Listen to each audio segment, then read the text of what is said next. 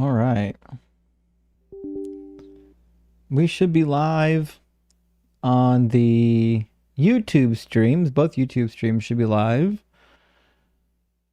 We should be live on TikTok here in just a minute.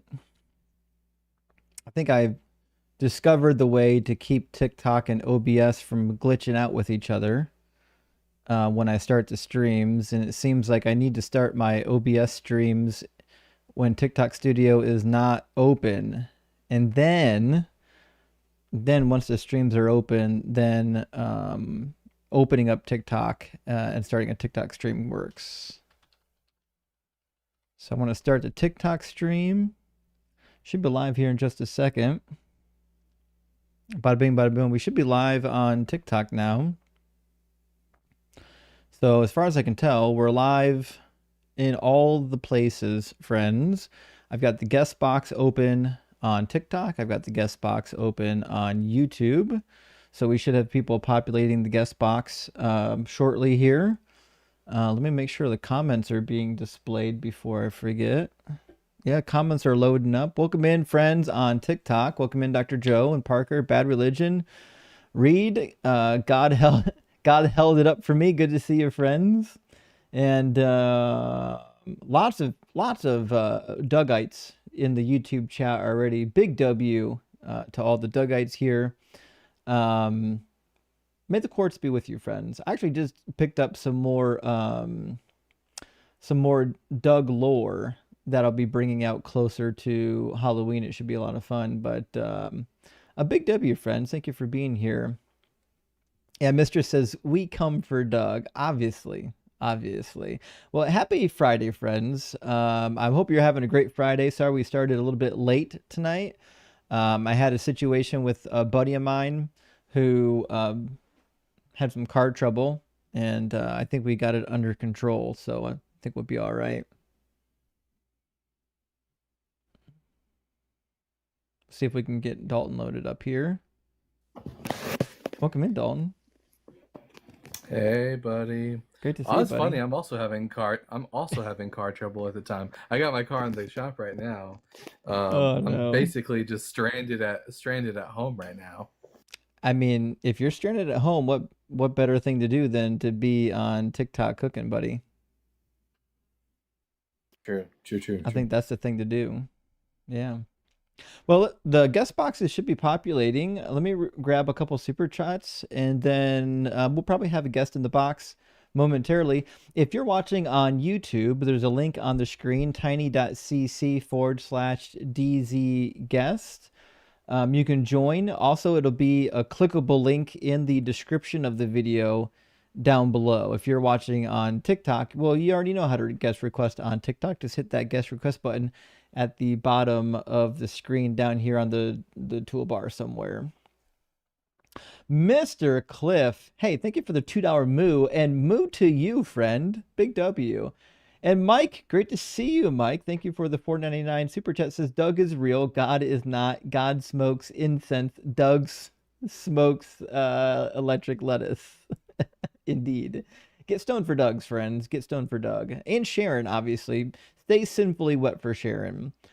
And Larry, great to see you. Thank you so much for the 5 gifted DZ Debates memberships. I really appreciate that, friend. Great to see you tonight. Thanks for being here. Melanitis, thank you for the 25 PLN. Says, what do you think about non-Christians wearing a cross? If you have a cool cross, is it okay to wear it? Rock hard for Doug. Get some barbecue going. We're certainly going to try. I always did find it curious that, like, the one thing that became, like, the Christian symbol was, in fact, Jesus in probably the most horrific way possible, right? You would think that maybe, like, an icon of him resurrecting would have been like the thing to do, like him resurrecting into the clouds. Who knows? They definitely went with the cross. I think it's, I mean, I can only assume it's historically because they want you to believe that he had to die. His death wasn't for nothing. It was not only was it not for nothing, it was predestined. That's what he had to do it. Like, this was God's grand idea, is to kill his son. Which, yeah, if I I can was only evil, I, mhm. I can only imagine whether or not the early Christians would have been like, what would they think about it? Would they be like baffled and kind of grossed out by it, or would they be like, would they? It's just hard to know. Right? Yeah, it's certainly hard to know. Let me grab one more super chat. We'll get our guest in here. We got a guest in the TikTok queue. Milf Wrangler says, been watching the AXP videos where you and Forrest are the hosts. You two seem to have really good chemistry. Very good watches. Hey, I appreciate that. And actually agree. I think Forrest and I hit it off pretty much right away when we started hosting together. He's definitely he's a personality that I'm used to and I understand, right? So like I'm surrounded by people of particular types of personalities, both my friends and my family, and I know Forrest's personality. That's why the minute I met him, I was like, yeah, I know how to interact with this guy. This guy's like other people I know. So like he feels like family to me. I like Forrest a lot. We're gonna bring in Champion. We're gonna try to bring in Champion. They're having a little slow time loading. How you doing, Champ? Hey Justin, how's it going, man? Doing good. How are you? I'm good, man. I actually am ops, but I'm like very aware of who you are and I love your content. Hey, thanks. Yeah. So what's on your mind? Um oh yeah. I wanted to debate God with you. Sure, let's do it. Which God do you believe in? I don't believe in religion per se, but I do believe in a creator. I take more of a universalist approach. I think that if God is a maximally great being, that God is maximally good. Therefore, God maximizes the good for all beings. Sure. So would you say It's that you adopt the maximal viewpoint rather than the omni viewpoint? No, I would say that God actually does have omni properties, but within the realms of logic, so like omnipotence, he can't make a square circle, for instance. Sure. Right, right. So Hmm. he is Yeah, a tri-omni deity, but obviously he still follows the laws of logic. I can get behind that. right. Okay. Yeah. And what do you think is like the greatest evidence or argument for this particular deity existing? Yeah, I would start with the cosmological constants and Okay. how it's 10 to the 200th power. What about it? Yeah, it seems to me. Do you mind if I give an analogy really quick? Go for it. Yeah. Okay, sure. So if there's a dial with 1 followed by 120 zeros, and there's a notch on the dial that allows our universe to exist how it currently does, it seems to me that it would be more probable that an agent moved the dial there than it happened by randomness. Sure, yeah, but that's only a meaningful thing because we know what a dial is, and dials have intended purposes, but universe Hmm. doesn't seem to have a purpose, right? So, for example, if you've been to a magic show, there's lots of card tricks, and the fun thing about card tricks is that there's so many cards in a deck that they can be in so many orders that when they do the trick, it's so impressive, right? But let's imagine that I just threw the deck of cards on the floor. Well, the Hmm. odds of them falling in that random order is astronomically high. But that doesn't mean that something special just happened. It just the cards fell in that particular order, right? Now, if I intended them, if I said, "Listen, here's the order they're going to fall in," and then I threw them to the ground and they all fell in that order, Hmm. then either A, I've done a miracle, or B, I'm doing a really cool magic trick, right? So like when I look Hmm. at the universe, whether it's the universal constants or anything else, to me these are just meaningless big numbers. Like they're not impressive unless you can demonstrate that the universe intended them to be that way and we don't know if they could have been any other way.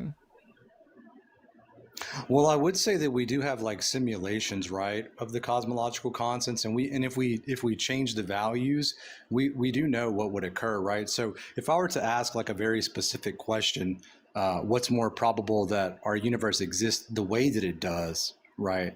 Well, I would ask that specific question. Right, but Bertram, thank you for the fireworks. But if the deck of cards was sentient, the deck of cards would have said, why did we fall in this order? It must be magic or it must be a miracle, right?" Like just because we're able to look out and say, "Hey, look, it could have been some other way, Hmm. but it happened to be this way." I don't know if that's a meaningful thing. Yeah, sure. I have another argument I can run by you. Sure.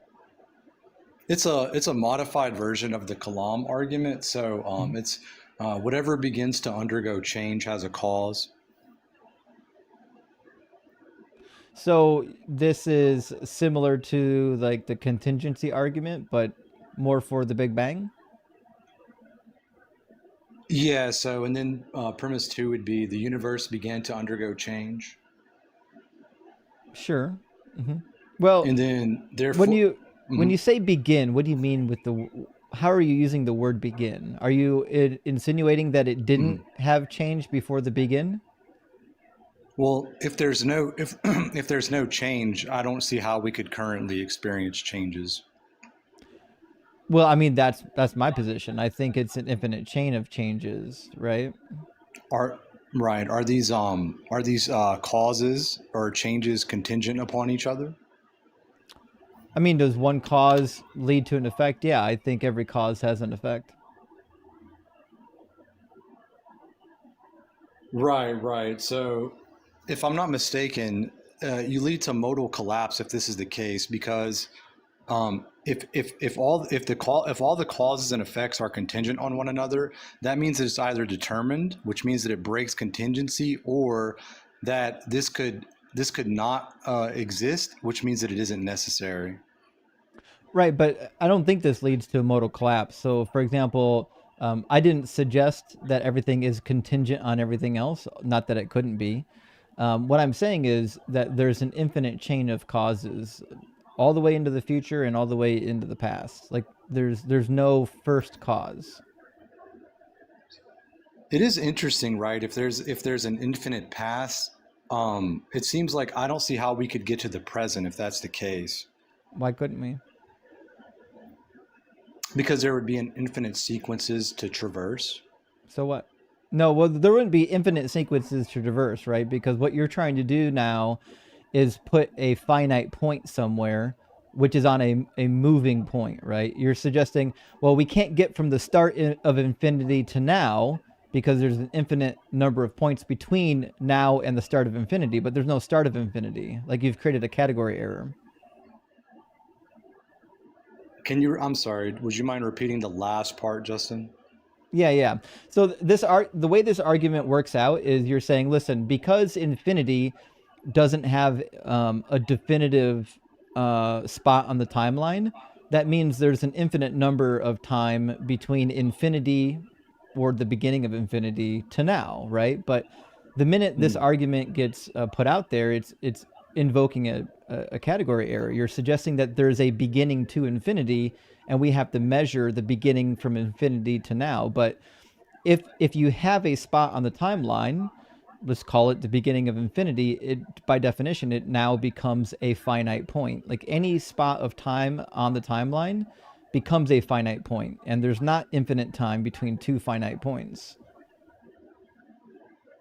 Okay, I see. Yep. I mean, I think perhaps what I should do is try to research more about uh, maybe the problems with infinite contingent things. Just when I'm thinking to myself, right, it seems problematic to me, but perhaps it isn't, and I'm just not, fully aware of it.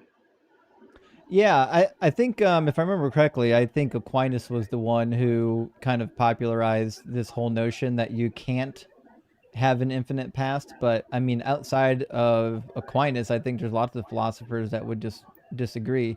And again, like even like from what I've read of Plato, I'm still reading Plato. Plato seemed to have this idea that there's an infinite past, right? So like I think there's room on either side of this discussion philosophically.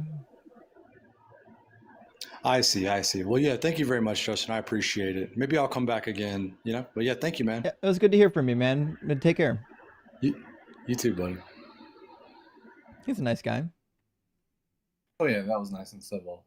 Yeah. Well, let me grab Oh I yeah. was being driven. I was being driven up the wall today, listening to a discussion you were having with a fellow named Jordan about free will and God's foreknowledge. Today that was my biggest pet peeve today. I understand like if you when you're first discussing the topic, it can feel a little confusing, but like I feel like Jordan was being needlessly obtuse. I don't know. He was getting a bit confused about the idea of God having knowledge of probable realities versus knowledge of the actual real world. Right, right. Yeah. Friends, let me grab a couple super chats. We'll get our next guest in here. Zakul, great to see you, friend. Thank you for the $20 super chat. Big W says, cheers, Justin. Dark times we are in. I agree. Want to clarify, I'm agnostic and middle leaning, and I'm afraid the recent events is going to end up as a martyrdom and push people further right than ever and make conversation obsolete. I actually agree. This is one of my great fears is this is going to kick off like a wave of retaliation and violence in both directions, and it's going to make it difficult for debate and conversation to be had in the normal world. Hopefully it doesn't. We'll see. But like it seems like the right is going to use this as like an endless talking point to crack down on stuff that doesn't need to crack down on. See, Willie says, hey, Justin, what do you think is past the CMBR? Anything, or is it that truly the limit of the universe? Thanks, Bob. So the cosmic microwave background radiation, personally, I think is just a remnant of the last Big Bang. I think we have an infinite cycle of bangs and crunches.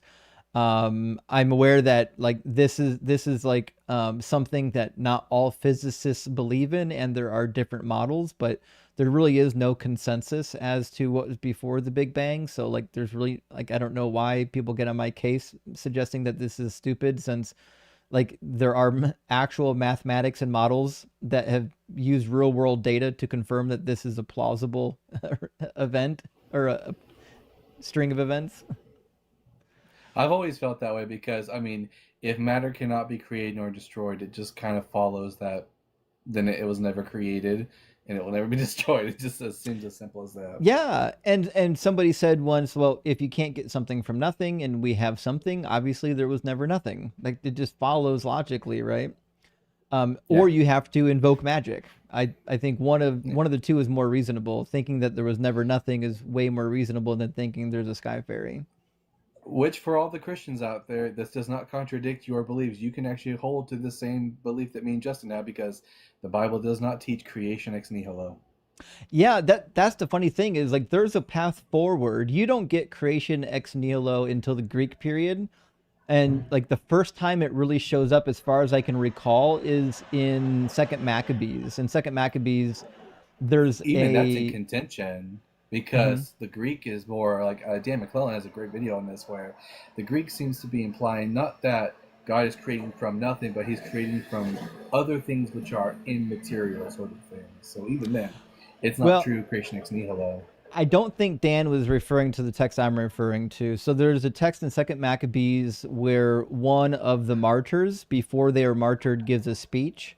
And in that speech, they're basically dogging on the god of the Egyptians or the Greeks, suggesting that our God is greater because our God created everything from nothing, whereas your gods didn't create from nothing. Your gods are more like workmen. Send me that text if you can find it, so I can look at the Greek myself. Yeah, sure thing. Yeah, I think it's in Second Maccabees, somewhere between like 7 and 9. In that range. In fact, while I get the next guest, I'll look for it real quick. I've got it here. But yeah, Meg, thank you for the super chat. Meg says, reading the Atheist Guide to the Old Testament. Oh yeah, from Josh. What is up with Genesis 34, circumcision and the destruction? Okay, so I mean, there's a lot happening in Genesis 34. I'm trying to remember exactly what your reference is in referring to with the circumcision in Genesis 34. Yeah, that's the grape of Dinah. That's what I thought. So you may have the wrong. Oh, I see what you're asking. You're asking why. Okay. So the reason why the Shechemites needed to get circumcised was because it was a trick. They were playing a trick. So they wanted to get back at the Shechemites for what happened to Dinah. And so what they did is they convinced them that they came in peace, but as a sign of peace. In order for your clan to join with our clan, you guys have to be circumcised first. And then they circumcised all the males, and then while they were still sore and recovering from circumcision, they attacked and killed them all. That was Simeon and Reuben. And so that's why they had them get circumcised. It was a trick. It wasn't something God was looking for. And Lakes is just absolutely absurd to think that the creator of the supergiant monstrosity black hole known as Phoenix would care about a shrimp diet. I know it's a really weird thing to think that there's a creator out there that created all things, yet like he gets really mad if you wear mixed fabrics. Like it just really tears him up inside. You know what I mean? It's just a nonsensical thing to believe in. It doesn't make any sense. But I don't know. All right, let me grab our next guest. We're gonna grab. No way I'm going to pronounce this correctly. If you're watching on YouTube, the link to join is tiny.cc/DZ guest, and you'll be able to get into the conversation. Welcome in, Hot. Hi, could you hear me? I can hear you. Yeah, so my question basically is, so I do believe in a God, but it's kind of a very specific God because my God is memory, right? Because Your when you God is what? lose memory, is memory. Your God is memory? Yeah, Oh, so because you don't have a once, God. you, I mean, it's a God, you know? It's not. It's a function of the brain. Like your memory is not a deity that created the universe, is it? Yeah, it did not create the universe, but without it, Can you you could not can you even talk believe in into a your God. microphone? Because we're having a lot of trouble hearing you. Also, Dalton, I put the verse on the screen. It's Second Yeah, Maccabees 7:28. yeah. Dan does have I don't know a if video it's on better. this verse, and he I'll watch does it then. actually. Yeah. He has a pretty good point about how it actually doesn't teach creation ex nihilo. It's really interesting, but Oh, yeah. interesting. I'll definitely check that out then. Thank you. Um, So ha it my sounds to second me like you question, don't really believe in a God. When I say God, I'm referring to some sort of like entity that exists outside of creation that created all created things. right? So when you say there is no God, I think you are wrong because it has to come from something, Well, I'm you asking you know. about your God. Even if I ask you what was, yeah, so I don't know exactly what was before the Big Bang. So the thing that was before the Big Bang is basically my God. Okay. Again, nobody in the audience can actually hear you right now. Can you like are you on a phone or a computer? What are you using right now? I'm using my phone. Can you get closer to it? Yeah, um, wait, I would try to plug my AirPods maybe to be better. It's just really quiet for some reason. Okay, so Um, I think it's it's, better now. it's better now, yeah. Okay.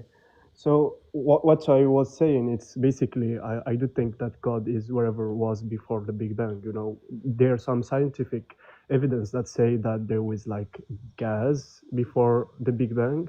So why not say that God is, that thing that is responsible for the Big Bang? Is God a Because gas?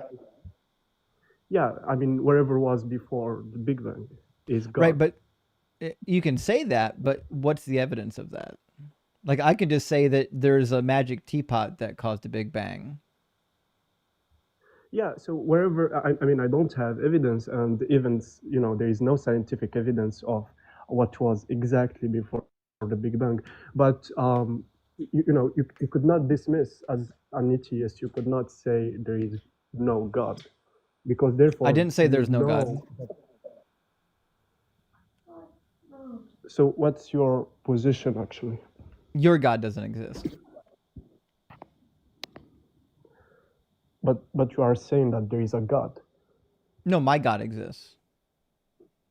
What's your God? Doug. That's funny, but if we take it a little bit seriously, This is very serious. Put a Doug in the comments if you worship Doug. If you got access to the emojis, throw them up, friends. We got a lot of Doug worshipers here. right. So, what do you think about what was before the Big Bang? Then that could be a god. I think it's an infinite cycle of bangs and crunches with absolutely no need for a god. Yeah, but even if it was like an infinite cycle of Big Bangs, that thing would be a god No. because it's responsible for all of it. No, that's what I'm asking for, is make the demonstration that it's responsible for anything. Yeah, but because it was before the Big Bang. But so what? Prove it.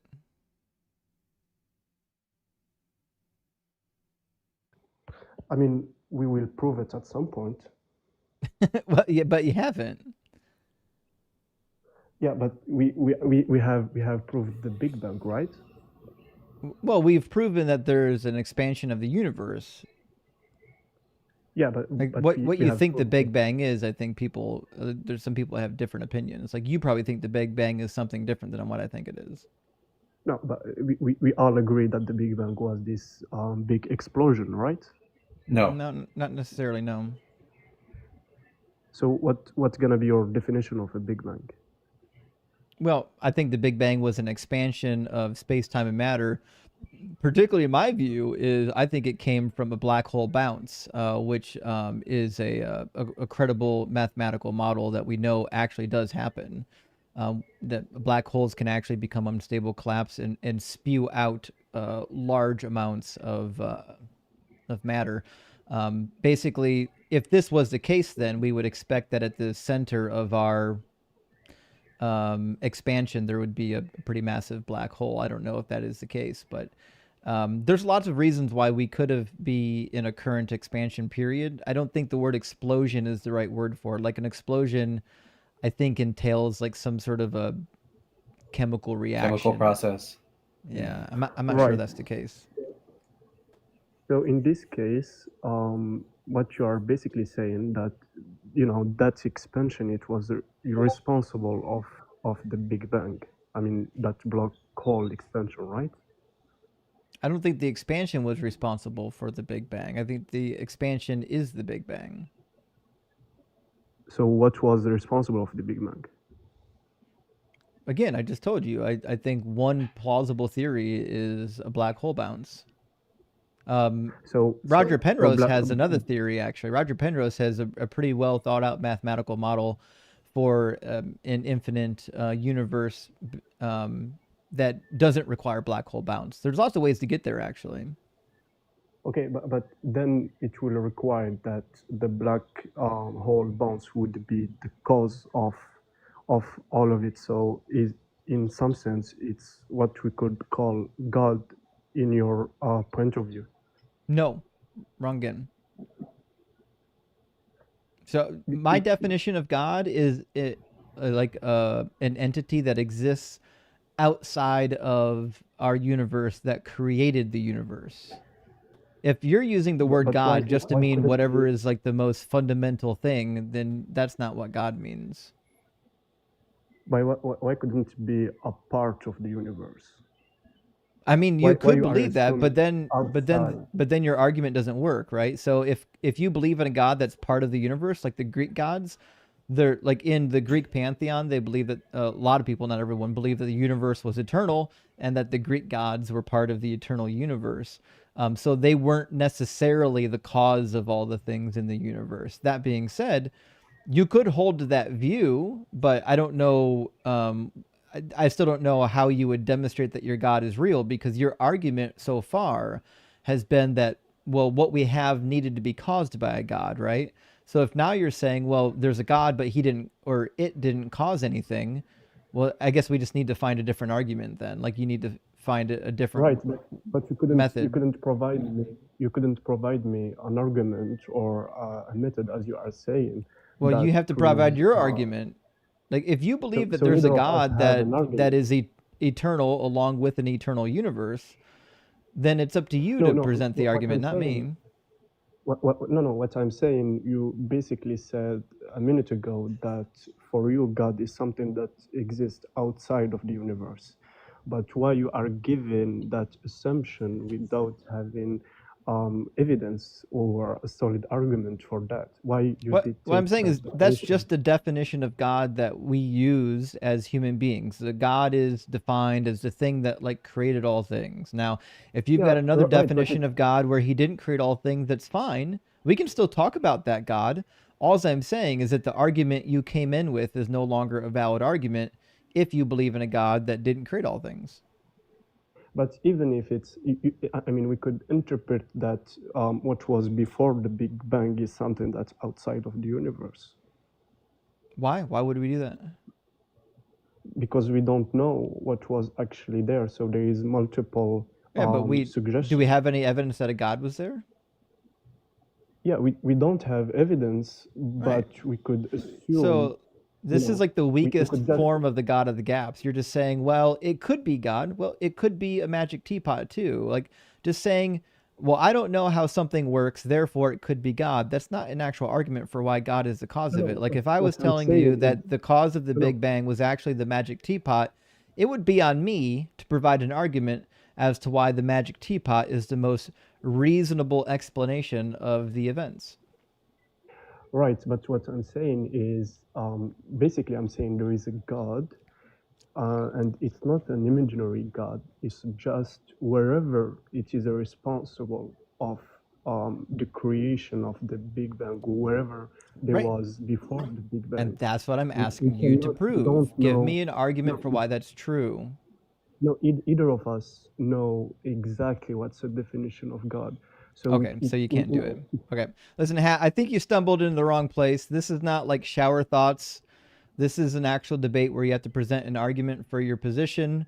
I'm more than happy to present arguments for my position, but it sounds like all you want to do is say, well, we don't know, therefore God, and that's not an argument. Chip, thank you for the And $10 super chat. Justin, I was saying we do know how. I mean, we do know that Stewie Griffin went back in time, and that's how the universe was started. I mean, we have documented evidence from Family Guy. Obviously, and that's why like most orbits are elliptical is because they follow the rule of Stewie's head. I mean, obviously. Chip, thank you for the $10 super chat. Chip says, just got a NRSVUE and plan to try some cooking with Doug, street epistemology style, on a local Greenway. I think you mean Greenway. Any tips on using the cheat sheet to highlight mark the Bible for getting two things fast? So what I do is I went on Amazon and I bought color tabs, and some of them are getting green screened out, but I put color tabs on my Bible for particular things. You can do red for genocide. You can pick whatever color you want to make. You can do a pink for a poor treatment of women. Whatever makes sense in your head to color code. But that's how I do it. That way you can kind of eventually you just get used to where everything is. Tom, thank you for the $25 super chat. Big W friend says, glad I caught you live. I'm usually asleep. I saw your interview with Dr. Tabor. Is he a Christian or an atheist? Well, he's not a Christian as far as we would understand the term Christian. He is a believer in God, but he's a firm believer that the historical Jesus is not the same Jesus as what we find in the New Testament, which is I agree with him as well. As for his understanding of Christology, I don't know his understanding of Christology, but I know for a fact he's claimed to have a belief in the Abrahamic God, but it seems like he's got a very nuanced opinion that doesn't follow the standard mold of Christianity. But he says, if a Christian, why didn't you challenge him? Oh, because it's not a debate. I don't know why. Every time I post a video that's not a debate, I don't know why I have to go back and tell people that it's not a debate. Listen, friends, not every conversation I have with somebody requires me to debate them. I don't know why you put that expectation on me. Sometimes I'm allowed to sit down with a scholar and just ask them about their opinion and see what they have to say. It's not my responsibility to debate every person that shows up on my stream. It says, just curious, I love your videos and will continue to support you. Well, thank you, Tom. I do appreciate that. And remember, friends, if you want to have friends and family, you don't have to debate everybody. There are some people you can just be friends with. Like, you don't. So sometimes you can just eat at Thanksgiving, you know? That's right. Don't be the uncle that everyone hates at Thanksgiving dinner because you want everything to be a debate. Sometimes you can just be friends with people that disagree with you. It's okay. Trump failed. Thank you for the super chat. Says, my grandfather is no longer with us as of today. I'm really sorry to hear that. He was the toughest man I ever knew. Doug would have been in awe. Gonna tip a few back. Roger for Doug. Well, Trump failed. I'll tip some cracking back for your dad later today, your grandfather later today, as the night falls. I'm sorry to hear that. And if you need anything, reach out to the community friend. Helping Mega Deconstruct says, always love Friday night cookouts with Doug and Sharon on the deck on a beautiful evening. We need Doug and Sharon's 3D printed files for members. I apologize. I'm a little bit behind, but I am working with someone to get Doug and Sharon's plushies made. It's just, life is life. You know what I mean? And you get backed up. KO says, how can you tell pants belong on a filbro? They have special pleating. Fucking A, that's good. That is good. That is good. All right, I'm going to read one more super chat after that. Randy, thank you so much for gifting out 10 Deconstruction Zone memberships. I really appreciate that, friend. And Josiah, thank you for the $10 super chat. Josiah says, read this in an Australian accent. Oh, let me start. Boy. I don't know if I can do an Australian accent. I can do my best crocodile hunter. That's not it. That's not even Southern. Like you promised, just oi. Write it in Australian, and I could read it. Oi, let's not forget the dinos, mate. That wasn't it either. They died so we may live. Cheers to the big fellas. Hail to the dinos, and Doug for making it happen. Listen, I apologize. I've never even attempted to do an Australian accent. You caught me off guard, Josiah. You got to give me something easier than that. Let me know ahead of time. Yeah, good day. We'll get the Barbie rolling. Is that Australian? I don't think they probably say that. The Bobby. I watch a lot of Robert Irwin. Yeah, it's you're. The only line I know is, "That's not a knife. Here's a knife." That's the only. No, for Australian. some reason the one word that I can actually say with Australian is Coca-Cola. I know fake Australian, which is like Foster's, Australian for beer, which is not. They don't drink Foster's in Australia, friends. That's trash. That's bad marketing. All right, welcome in, Hex. Hi, Justin. How are you? Good, how are you? I'm all right. I'm a friendly. I'm 32 for TikTok purposes. So I've been watching you for a while, man. But I just had a question because I've heard this somewhat addressed before, but I've been watching other lives. Like I've been kind of like following like Thinker, and I watched The Line, and on there I address you as my name's Candy on there. Okay. That's like my name. But I was wondering, because I've heard you say something, and I want to make sure I'm correct with my assumption, but I'm curious if there is if I'm like misinterpreting what you said. It's about how people who cite the Bible, they will reference the Bible to condemn homosexuality. And I don't remember exactly like what you said in the past, and I'm curious, based on your biblical scholarship, like what it says, because I constantly hear in the atheist community that no, that's a mistranslation, that's a misinterpretation, that it's actually like it's saying a man laying with little boys, or like, little like young men. And I distinctly remember you kind of maybe saying something that said like it's actually not, we're not 100% sure. I don't remember, so I just want to hear your words from you and kind of understand that more. Yeah. Okay. So I think what we can glean from the Old Testament is a couple things. One, we don't really see any instances where it would be painted in a positive light for example, Judges 19. Like everyone points towards Genesis 19 with the Sodom narrative and the men surrounding the city or surrounding the house from the city, wanting to have sex with the angels. And of course, everyone wants to interpret that away and say, well, the thing that they did wrong was they were inhospitable and they were going to break the divine human boundary. And that was the big sin. And even Ezekiel mentions hospitality as being the problem. But when you go to Judges 19, you find something very similar. And in Judges 19, yes, are they breaking hospitality code? Absolutely. But the reality is they painted the men in the same way. So, for example, if it was just about hospitality, the men could have came to the house. First of all, I don't think it's a real story, but the men could have came to the house and said, bring out your concubine. We want to, have our way with her, right? The editor made a choice, and that choice was to paint this town of people as not just violating hospitality rules, but also they want to sleep with the man. Like they want to grape this man, right? You have to factor that into the story. You can't just wish that away. It's like an undertone in these stories indicating like, listen, these people were so depraved. Look at how depraved they were. Look at what they were about to do. And one of the elements of being depraved was these men wanted to have unnatural relations with other men.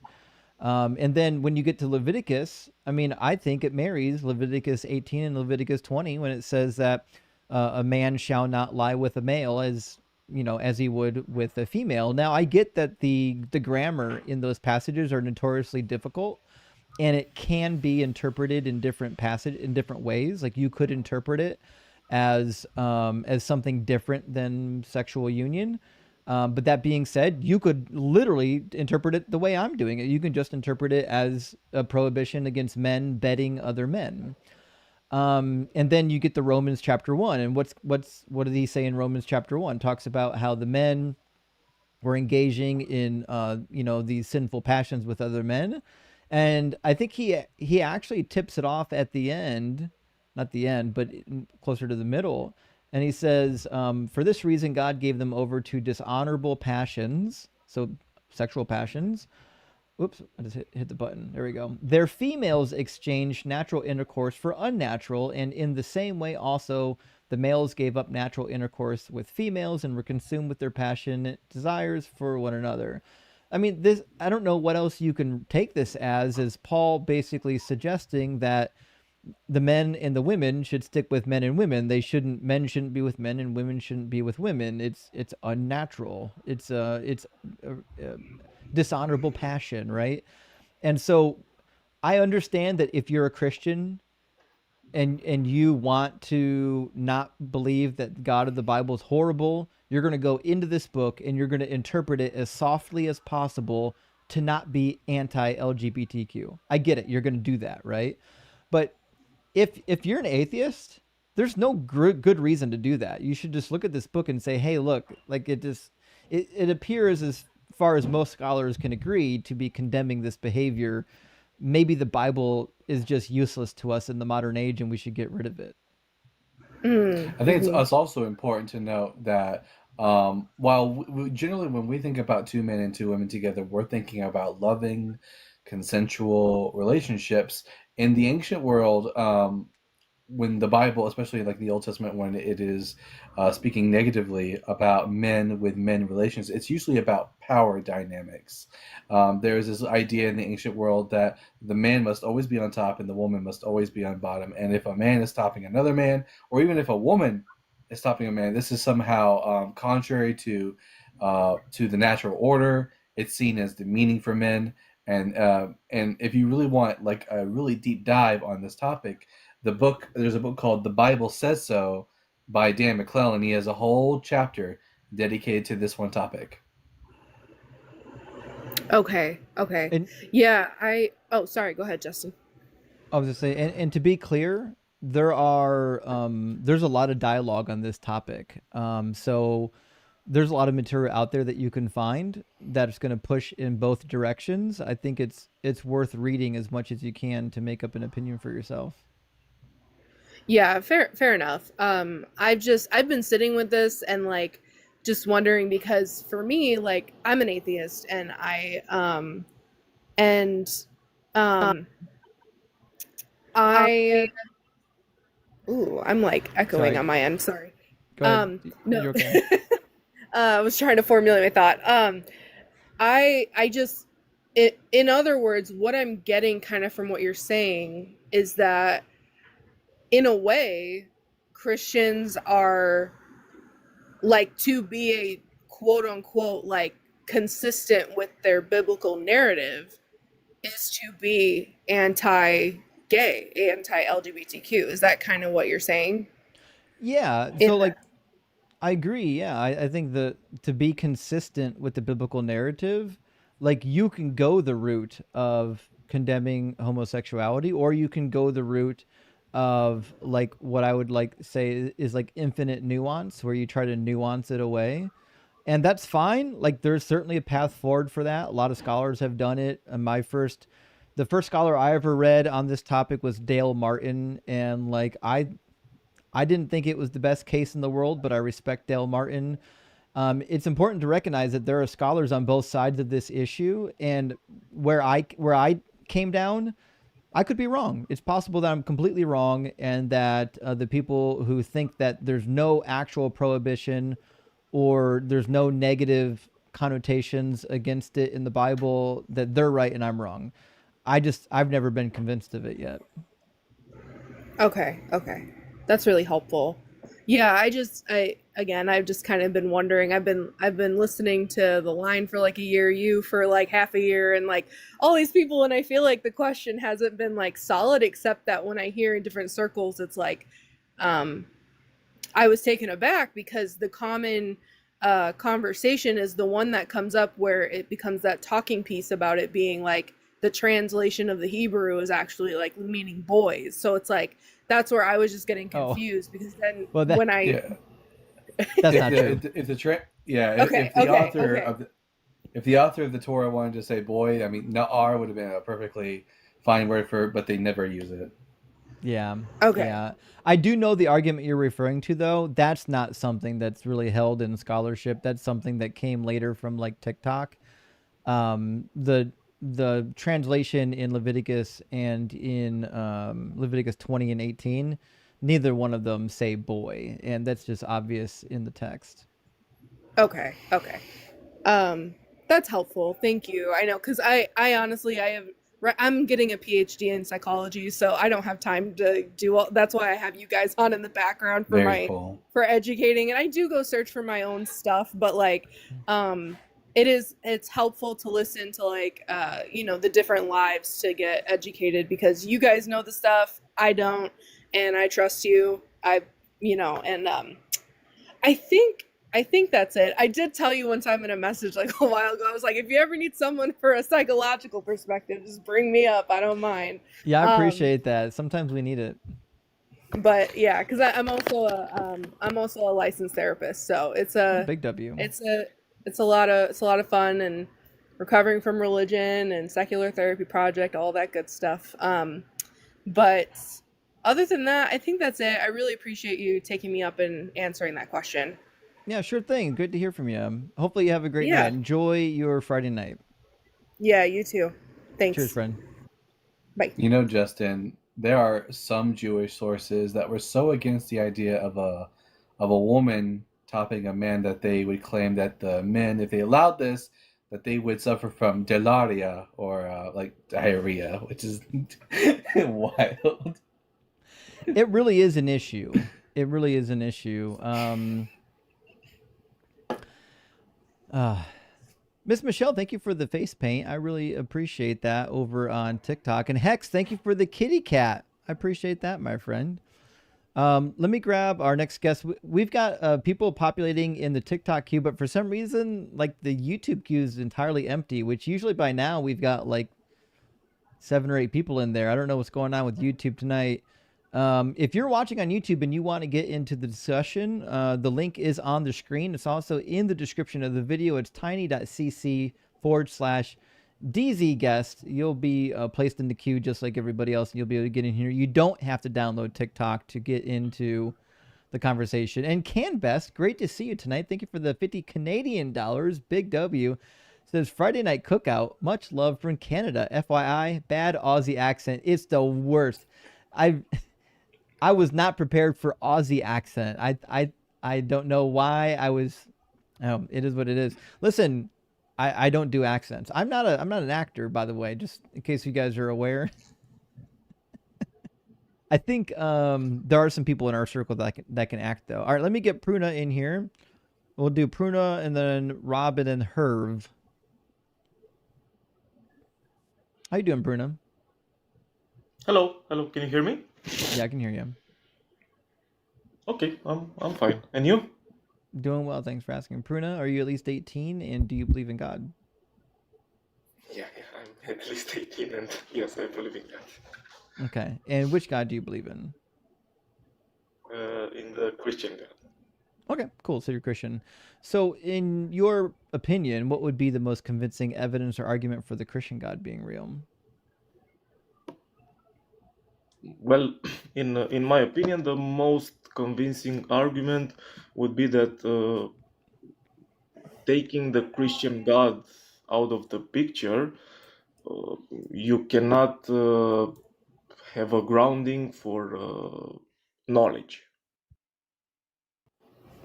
Why does knowledge need grounded? Because you are saying that knowledge doesn't need to be grounded? I'm asking you why. Why do you think it needs grounded? Because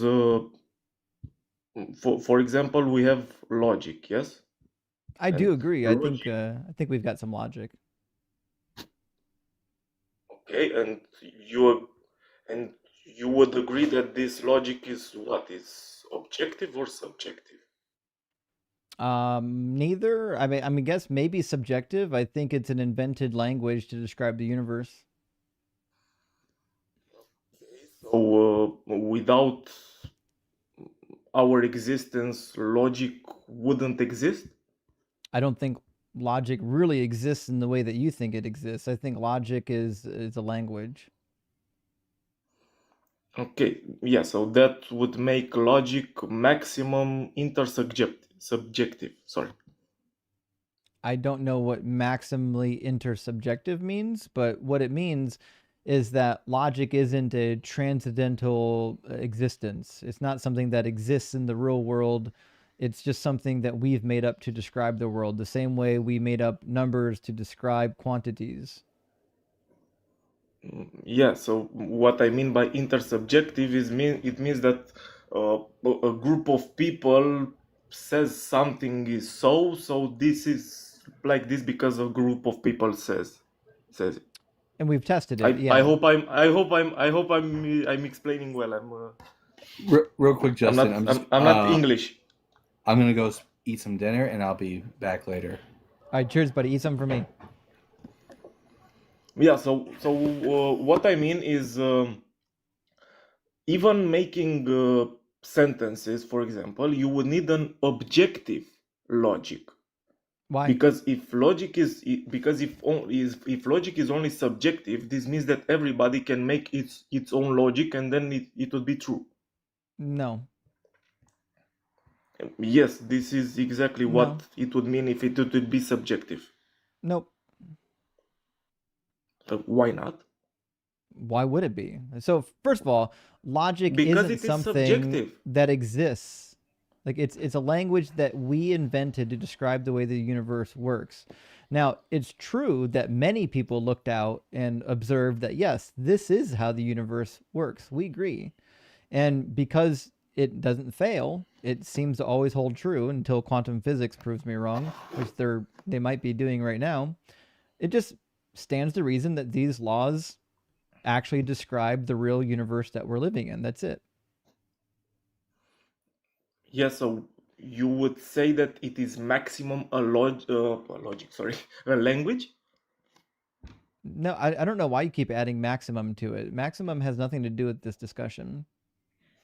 No, I'm Romanian, so when I say maximum, it means that it cannot pass this level. What level? I mean, it's a language. Highest, Logic yeah, is a language. Okay, so does it have an ontological level? No.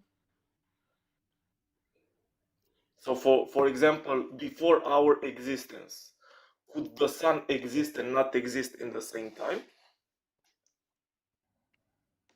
No, the sun existing and not existing at the same time wouldn't be happening at the same time, but that has nothing to do with whether or not the laws of logic would exist. The laws of logic Okay, are what? a language to describe that phenomenon. The phenomenon that something does exist and then also can't not exist at the same time, we call that phenomenon one of the laws of logic. Yeah, we called it, so this means that we observed it. We didn't invent it, right? No. We observed the behavior of the universe and we gave it a description. Yes, so this behavior has a logic behind it, yes? No, it does not.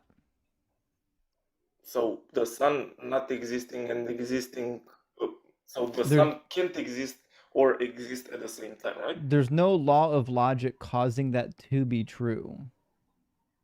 It's There's no law of literally logic is the that's law of dictating that the non-contradiction. universe has to behave this way. It literally is the law of It's literally non-contradiction. not. There's no law of So logic that the universe is obeying. what does the law of non-contradiction says? The law of non-contradiction just means P is P and not P.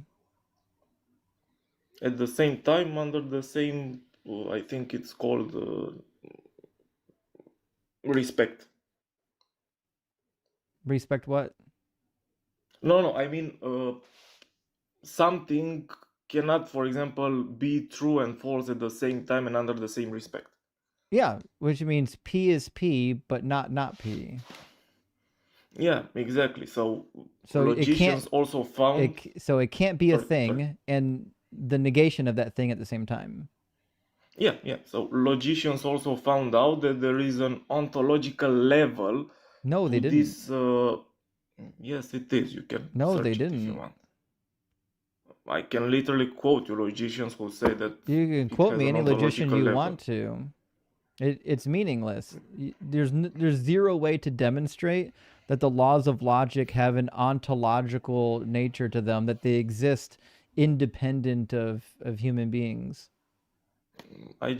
So again, try to answer this maybe with a yes or no if you want. If not, maybe you can elaborate on it. So before our existence, could the sun exist and not exist in the same time? I already answered it. Did you hear my explanation the first time? Can you please repeat again so we can go further on that one? Yes, prior to human beings existing, the phenomenon that we describe using the law of non-contradiction, that phenomenon still happened. The law of non-contradiction describes the way physical objects exist in our universe, meaning it can't exist and not exist at the same time. But it's not following the law of non-contradiction. The law of non-contradiction isn't forcing it to be that way. It's a description of the way it's behaving on its own. Well, if it is a description, this means that everybody can descript it however they want, because this would make logic subjective. It would be wrong. Logic is not subjective, because if I asked you right now, am I holding a bottle in my hand? What would you say? Well, if logic is subjective, I could say that you are holding a pen, and I will be right. Am I holding a bottle? Objectively, yes. You don't know if it's objectively. You're assuming it's objective. You're using your own subjective mind to get to that conclusion. So everybody who has subjective thinking faculties agrees that the laws of logic work, and that's why we call them laws. We've tested them. We haven't really found occasions where they don't work. That's why they're laws and not just general principles. Yes, so we observed them, gave them a definition. Yes, we did not observe them. Literally, no, we did not. We observed the fact that something cannot exist and not exist in the same time. Give me a cup of logic. Did I say that is material? Well, how did you observe it then? You observe by the behavior of the universe Yes, that exactly. it Yes, the law forces is you. describing the behavior of things in the universe. The things in Yes, the at universe the are not semantical behaving level. because of the ontological law of non-contradiction. That's silly. Yes, it is, because what you are saying is the level of gnoseological semantics. It means that you describe it, yes, at the semantic level, and you observe it at the ontological level. So No, it has an ontology. no, You can say no. abstract concepts don't have ontology. Abstract concepts come from our brain. They have Buddy, I don't ontology know. in the I don't know in the sense in if you're confused here, but just repeating your conclusion no no doesn't no make yeah. it true. Give me the argument. Give me the support for why the laws of non-contradiction, the law of identity, and the excluded middle, why they have ontology. Give me that argument. Well, they have ontology in the sense that the fabric of reality, it has a logical I don't know how you can call this in English.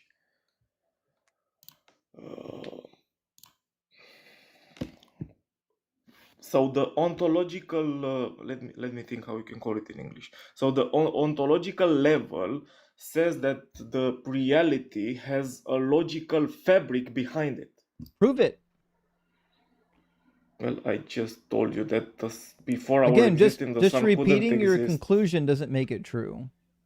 It's not a Look, conclusion. The like fact you that the sun literally have to couldn't like exist infect and not yourself exist in with the same time. brainworms to believe in religion. It's crazy the hoops you'll jump through in order to No, justify your nonsensical belief in sky fairies.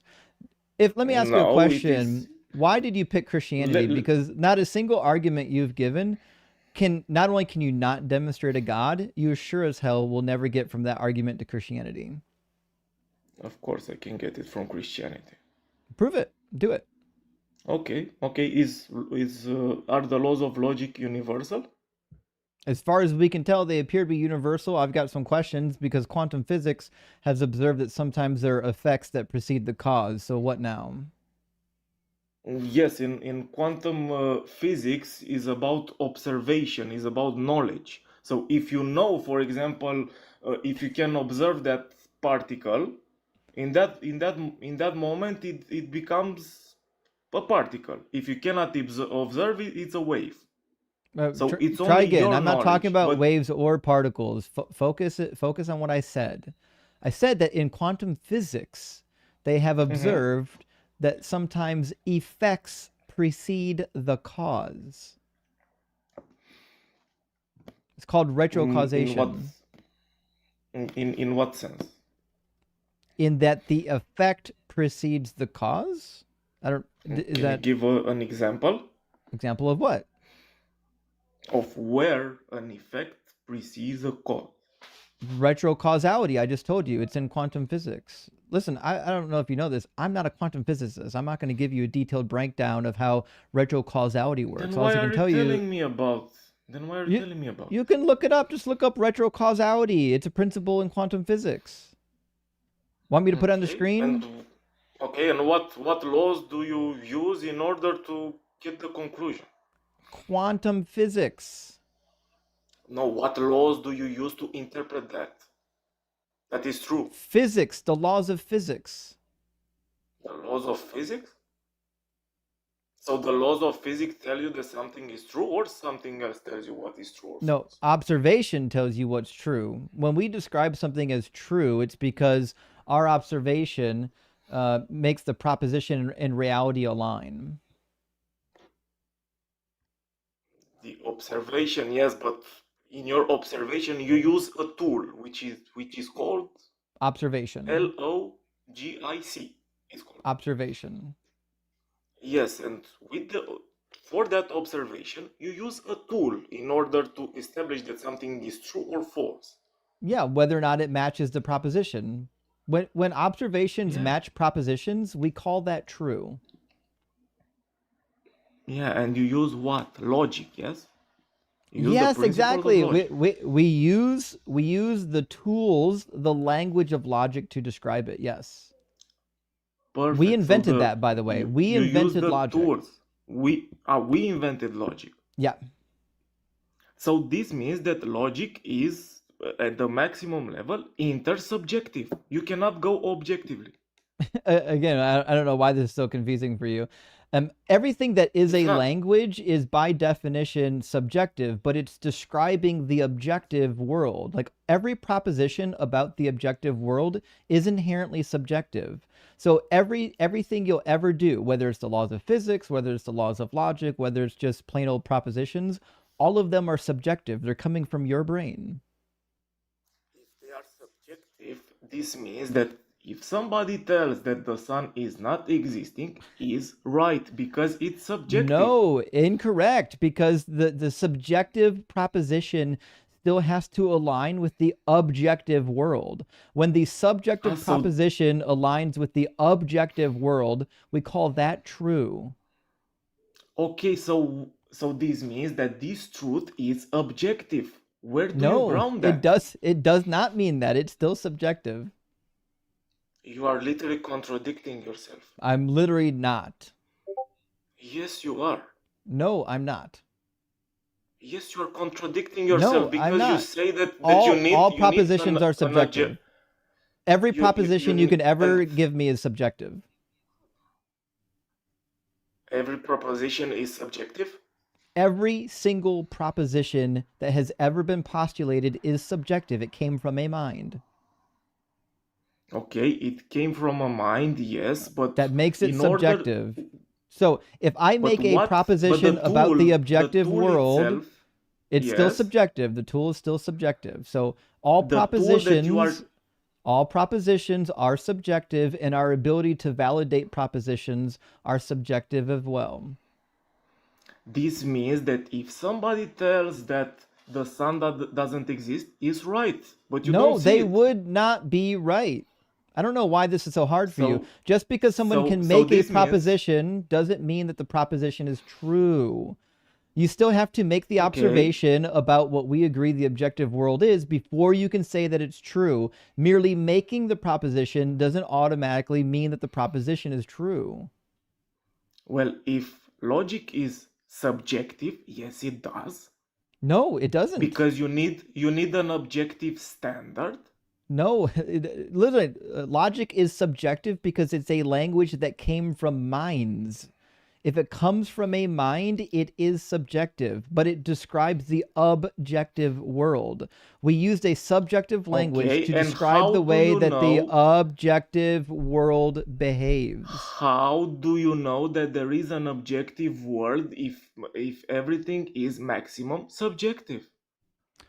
First of all, maximum subjective is a meaningless word that has absolutely nothing to do with our conversation, and it is a meaningless phrase. Something being It subjective just does. means that it You came don't from see it. just means that it came from a mind.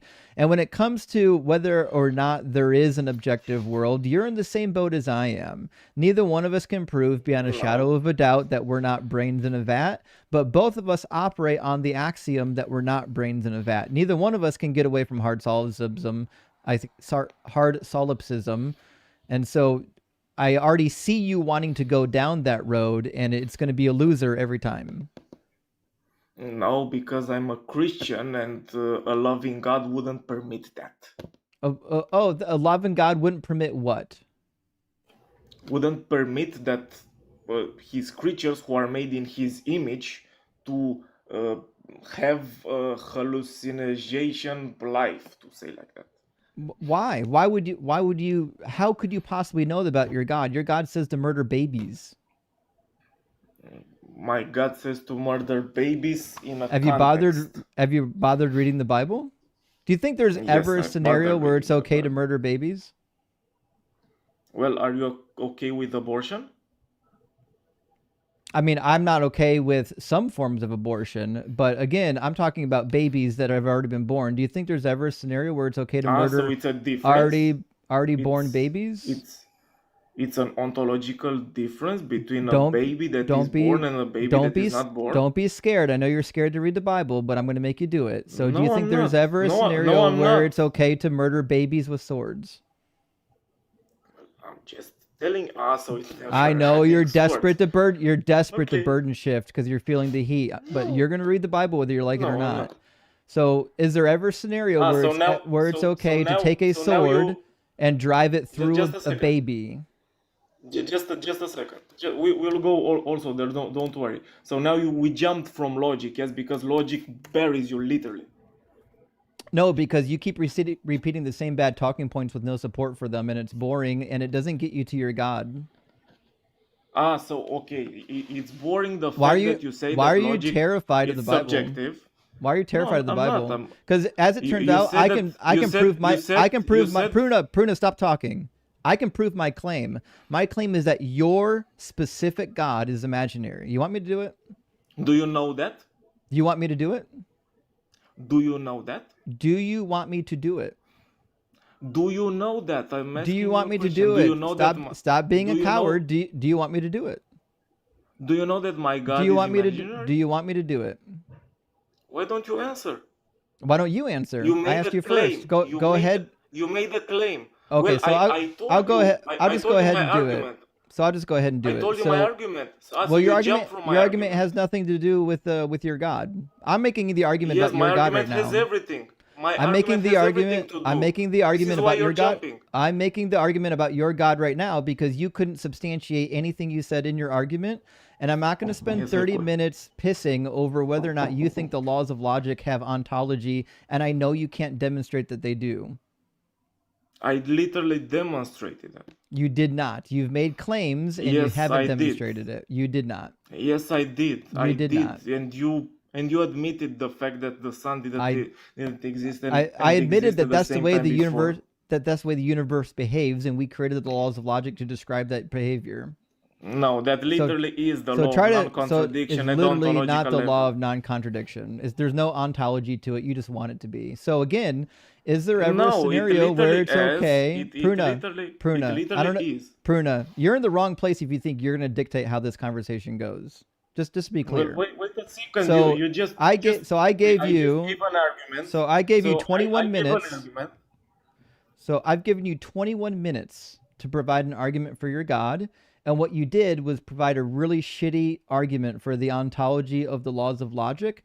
And I'm not going to waste another 30 minutes for you to repeat the same bad talking points. So now I'm going to give you See, my it's not argument. So now I'm going to give you my argument for why your God isn't real, right? So this is the fun thing about conversations, right? I ask you for an argument, and when it fails, I'm just done with it. I'm not going to let you repeat the same thing over again. Now I want to give an argument. Want to hear my argument? Go ahead. Okay. Do you believe that your God is all good? Yes. Okay. Do you think that it's ever good to take a baby and drive a sword through it? To kill babies? No, it's not good. No, ever. Is it ever good to take a sword and drive it through a baby? No. Never. Okay, so there's never a situation where that would be good? No. Oh, this guy's cooked. Okay, well. 1 Samuel 15:3. I assume you haven't read it. Thus saith the Lord of hosts, I will punish the Amalekites for what they did in opposing the Israelites when they came up out of Egypt. Now go and attack Amalek and utterly destroy all that they have. Do not spare them, but kill both man and woman, child and infant, ox and sheep, camel and donkey. Why is God commanding them to kill babies? Okay, so according to this, after the attack, all the Amalekites would be dead, yes? No, that's not entirely true. But I understand that you're going to point out the anachronism that Amalekites show up later in the Bible, and that's kind of irrelevant right now because I'm not depending. This argument has nothing to do with genocide. This argument has nothing to do with whether or not every person was ever killed. This argument is whether it's okay to murder babies. Well, was every person killed? That's not my argument. It's irrelevant. Yes, it is. It is relevant. You will see why. So I'm asking again. It's not relevant. I already Was know your every- argument. Your argument is against genocide. I'm not making an argument about genocide. I'm making an argument about killing babies. How do you know my argument if I didn't give it one? Because I've already heard it 1,000 times. No, you have. Yes, You haven't yes, heard I my have. yes or argument. no, Pruna? Pruna, yes or no? Does Ah, the so text I'm not allowed to command the give Israelites arguments. to I'm not kill allowed. Yes. babies? Okay, yes. So what I'm saying here is he also told to wipe out, yes, the Amalekites. They're No one the cares. Amalekites We're not after this talking about attack. genocide. Pruna, we're not talking about genocide. That's my argument has nothing to do with I'm genocide. just asking. I'm just But asking because you you're are taking this deflecting. literally, yes? I'm not talking about I'm not. genocide. Doesn't matter. You are talking about a biblical narrative, yes? I'm talking about a biblical And a narrative where God instructed and them biblical to language. wipe out the Amalekites, including the babies. Perfect. So every Amalekite, including the babies, would have been wiped out with this attack, right? After this attack. Only if they did it. We don't know if they actually did it. In fact, if you read the story, it's pretty clear that they did preserve some. So this has nothing to do with genocide. This is about whether or not they killed babies. So they preserved only Agag. They Yes? preserved the king and some of the animals and possibly others. How do you know possibly others? Well, where does it say that there were other people spared? Do you think that there's other Amalekites other than the king? Do you think he's the only Amalekite that lives there? Well, it says that it's only Agag who lived, yes? They brought Agag and they let him live. Okay, perfect. So according to this, if we are taking it literally, all the Amalekites, including babies, donkeys... Just to be clear, Pruna, I'm asking, did even one baby get killed? I would say no. No? So God told them to unalive all of the babies, and they didn't let a single baby live. Or you're saying that all the babies lived? Yes, because it's hyperbolic language. Have you ever heard about that? I have heard about it, and this is going to cook you. You're not going to like this. Okay. I know you're going to quote the Merneptah Stele, and it's not going to go well for you. No, I'm quoting, for example, 1 Samuel 19 to 21. Can you read it? 19? We're in 15. Yes, I'm aware that there's an anachronism where the Amalekites show up later. I mentioned that before you even started talking. No, here is nothing about Amalekites. In 1 Samuel 22, 19 to 21. Does it fix the dead babies? Can you read it? Does it address the babies? Yes. Can you just read it? Okay. All right. What do you want to read? 1 Samuel 22, 19 to 21.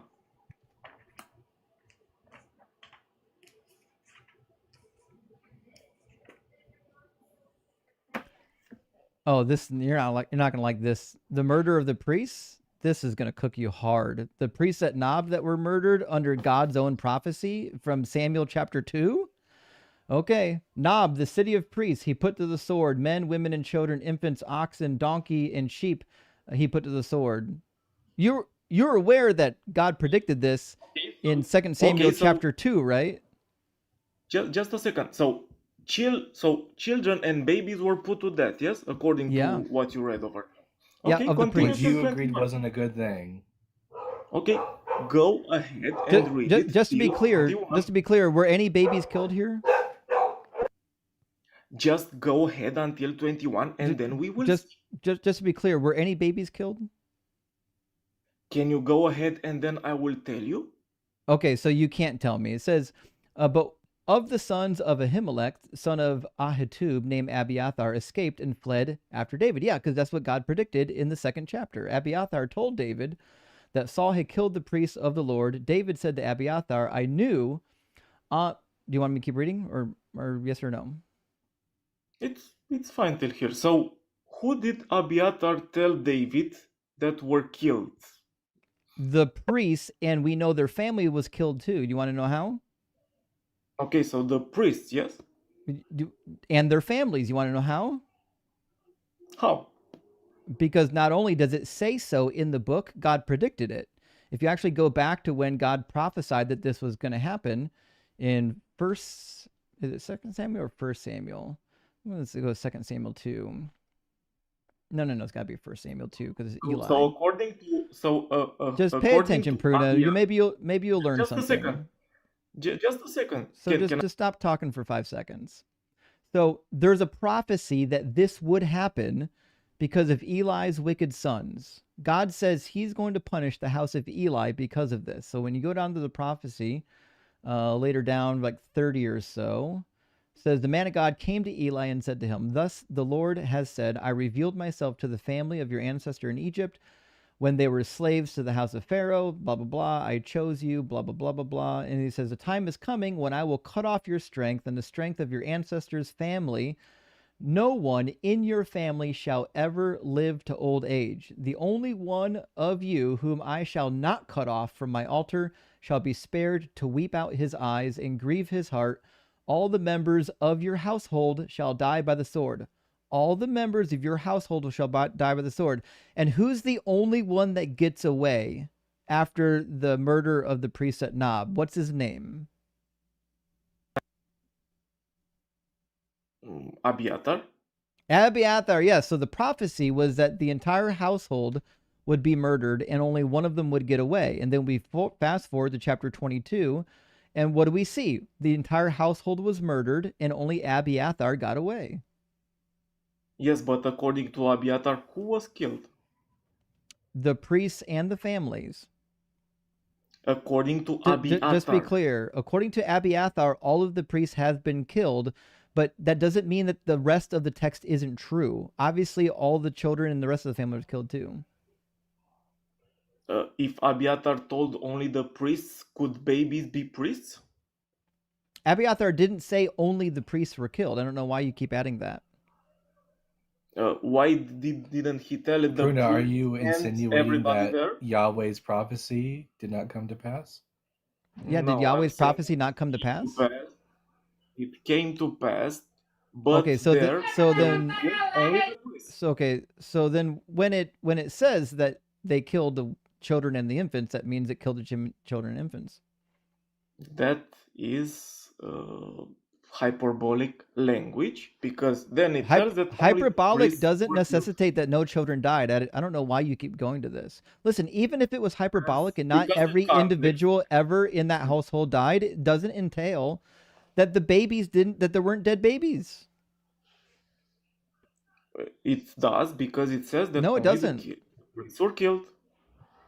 It says the children were killed. Does Abiathar say that children were text killed? says he put to the sword men, women, children, and infants. If that's not true, then it's a lie. No, it's hyperbolic language. No, it's not hyperbolic. It's a statement. A hyperbolic statement would be like, I killed all of the children. That's hyperbolic.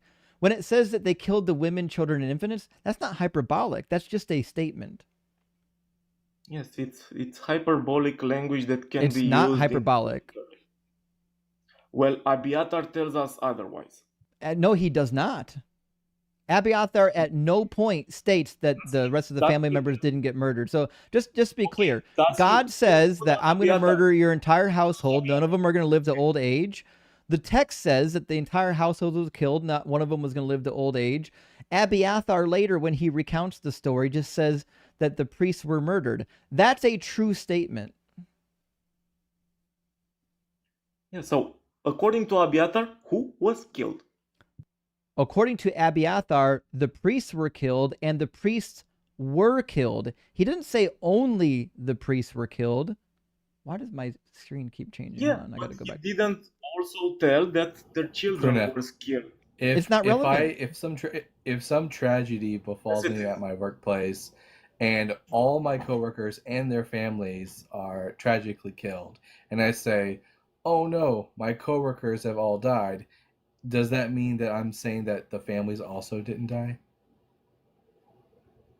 Well, this is a false analogy.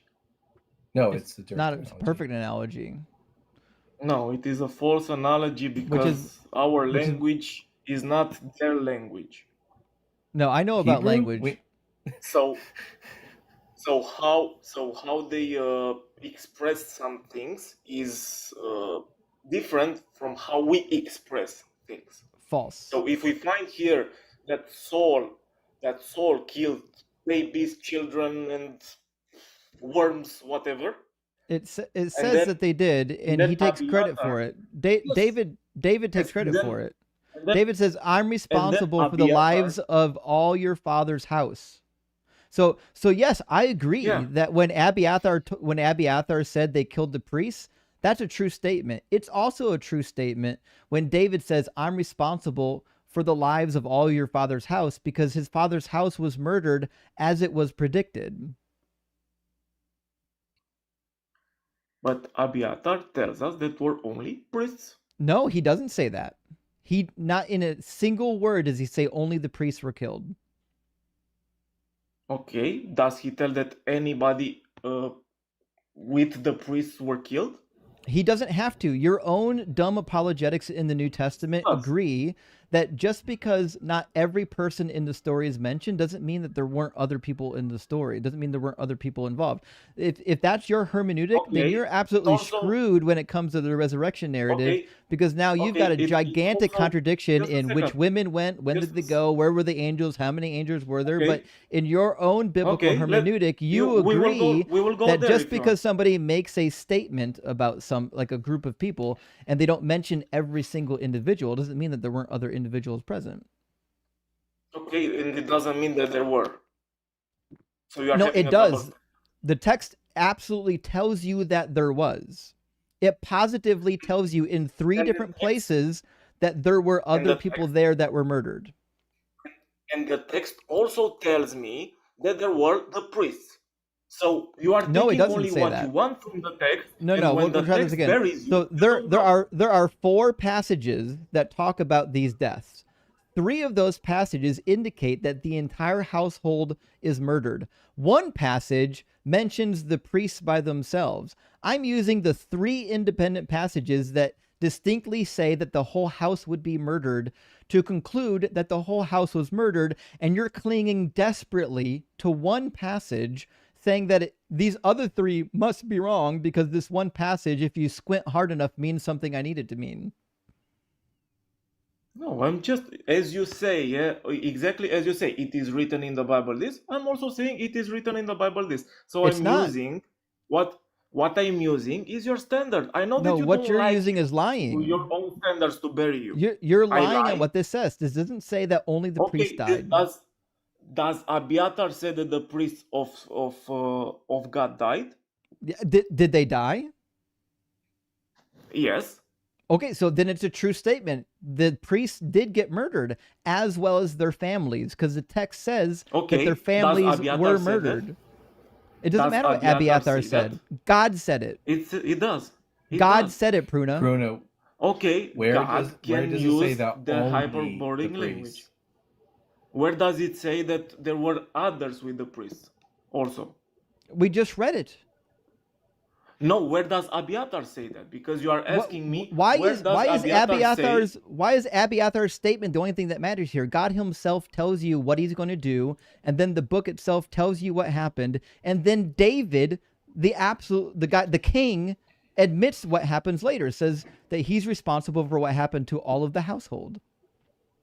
I guess God's a liar and Abiathar is the only one telling the truth. Is that what's That happening, is. Bruno? No, Let, you let are every guessing. You are let every guessing man wrong. be a liar except for Abiathar, and let God be a liar also. I forgot about that Bible verse. Let God be a liar, now and only now you are Abiathar the truth teller. you are now misrepresenting, yes, what you are saying. The amount of pretzels you have to tie yourself into for this one is wild. No, I'm just using your standards, bro. Okay, so the Bible clearly indicates that God instructs them to kill babies. It indicates that they did kill babies, and I have no reason to believe otherwise. Like, you can say it's hyperbolic all you want, but hyperbolism has nothing to do with whether or not they killed babies. This was like a standard model in the ancient world. Okay. What do you think? You think they killed all of their parents and let the babies live? What do they do? They round up all the babies afterward and put them into an orphanage? You think they adopted all the babies? What kind of a clownish idea is this? Let's go and see, for example, in Judges 21, 10 to 11. The same thing. What do you want to see? Judges 21, 10 to 11. Okay. All right. I'm gonna put it on the screen and Cookie on this one too. So the congregation sent 12,000 soldiers there and commanded them to go put the inhabitants of Jabesh Gilead to the sword, including the women and the little ones, obviously the children. This is what you should do. Every male and every woman who has lain with a male you shall devote to destruction. That means killed. And they found Okay. among the So inhabitants this of means Jabesh so. Gilead 400 young Sorry. virgins who had never slept with a man, and brought them to the camp at Shiloh, which is in the land of Canaan.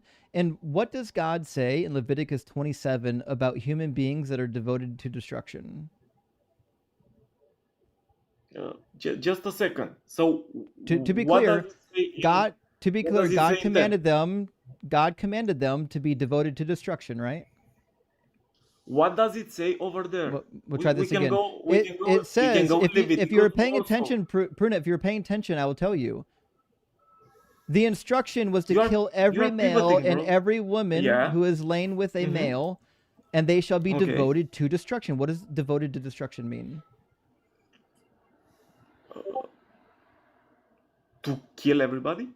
It means to kill them. And what does God say about people Just a that? second. Just a What second. does? Why are you running? ju- Why I'm are you running? Why I'm showing you the problem with your interpretation. So in Leviticus are you 27, running? God So you are tells running. you Okay. that you must not let people devoted to destruction live. He says no human beings who have been devoted to destruction can be ransomed. They shall be put to death. God's own words. If you put anyone to the devotion to destruction, to the harem, you must kill them. God's own command. So when these babies in the passage in Judges 21 are devoted to destruction, or the children, God's own command is that you must put them to death. Okay, so maybe you are misrepresenting the words over there because it tells you, look what you have to do. So it's telling them exactly what they have to do. Can this mean that it is hyperbolic language? No, it says you must put them to death. God's own Okay, words, then you must put them to death. That's not okay. hyperbolic And in language. 11, That's a and statement about what you must do. does in verse You know, if 11 we apply tell this them across the, what to do? if we apply this across the board, Justin, we can just say that anytime God says, "Put away all idols," that just means put away like some of the idols, right? Oh shit, I forgot. You're right. You're right. All idols only means some idols. I forgot about that. When he says that No, his law is perfect, he means it's just good. It's not actually perfect, it's just good. It's crazy how but quickly they jump to just a calling second. God a liar when they don't like what the book says. No, we're not calling It's only God a liar. We're calling hyperbole if it makes me you a liar. uncomfortable. We are calling you No, liars. I'm saying the book means what it says. You're saying the book doesn't mean what it says. Okay. You're the No, I'm one saying that claiming it means that the book is lying. no. You are claiming only where you want that it says what you want, and then when I'm No, telling you, wrong again. I'm showing you. We I'm just take showing the you text for what it exactly. says, Pruna. Buddy, we took the Okay. text for what it says. Okay. Does first of all, does Abiatar In say that the priests were killed? in verse 11, are there children devoted to destruction? In verse 11, no. I'll read it again. I know you weren't listening. This is what you should do. Every male and every woman who has lain with a male you shall devote to destruction. The little ones Yeah. are to be put to the sword. It says, go put the inhabitants of Jabesh Gilead to the sword, including the women and the little ones. So the women and the little ones get destroyed. Specifically Specifically, it is the in ones who have 11. known men. Okay, and which little one, which baby has known a man? No one's saying that they did. Are you lost right now? Are you confused about how English works? What does it I say know in verse your 11? reading comprehension is not very high, What- but Pruna, what- we This really is need really you to okay. lock So the just fuck be down. clear. Yeah, Stop- you got to stop with- focus. stop with ad hominem. You need Stop to with ad lock hominems. in. So That's not in ad hominem. So in Jabesh in Gilead, verse- there were women and there were children. The Okay, instruction perfect. And was in- to put to the sword the women Which? and the children, Yes. and then you preserve for No. yourself the women who have not known a man. Okay, so it's not everybody who were killed. The babies I- were spared. No, everybody's killed. If the girls who did not know a man were spared, this means that everybody They was weren't killed. spared. They were killed. Okay, in So verse let 11, me what okay, does it say? let me spell it out for you, Pruna, What because does it you say? don't know What, anything about the read, ancient world. please, I please grant read that you again. read a Please read Reddit again. thread. I know you read a Reddit thread about Please. this, and No, now you think you know no. something, but you don't. So Okay, what it means again to with be that hominins. devoted to destruction means that you're going to die. It's a special killing. It's a killing for Yahweh. You bring the person to Yahweh, if possible, and you kill them within either inside or outside of the camp. The same way we read in the Moabite stone. In the Moabite stone, what do? They go to the nearby city from the tribe of Gad, and they put one of the towns under the ban. They devote one of the towns to destruction.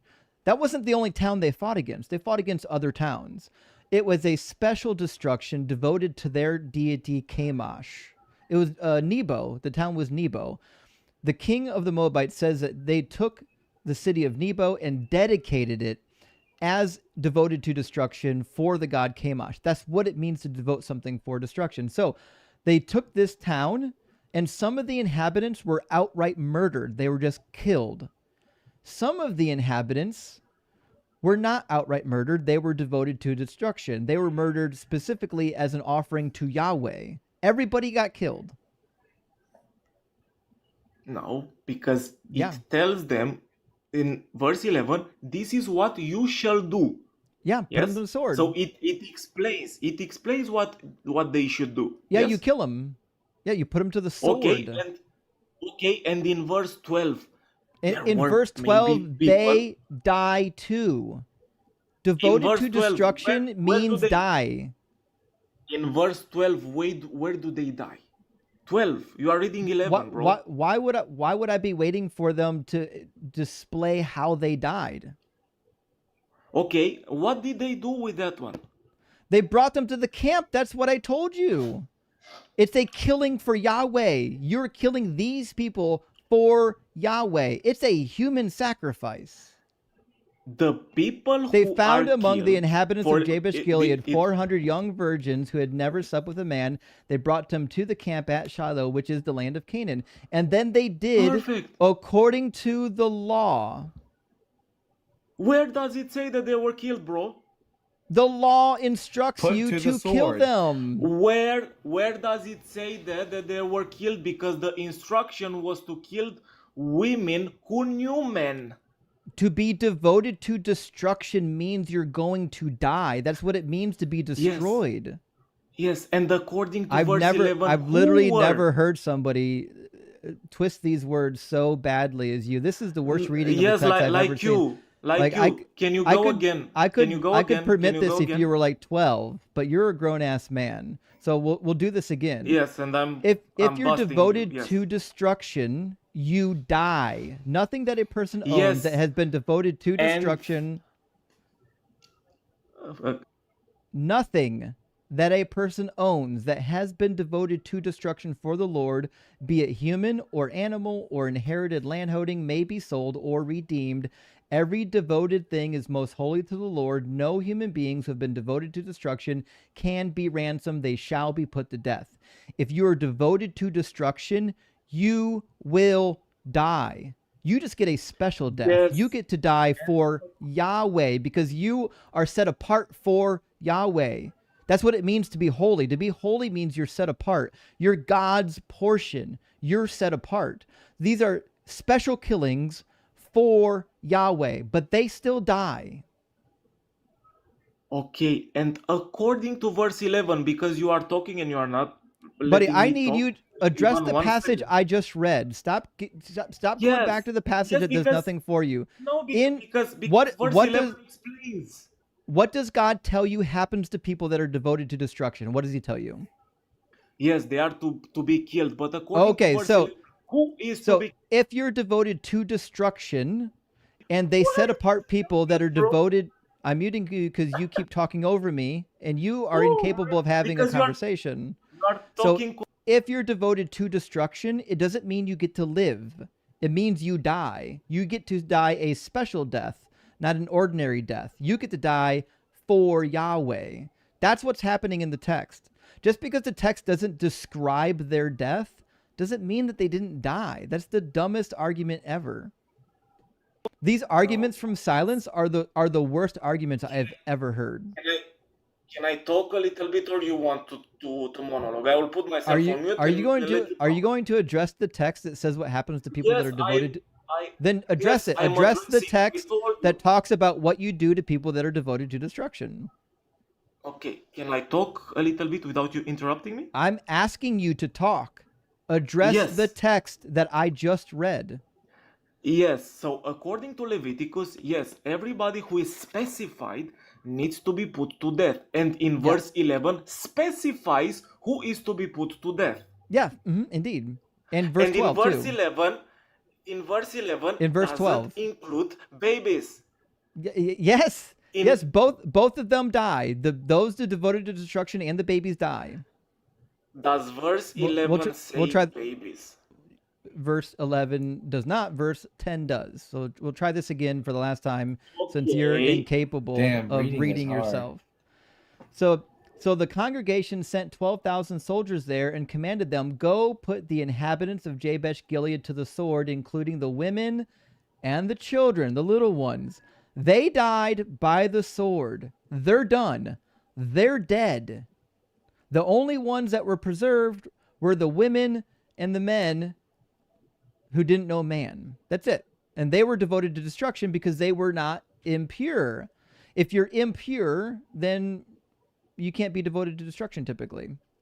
All right. Listen, Pruna, you're not capable of having an adult conversation, so I think this is kind of the end of the road for you, okay? But I would work on your reading comprehension and understand that these arguments are poor and they wouldn't even work in like a high school debate. These are not good arguments. But go ahead and tell all your friends that you beat Deconstruction Zone, okay?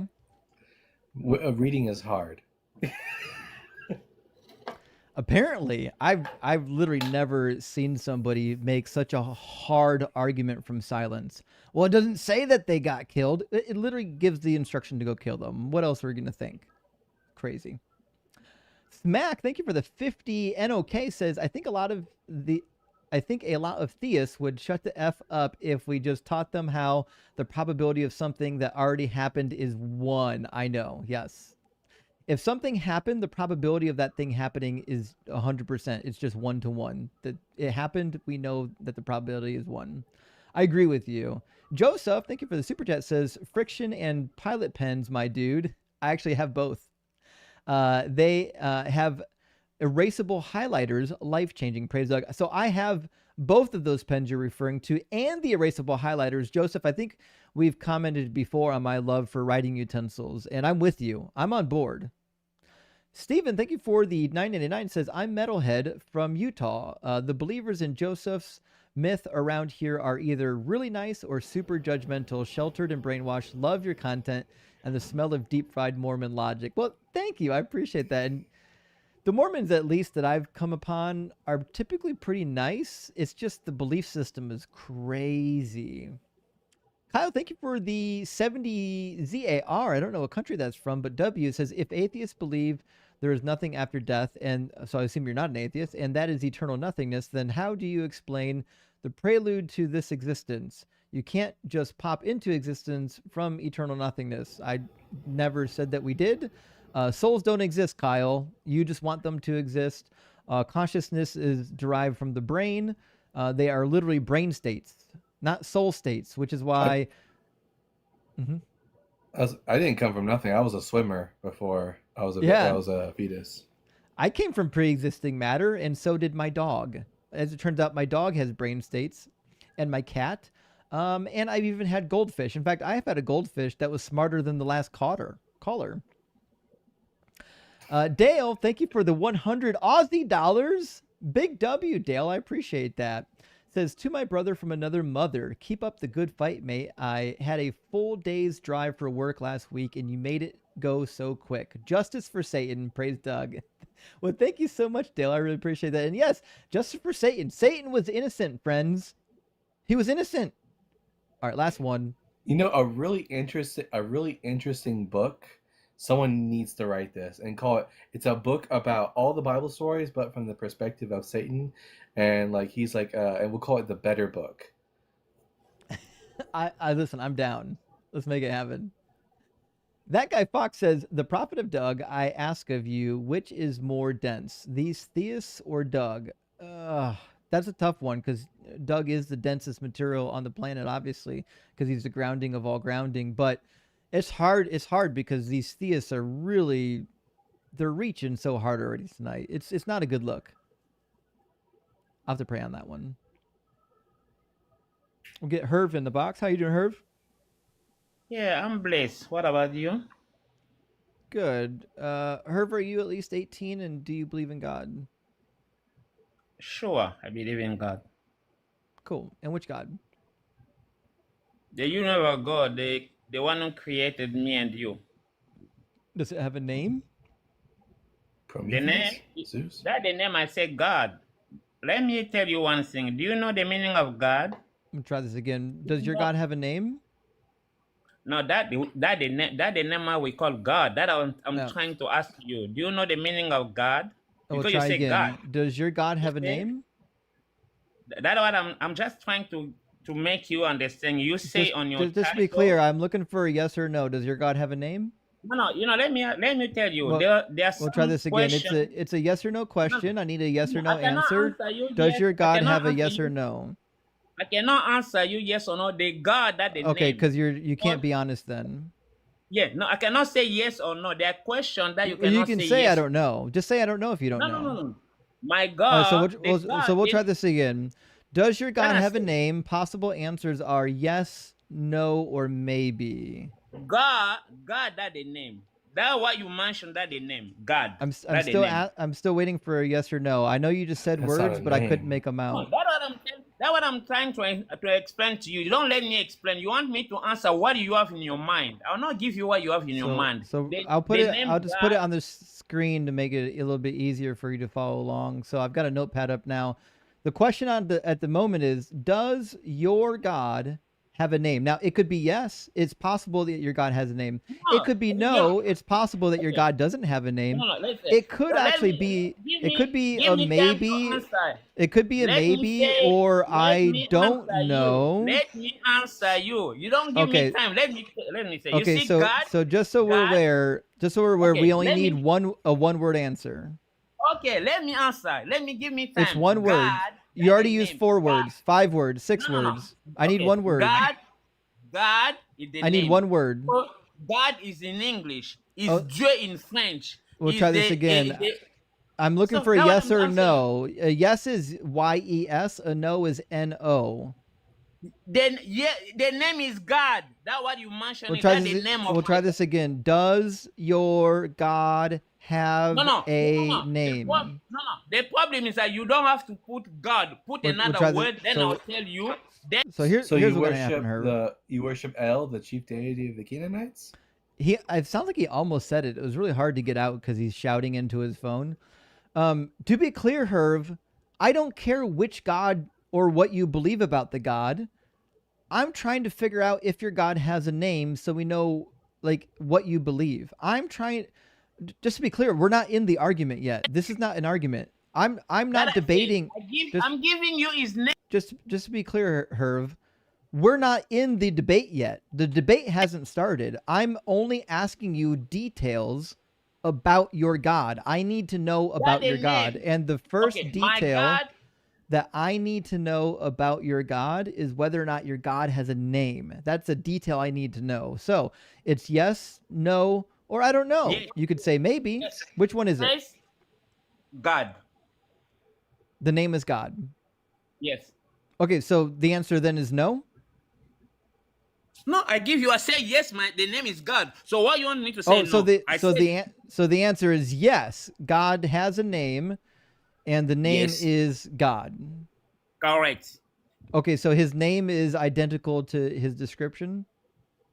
Yeah, the name is God. So you don't let me explain to you. Let me Okay. explain to you what. My So name the- is Human, by the way. Nice to meet you. Let me explain to you. I know. So Big- the next question me- is: let does me explain. your We God don't have a religion or a book? Yes or no?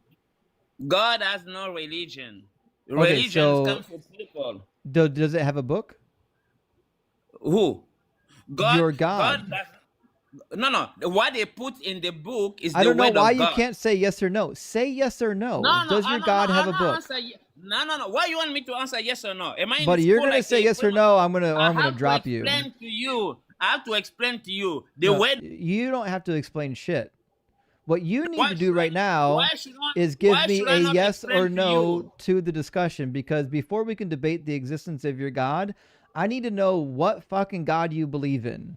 So what I need for you is to give me the easy yes or no answer to whether or not your God has a book or a religion. It sounds to me like your God doesn't have a religion, but he might have a book and you don't want to tell me which book it is. So if your God doesn't have a book, then what I need for you is to tell me no, he doesn't have a book. So are you capable of answering yes or no?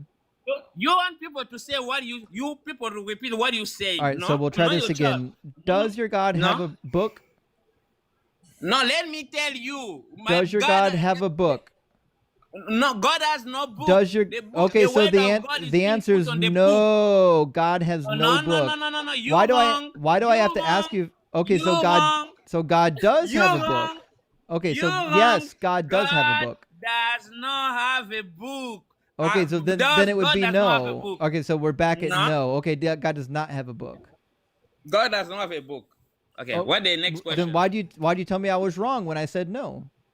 No, you're wrong because God. Are you has intoxicated no book right now? Why are you No. shouting into your Let me phone? speak. Let me speak. Buddy, God you've been book. speaking entirely too much.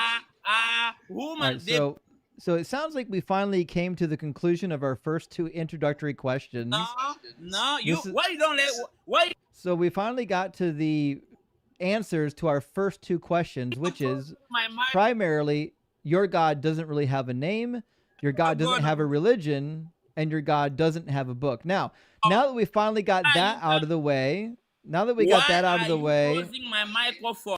Because you keep talking over me. If you stop talking over me, I'll quit muting you. So just so we're clear, if you stop talking over me, I will stop muting you. You're still doing it, by the way. Every time you unmute, you start talking over me, which is why I keep muting you. So I'm not, no, I don't know why you think this is going to work. You don't have a mute button. I do.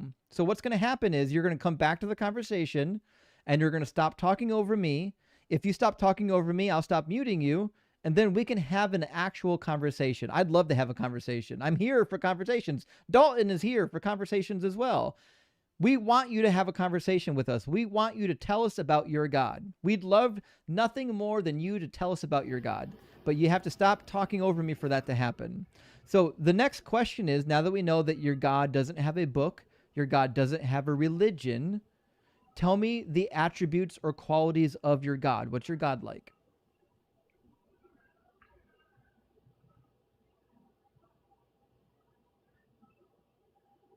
I'm going to answer you if you have my microphone closed. Tell me about the attributes of God. What's he like? Okay, I'll not tell you what I like. I'll tell you about my God. I first tell you the God, that means name. It's like you ignore even the meaning of God. That's the first thing I have to tell you. You ignore. Because if you don't, you know the meaning of God, because God is in English and then Dieu in French. So you have to know what God means before to talk, because you put your God, it's meaning you recognize him as a name of God. So what the meaning of God? Before to go ahead, you have to know what God means. You want me to teach you, to tell you what God means? That's a name.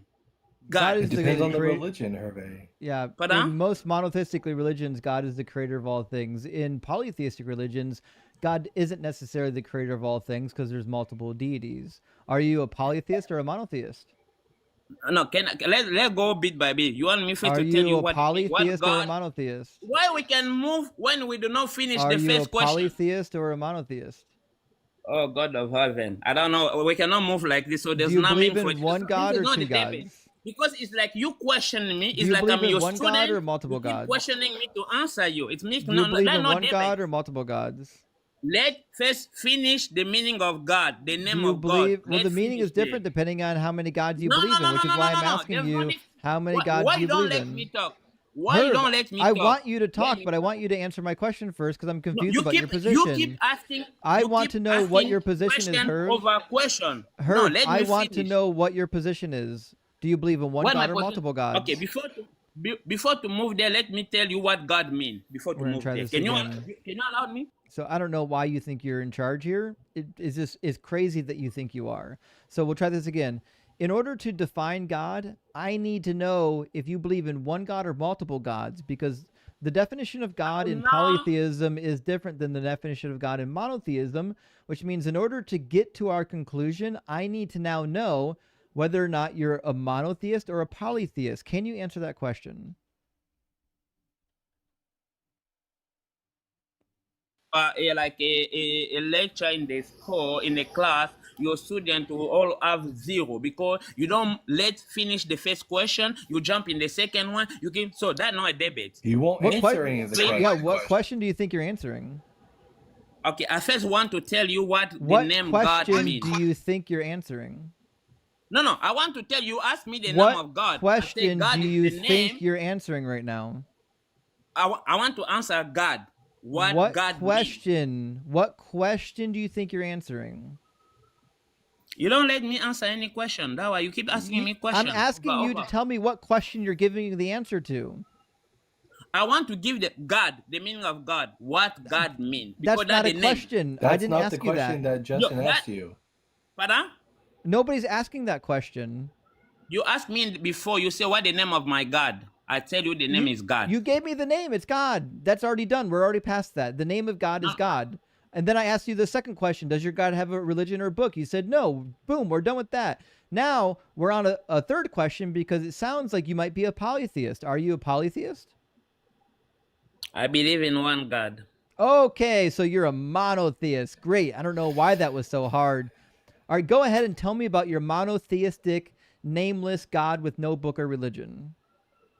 Okay, let me tell you, I just tell people many times people think to know a lot about the word of God is, but many people, they just believe ignorance. That's what the Bible says in the book of Hosea 4:6. The Bible? You don't believe in the Bible.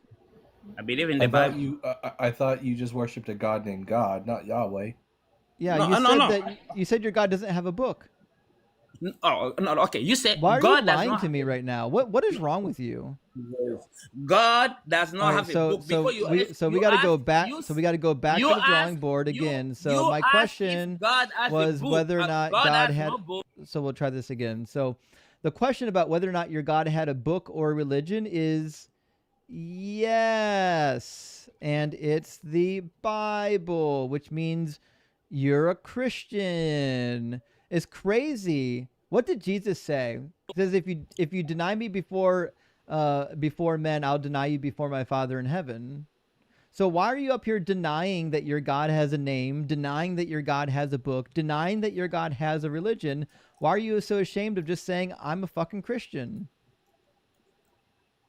Okay, I don't first deny that God does not have a name, but God does not have a book. The word of God is being put in the book so that people can go read, because we didn't live in the time of Jesus Christ. Your God's name is Yahweh?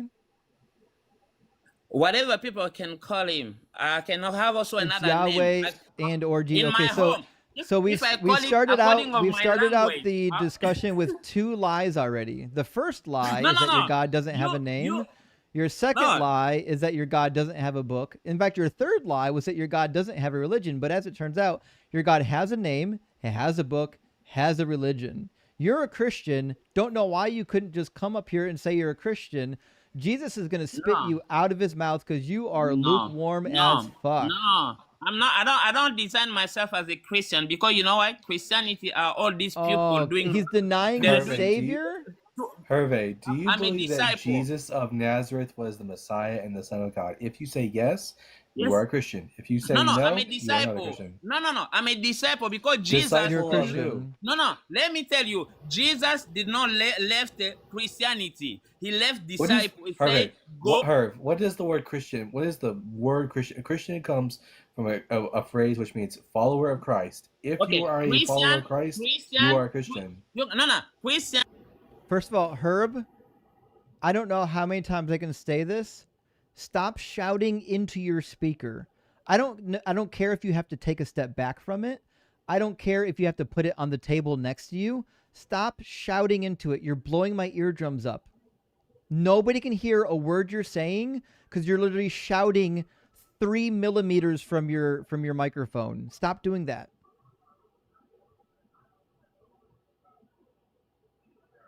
Can you read? Because we still talking. Try this again, Herv. You didn't hear me. Before this conversation can continue, I need you to take your phone and I need you to put it at least 12 inches from your face. You're way too fucking close to it. You're blowing everyone's eardrums out. I'm going to be deaf tomorrow if you don't stop this. Okay, let's move. Okay. Now it's okay? It's okay with you now? It's better. It's not good, but it's better. Okay, no problem. I put it far away. Okay. Now. Hey, Justin. Mm-hmm. Can you pull up 1 Peter 4:16? Yes, absolutely. Need it. He's a little bit confused about what he is. No, but you didn't let me tell you. So 1 Peter 4:16 says, if any of you suffers as a Christian, do not consider it a disgrace, but glorify God because you bear his name. That's what it means to be a Christian. You're taking on the name of the Christ. Okay. Can you just read? Can you pull on the screen the book of Acts 11:26? I want everyone here, or yourself, you can read what is mentioned. The book of Acts. Is that where they first called themselves Christians in Antioch? Yeah. Okay. So it's meaning before that, people were not called Christian. Jesus I know, now they are. Oh no, that I say it's a man, woman being who to give be those clear, people. To be clear, a Christian is somebody who follows Christ. Correct. And you follow Christ? I'm a disciple. Do you follow Christ? I follow Christ, but I'm a disciple. I'm not a Christian. Okay, so it's a contradiction. I'm going to lay out this syllogism for you real quick. Maybe this will help you understand. So we'll say a Christian is a follower of JC. No, you said a Christian is a follower of Jesus. That's what you said. Now, no, Christian. And then what you said says Herb is a follower of JC. So then what that means is that conclusion, Herb is a, well, I typed that wrong. Hold on. Is a you go to the you do the syllogism. This is a syllogism. Just to be clear, if Christians are followers of JC and you are a follower of JC, that means that you are a Christian. No, that I'm trying to explain to you. You read according to the book of Acts 11:16. We just read it. That people say those people are Christian, but when Jesus, Jesus to go to his father, he said, "Go make all other nation my disciple." He didn't say about Christian. Christian are religion. I'm not a religion. Christian people. is a title. They are religion. I'm not a religion. No, Herb. Long before Christianity was ever a distinct religion, before Christianity as a religion existed, there were Christians. They were disciples. Yes, and those disciples called themselves Christian. No, because Christian. According to Acts, they called themselves Christian. No, according of her, other people call them Christian because they think they heard about Jesus, they heard about Christ, and then they see on these people the image of Christ. Then you cannot derive from the text of Acts 11 that it was other people calling them Christian. Is that the Bible say there are other people call them Christian? No, it doesn't say that. Okay, can you read again? It just says that that's where they were first called Christian. Doesn't tell exactly. you. It's Antioch. They're saying that's when the term Christian originated. It originated from Antioch, which means it's not saying that they weren't Christians before it. It's saying that that's when they first started coining the term Christian was in Antioch. And to be sure, the word Christian in the dictionary means somebody professing Christianity and its teachings. Do you profess Christianity? Sure. That makes you a Christian. Congratulations. I know, You're a I'm a lukewarm. disciple. You're a Me, I'm lukewarm a Christ follower that's disciple. afraid to use Christ's name. Okay. So Me, I'm a now tell disciple. me why your God is real without shouting directly into your microphone. Okay, no problem. I'll tell you God is real, really, because Jesus say you must go and be my witness. So many people, they don't believe in God because they just have a testimony. I have so many testimony about what God has done in my life. Nobody So cares about your testimony. yeah, that way he wants us to be to testify. Please tell me you what he didn't has go through done. all of this nonsense. You didn't spend the last 20 minutes of that nonsense just to get up here and tell me a testimony. Please tell me you didn't do that. So how can I talk about God if there's no testimony? Your testimony is useless. There's testimonies in every religion about every god. Your testimony is only as valid as the testimonies about Shiva, the testimonies about Anubis. It's useless. It's a waste. That I say, Jesus wants us to be witness.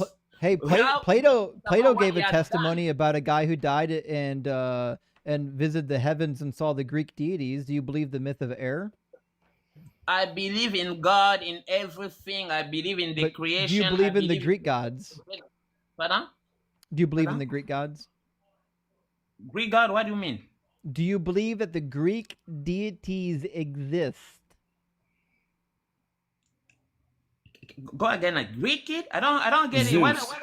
Pardon? Zeus? Oh, the Is Greek. Zeus real? Is there a No, deity named Zeus throwing lightning bolts? I don't believe on those God. I believe in the fantastic. God, Oh, sorry, my creator. microphone automatically turned itself down. I don't know why it does that. It fucking drives me insane. It does it again. I don't know why it does that. Fuck you, Elgato. I don't need that auto. Let me pray for your microphone. Let me pray Stop for your talking. You're the reason why it's doing it, dummy. If I didn't have to shout over you, my microphone wouldn't be clipping right now and trying to reduce itself. Take a fucking chill pill for 5 seconds. Be an adult. Okay, now, you don't believe that Zeus is real, do you? No, I don't believe in this stupid thing. I believe in God. Okay, but there are testimonies about Zeus. The devil is also in action. People try to ignore it, but the world is being led in the devil. Well, I would just say the same thing about your experience. Your experience is just being deceived by Zeus and the other gods. No. The problem is that my God is stronger than those darkness to God. That's what I don't believe in. Prove it. But I tell you about testimony. It's very obvious, Herb, that the trickster god Hermes, Trismegistus, has deceived you into departing from Zeus or whatever. But don't come again. I don't hear you. Come again. You're saying something about. I said it's very obvious that the Greek god Hermes Trismegistus has deceived you into not worshiping Zeus and following after false deities. See, like I'm saying, we can just turn the argument back on you. You can make the claim that the Greeks were deceived by Satan, but the Greeks could make the claim that you were deceived by Hermes. So I think that why we don't get like me, as I was telling you, I never believe on that Greek God. No, I just believe in God. Doesn't matter if you believe it. Doesn't matter if you believe it. So that's the point, because believing in God is spiritually, is a true faith. So I never go to the Greek God so that I can be deceived. Nobody asked if you did. The Greeks also believe they have true faith. So this is pointless. It's them. That I say, it's about faith. Faith is about believing. So I don't believe in that.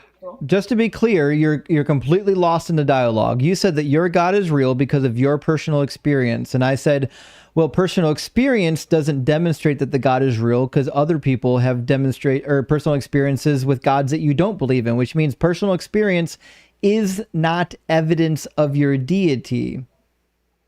Okay, let me tell you, if I did not talk about my personal experience, how can I give a testimony about God? You can point to outside external proofs for the existence of your God. Like what? You tell me. I would love to find out. Because the only thing, like, let me tell you, because you know about God. I know you know You've about heard God. it here. Zeus is real. Okay, when the Bible talk about what God has done, Those Praise people they want Zeus. to give.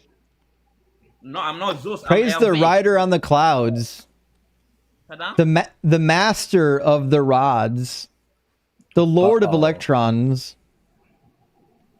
No, it's not the god of electron. Those electron now, those are material thing. We don't believe on that. That's physics. That's stupid Zeus thing. That's not God.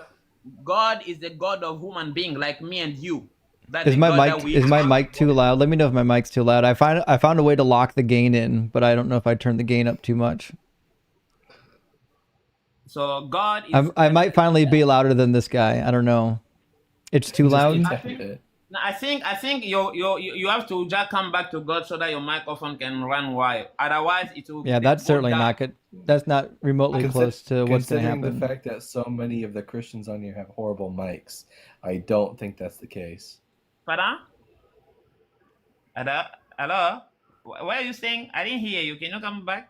Can you say I'm used to say pardon because I'm from a French speaking country. So yeah, we say pardon more than sorry, you see? So that I keep saying pardon. So it's It's the way fine. We we know what pardon means. yeah. So do you have any external evidences for your particular God? Something that you can point to that everyone can see and verify in order to see that it's proof for your God. Because your personal experiences, I didn't live your personal experiences. Justin didn't live your personal experiences. Therefore, your personal experiences cannot be proof for anyone other than yourself. Okay, you want the external experience? I'll give you one. I live America like you. I was living in Maryland. It was 2018. I'll give you this experience. I No, believe. Am I so- going to be able to verify this story independently? Just to be clear, Herv, he didn't ask you for your testimony. He asked you for something independent that is verifiable. That's what I'm trying to give you. It's not No, even if no, we my don't personal- want your testimony. Your testimony is not verifiable. No, you can go verify. I'll give you the page. You can go verify that it happened in my life. I'll go and then. But that's the only way. We are not calling your friends to ask you if something happened to you in the past. What do you want me to tell you? So if you don't want my experience, so we've already tried this again. Herv, I'm going to tell you for the last time. All right, I'm not going to tell you again. My patience is run thin at this point. Not a single personal experience story you ever tell us here is going to be meaningful to our conversation. Nobody cares. Nobody wants to hear it because you reject everybody's personal experience in every other religion. You think that only your personal experience is valid and everybody else's is invalid. So by the same token, I'm going to say that yours is invalid too. So your personal experience is useless to us here. So do you have something other than personal experience that you can point to demonstrate that your God is real, yes or no? Is this guy a doctor? What's he wearing in his profile pics?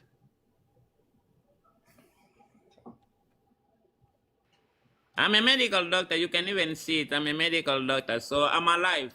That the only maybe proof that I can. So you should know something about the idea of like external, independent, verifiable evidence.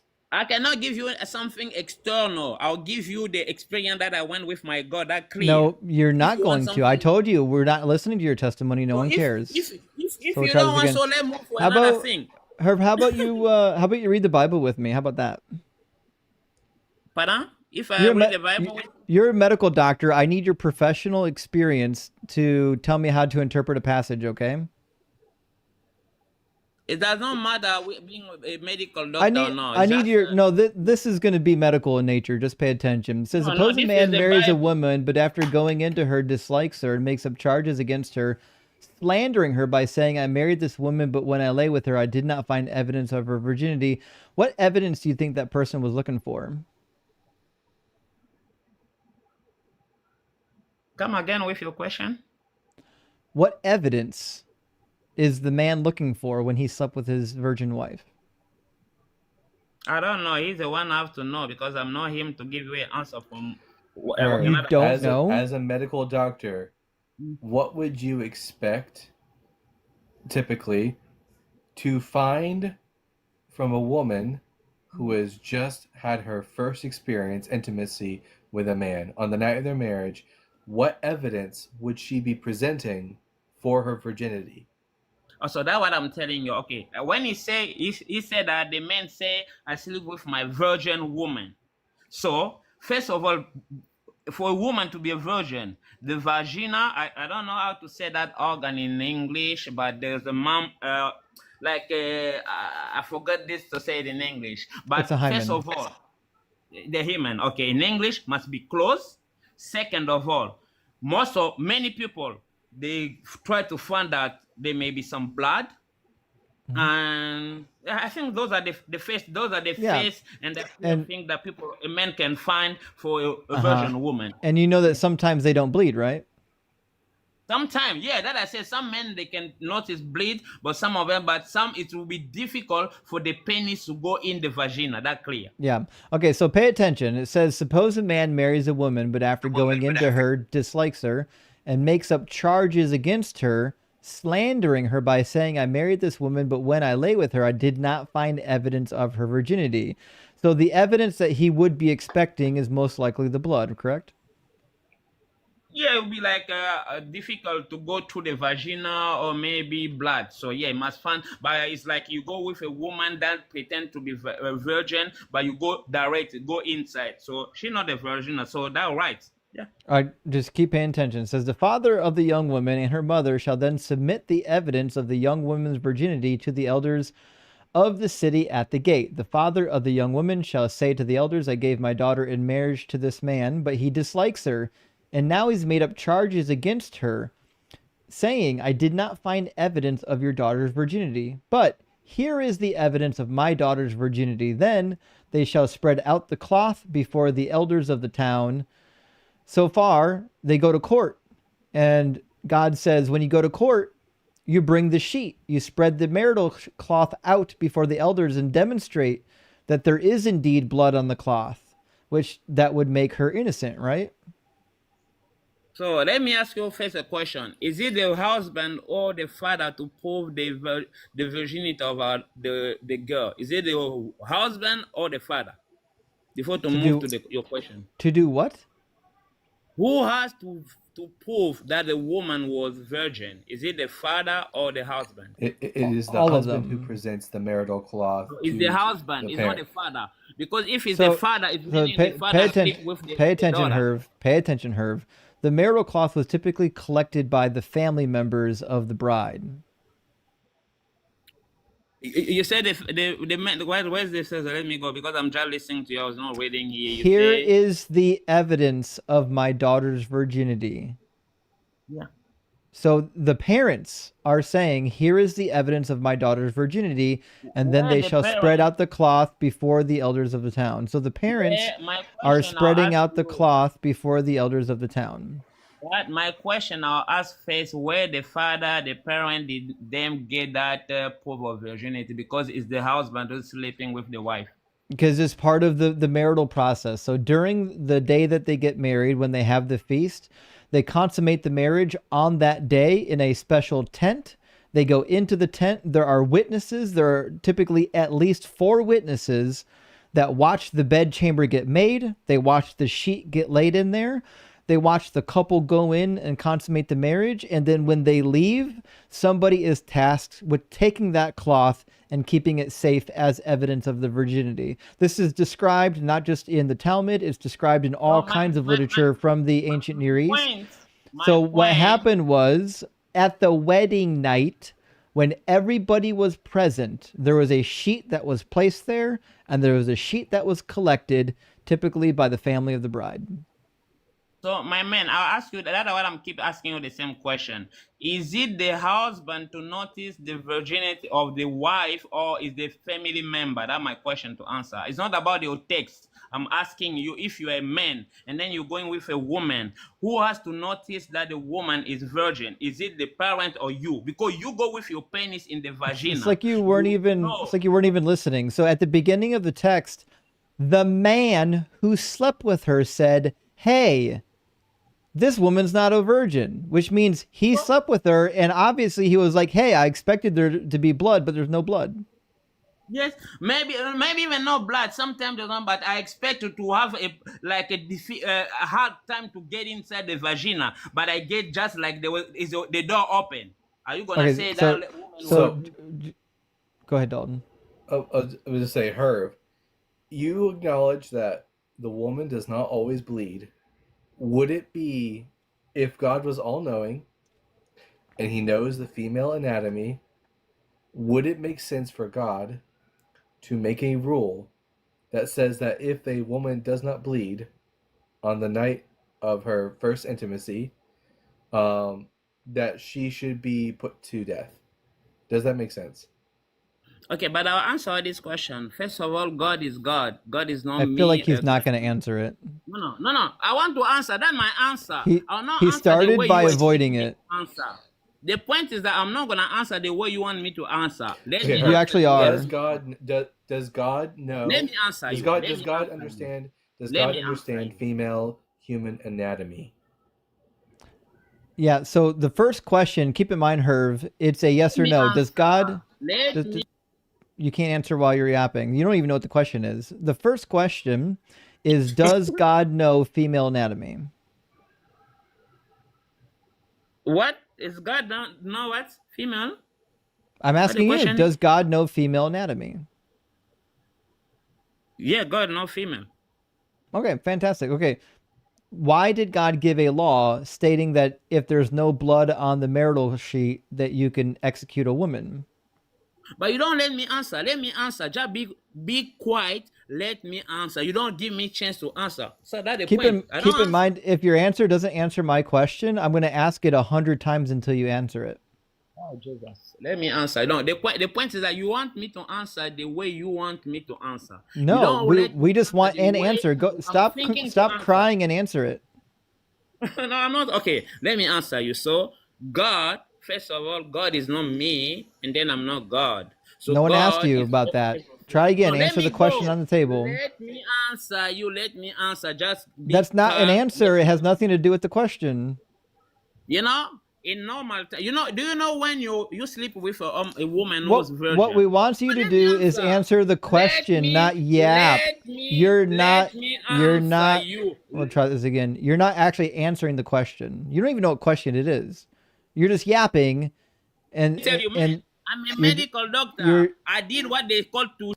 I know. That's why this passage is so relevant, You right? let me So the question that Dalton asked you was whether or not it makes sense that there's let a me. deity that created women's vajayjays that said if they don't No, bleed on their wedding night, you can stone them. We're asking, is that a sensible let thing? me let me answer. Be Fun patient. fact, Let me Herb, you answer. That's the cannot. point. Fun fact, Herb, you cannot hear Justin's question if you're yapping. No. Why you don't want me answer? So what the Herb, need what of was my the question? why you don't want me answer? Keep in You're mind, asking me I what had to your question. re-ask Dalton's question. So Your question so was why God will. Herb, I don't know why you keep talking over me. You should know at this point that I'll never let you do it. Like at some point, you have to use common sense and realize I will never let you overtalk me. I have a mute button. I am in charge of this conversation. I am in charge of whether or not we actually reach a conclusion to this conversation. You will never in a million years win the overtalking game with me. What It you was need not. to do is be an It was not adult about common. and try to engage in actual adult conversation, and then you won't get muted and Common. you won't get overtalked. I won't overtalk you. Like, we don't have to do this. Think about We don't have to do this thing where you continually get muted. We don't have to do it. common sense is coming when Okay. people they cannot So, think. Here, When Herb. you can Herb, think, there's no common Maybe sense. if I reframe the question, maybe Herb will Let me understand. answer. Herb, no, Herb, Let me listen. answer. Herb, Herb, you don't if even know what if you're answering. yeah, let me rephrase. Let me reframe the question, Herb. Herb, if I were a king who ran a kingdom, and I made a rule that said if a woman does not bleed her first time having sex with her husband, she will be executed. Would that be good or bad based on what we know about female anatomy? So you want me to answer this time? Don't interrupt me. Let me answer, please, because I don't. You don't give me time to answer. You just interrupt me. Let me answer. As Bet the woman $100 he doesn't answer anatomy. it. Oh Jesus! About the human anatomy, everyone know. You do know. Herv, he Oh, asked you a yes or no oh, question. governor, shit. This is a shit. Please, governor, let me go. This make no sense. Shit. Herv, it was a yes or no question. No. No sense. No sense anymore. I'm leaving. Herv, are you leaving. incapable of saying yes or no? No. I have to go. No, I cannot stay here because you don't let me So you're answer. a coward. You're too much of a let me coward go. to say yes or no. Whatever you can do, this is not debate anymore. So it make no sense. This is not a person filled with the power of Christ. Okay. No, I don't care. Let me move. The Lord is not Nonsense. sending any of his strong soldiers tonight. Nonsense. Let me go. I don't have why because you don't want to talk. You say keep yes or no, speaking. Herv. No, I'll not say yes. I'm not your kid. I have to give you an Steve, answer. we want an answer to the question. No. Man, no, you think people are you stupid? You want to manipulate them like kid? No, I'm not. We're not manipulating anything. We're illustrating how conversations work. Okay, so you're afraid. So you're a coward. Okay, so you're scared to answer. To be fair, I'll answer Dalton's question. The answer to your question, Dalton, is no, it's not good. That would not be a good law. And the reason why is because it would be an unjust law. So we'll try again. So I'll give Herb the opportunity. Herb, here's your opportunity now, Herb. Would it be a good law in Dalton's analogy? Man, I will not answer you any question if you do not let me answer the before question. Listen, if your answer doesn't contain a yes or no, you didn't answer the question. You don't let me answer. You keep interrupting me. No. All right, we'll try this again. Okay, so Herv, I know that questions are really scary. I get that part. Okay, so what we need for you, you can yap all you want. You're allowed to yap here. The problem is you can't yap until you answer the question. Now, you can answer the question and then you can yap after. You can say, yes, it's good, or no, it's bad, and then yap about why you think it's good or bad. That's acceptable. What you can't do is yap and ignore the question. So now we'll try again. In the scenario that Dalton gave you, would it be good to create that law, or would it be bad? And keep in mind, I want you to give a full answer, but the answer must start with a yes or no. Do you need me to repeat the question so that you can better answer it? No, I don't need you to repeat. I just want to ask him that I cannot move to any further question if I did not answer the preview question, because you don't let me give an answer. You want me to answer what you expecting me to give. It's a one-word answer. No. So that makes no sense. I tell you, I cannot use common sense when I can think. I know you cannot use common sense. We're aware of this. No, when I'm thinking, when a person can I know, think, yes, you can't use common sense while you're thinking. I know. So, but you don't let me think. You want me to use a common sense. Make no sense. I want you to think. Please stop edging me and answer the question. No, that I say, I cannot move to a question when you do not let me answer the previous question. Answer the question. No, let me tell you. No, he doesn't want. He's like, no, I won't answer the question. No, you make it funny.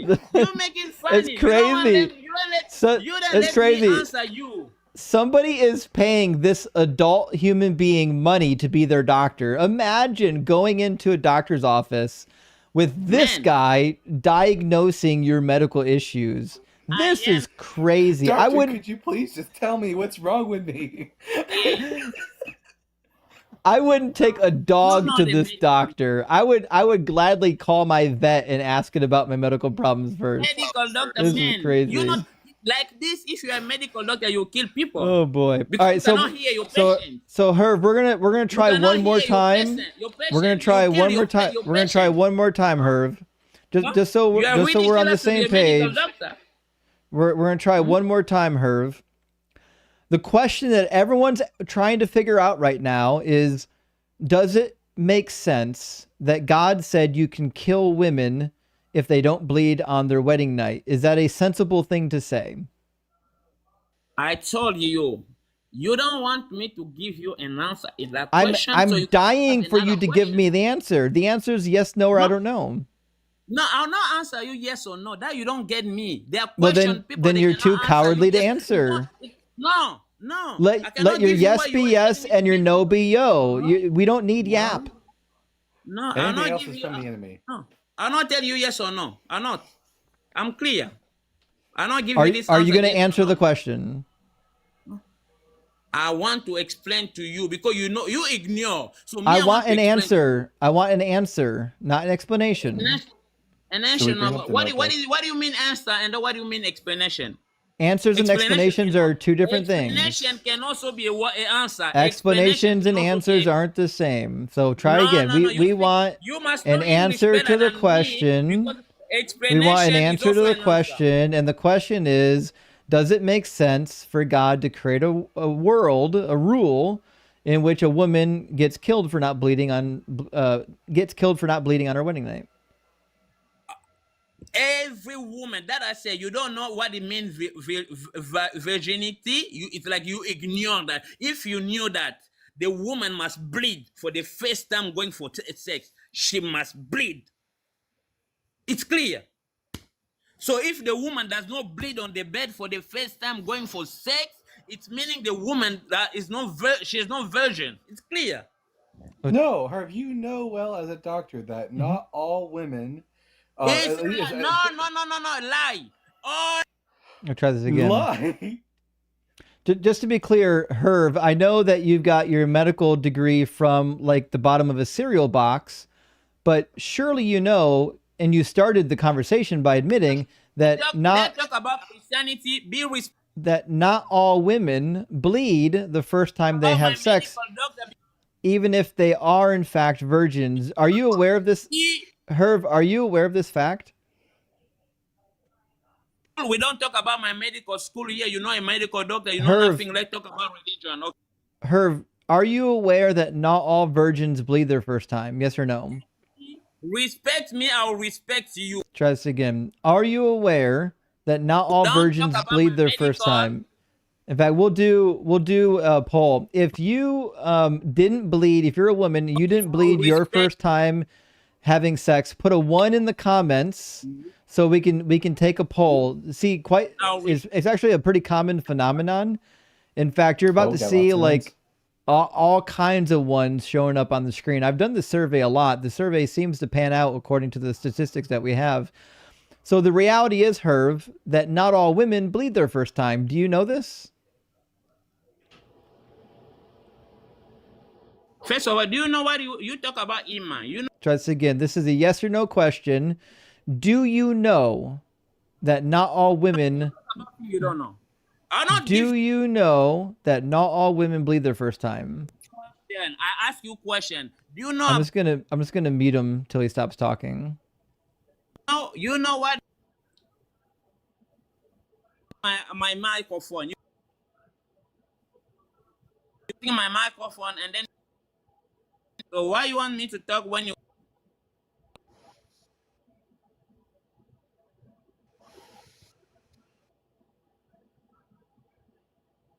What do you want me to talk when you are close? You close me to talk? What am I going to talk?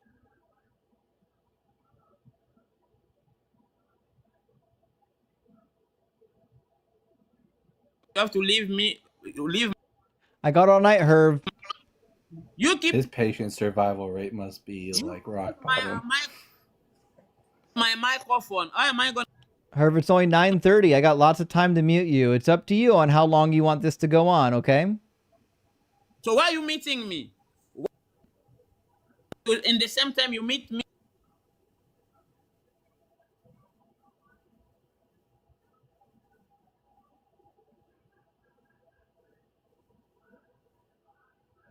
You finished now? You get it all out?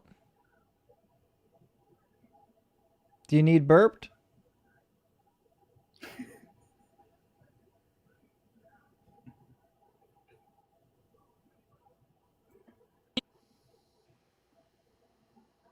Okay, you ready now? Okay. Now, the last question that was on the board is whether or not you knew if women did or did not always bleed the first time they have sex. Are you aware that they don't always bleed?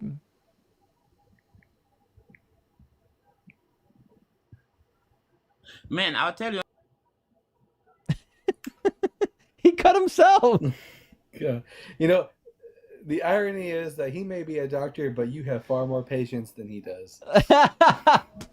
That is a good use of words. That is a good use of words. Big W. I got to be honest. I hope he's not married. I know he probably is, given his location and his profession, but fuck, imagine living with that I guy. have not laughed that hard in forever. That guy's wild, wasn't he? Wobbly says, thank you for your donation. Wobbly, thank you for your donation, my friend. And Nightman cometh, great to see you. Says late to the party, but happy Friday, Justin. I'm ready for some barbecue. Well, shit. We're having something. I don't know if that was a barbecue, but it was something at least. It was worth watching. Maybe. I don't know. We'll see. He was crazy. Malmo says, let's hope he has no daughters. Oh, I really hope that guy doesn't have daughters.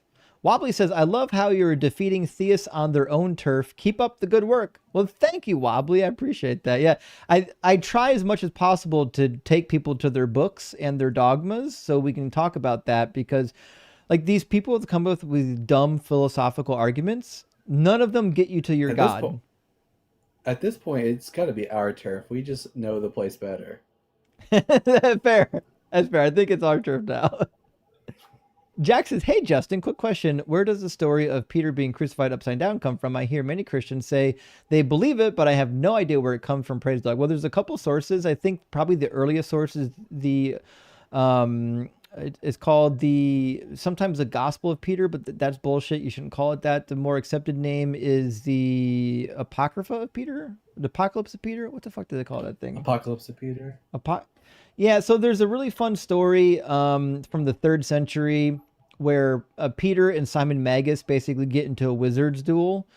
And then towards the end of the story, Peter gets crucified upside down, saying the famous line that he doesn't want to be crucified like his Lord, so put me in there upside down. That whole narrative comes and the from... Romans just obliged him because, they're so accommodating. Right, yes.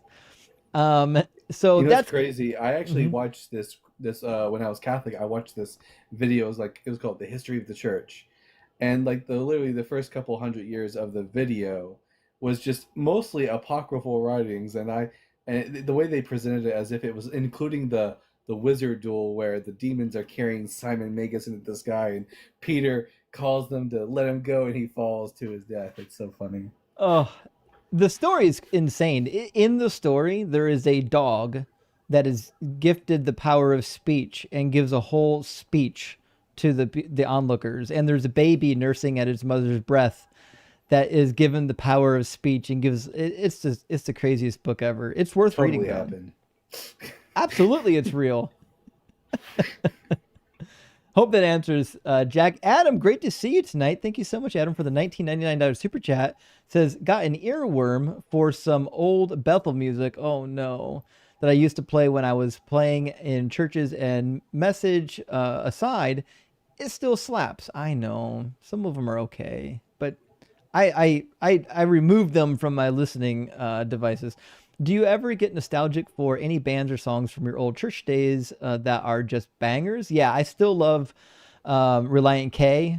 Big fan. First and second album, even third album. I would say the first album, listening to it as an adult is rough. The first album definitely sounds like it was made by teenagers, because it was. But it's still really nostalgic for me. But I think two rights don't make a left, but three do. That was one of my favorite albums, and it still is, by Reliant K. But there isn't any evangelical Christian music that I still like, but some of the Catholic choral music I still quite enjoy, only because you really can't understand anything they're saying. It's a nice tune, especially during Christmas time. I do agree. God, it's crazy because I used to believe I was being moved by the Holy Spirit because I grew up evangelical, only to find out that I was just being moved by the music. Right. Yeah, exactly. I still love the Hallelujah chorus and some of the great Christmas music. But that's going to happen when it's something you grew up with. It's like ingrained in you, you know? Carlos, great to see you tonight. I hope you're doing much better. Thank you so much for the 300 MX. Carlos says, happy to be here again. Back again to the hospital for another intervention. Shit. I'm sorry to hear that, Carlos. But Carlos, listen, we're here rooting for you. Doug's on your side. Doug is rock hard for you. Please keep us up to date. And thank you for being here. And thank you, Carlos, for gifting out 20 Deconstruction Zone memberships. We really, really appreciate that. And thank you so much for being such a avid watcher and supporter of the stream, friend. We really love and appreciate you. Game Master says, keep cooking them. Rock hard for Doug. Listen, we're trying. I don't know what I would call that last conversation. I don't even know if that qualifies as a cooking. It was just pure nonsense and madness. Matthew says, thank you, Justin, for all your work. I come from a very fundamentalist Christian background. You have helped me find truth, and I can't thank you enough. Much love, rock hard for Doug. Well, hey, thank you. And I agree. Leaving fundamentalism is difficult, but with the right thinking and the right evidence, you can definitely do it.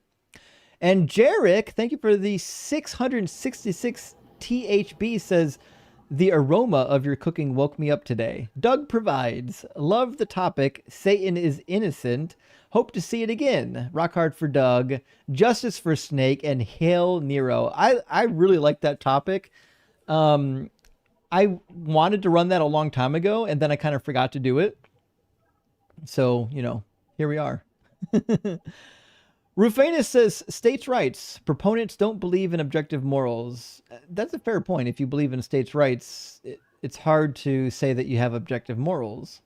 Amir says, for fuck's sakes, some could have run away, some may have been away, some may have been hidden. Oh yeah, for that last guess. Yeah, the argument for ignorance was off the charts. Onyx, good to see you. Says, got shunned from my family when I came out as bi. Jokes on them. I'm in my new apartment and starting college in 2 weeks. Congratulations. Big fucking congratulations to you, Onyx. Live your life on your terms. Don't let people tell you what to be. And Carnage, great to see you tonight, friend. Thank you for the super chat. Says, that's hyperbolic language is honestly the funniest fig leaf I've ever seen used to ignore the indefensible. And a fig leaf is the perfect way to describe it. Because it's not hyperbolic. It's stupid, reckless, and irresponsible at best. Dave, thank you for the 49 cents hyperbolic donation to the barbecue fund. Thank you so much, Dave. And Rory, great to see you. Says, the Doug abides. What the world needs now is Doug. Sweet Doug. The problem with these theists is they need to get more fun out of life. Kraken on me. Well, thank you. And I do actually have some Kraken ready to go for here in a little bit. I'm going to do one more super chat, then we'll get our guest in here. Tess, great to see you, Tess. Tess says, if you want a book kind of like the Bible from Satan's perspective, try The Story of God by Chris Matheson. It's an amazing satire, super funny. I would be interested in that. I appreciate the recommendation, Tess. It's got to be added to the reading list. Yeah, there's a really good one. It's a hard read though. It's from it's from it's one of the book lists from the Satanic Temple by Antoine LaVey? No, not Anton LaVey. I'll get back to you on that later. But I was just thinking to myself, if anthropologists one day find snippets from your show, are they going to really believe that there's this Doug religion out there? So funny idea. It's quite likely. We can grow Dougism. We can do it. Yeah. Okay. I promised I would bring in Rob next. And then after Rob, I think I'm going to get to the YouTube queue. We've got Love QOD waiting to get in on the YouTube queue, and their battery is a little bit low. So I don't want their battery to die out on them. Welcome back, Rob. What's up, Justin? Rob, we already know you're a Christian, and we already know that you're at least 18. So did you come with a different argument tonight? Okay, so last time I think we did morality being objective and subjective and kind of got off track. So I wouldn't mind doing that one again sometime, but I'm going to come a little different. I like the creation narrative if you're willing to go down that rabbit hole with me. Order in the universe, or we can do something else. Sure. I if you mean, like. So, give me your best version of the argument, and we'll, you know, tell you why it's wrong. well, okay, so I heard you earlier, and obviously I've been on hold for a long time, and I heard that you believe that not necessarily that there was nothing and then something came out of nothing, which I agree with you. I think that's a really bad argument. I think that's kind of hard for a lot of secular people, scientific community, to come with that one. So you believe that there just has always been something, and that the Big Bang is kind of like a reoccurring event. I would say that that would be a better argument from a secular or an atheistic or deconstructionist point of view. But I believe that the narrative that there is a creator behind creation, while it's not definitively provable, I believe the evidence points to that. What evidence points towards a creator? So I would say that I'm learning a lot of this philosophical stuff, but I believe this is an Occam's razor. I would believe that because there's creation and because we see order in creation in like the mechanical movements of planets, seasons, things like that, I would say that it's much more likely that somebody created that and ordained that than that randomly formed. Well, the problem is you've already started with the assumption that it's creation. But when it comes to Occam's razor, the whole idea of Occam's razor is that you do not want to multiply. What is it? You don't want to multiply. Needlessly multiply entities like a god. Yeah, and with our model, you have the universe, and that's it. Okay. With your model, you have the universe and a deity, so that means you have more on your plate to deal with than what we do. Ours is actually the more simpler explanation. So I see your point, and like from that perspective, I would say I agree. You're saying this more. It's kind of like the course of least resistance. It's more complex because you're adding God to the picture. I understand that, but I would say that a true Well, Occam's razor, or Rob, okay, go ahead. not to interrupt you. Sorry, I don't want to interrupt you because I think we've had good conversations recently. But Greatly, yes, sir. when it comes to Occam's razor, I think it's not that you're adding additional explanations or complexity. It's that you're adding it needlessly, right? Because something could be necessarily complex.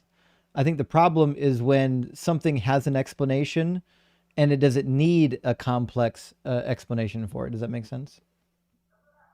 I would say it doesn't necessarily need a complex explanation, but the reason I say Occam's razor is that I believe because there is complexity, that a complex mind is actually an easier solution to complexity rather than saying that something just always was or something just came out of nothing. To say something there just always was, I think it's hard to apply logic to that because everything that we have, I would say, comes. I mean, I don't really. You're not giving a beginning, or you're not giving a place where that thing Well, came from. You're just kind of the like that's problem. kind of like you say God's a fairy tale. That's kind of like to me. That's kind of like a fairy tale saying, well, it just always was, because that doesn't actually explain it.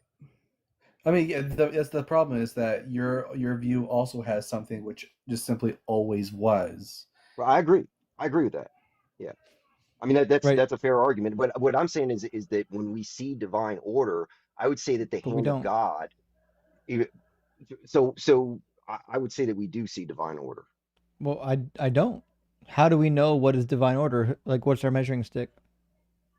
So I would say that if you go out and see a bunch of randomness, things strewn about randomly, Hmm. that obviously don't recognize order. But if you go see two piles of things in the woods of even increments, like Hmm. say two piles of rocks, and there's three rocks in each pile, you know there's order.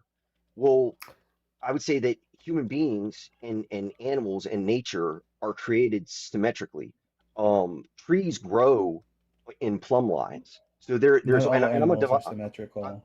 yeah, animals are symmetrical, right? I believe that shows the hand of God No, no, because not all animals are symmetrical. There are that's true. That is non-symmetrical true. No, no, creatures.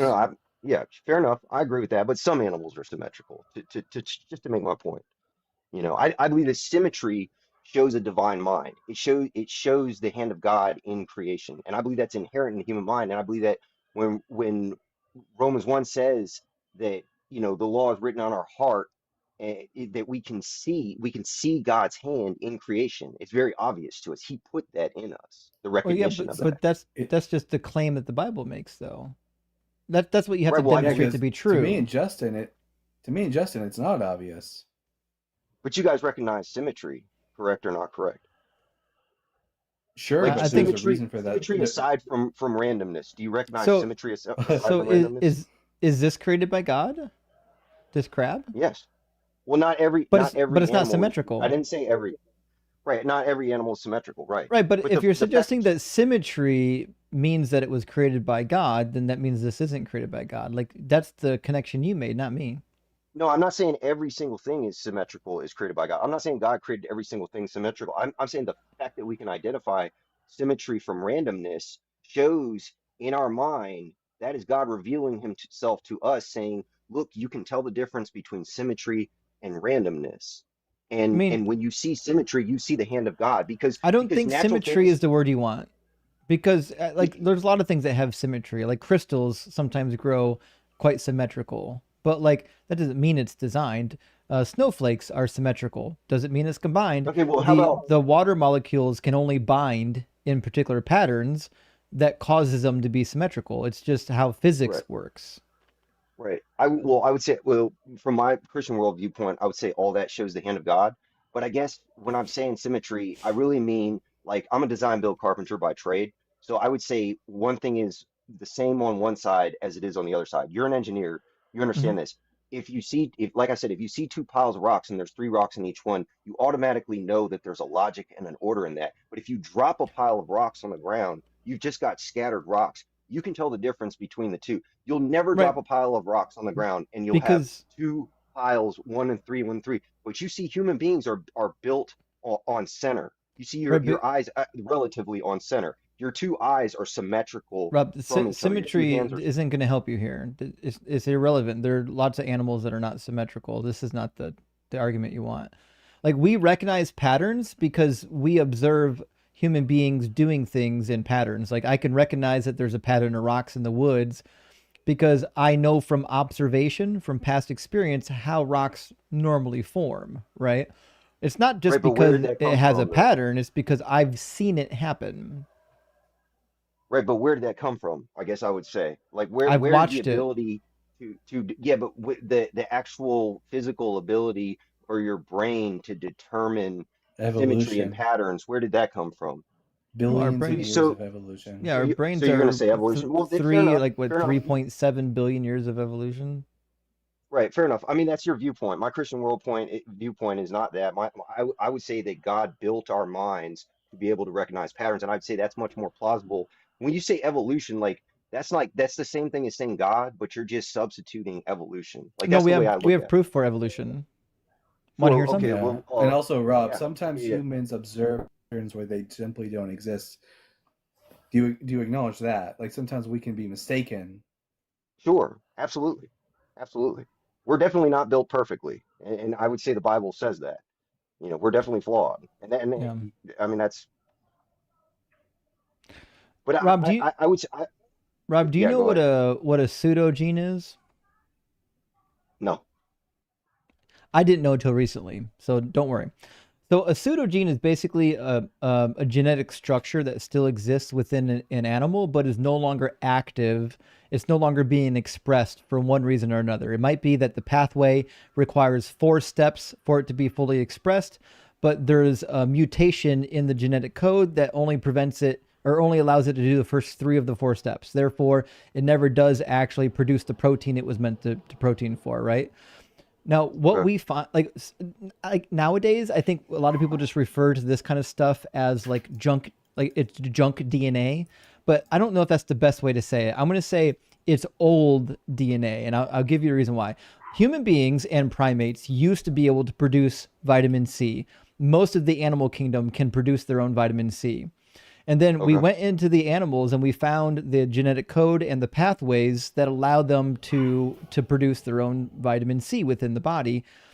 And the question arose, how come humans and primates can't do it, right? When we investigated the DNA of humans and primates, it turned out we had the same genetic code for producing vitamin C as the other animals who can. The problem was we had a slight mutation that prevented just one step of the process from activating. There was an enzyme activation that we no longer had, and it allowed the process to fail. Therefore, human beings could no longer produce the vitamin C. But that genetic code, that piece of the DNA, all of it was there.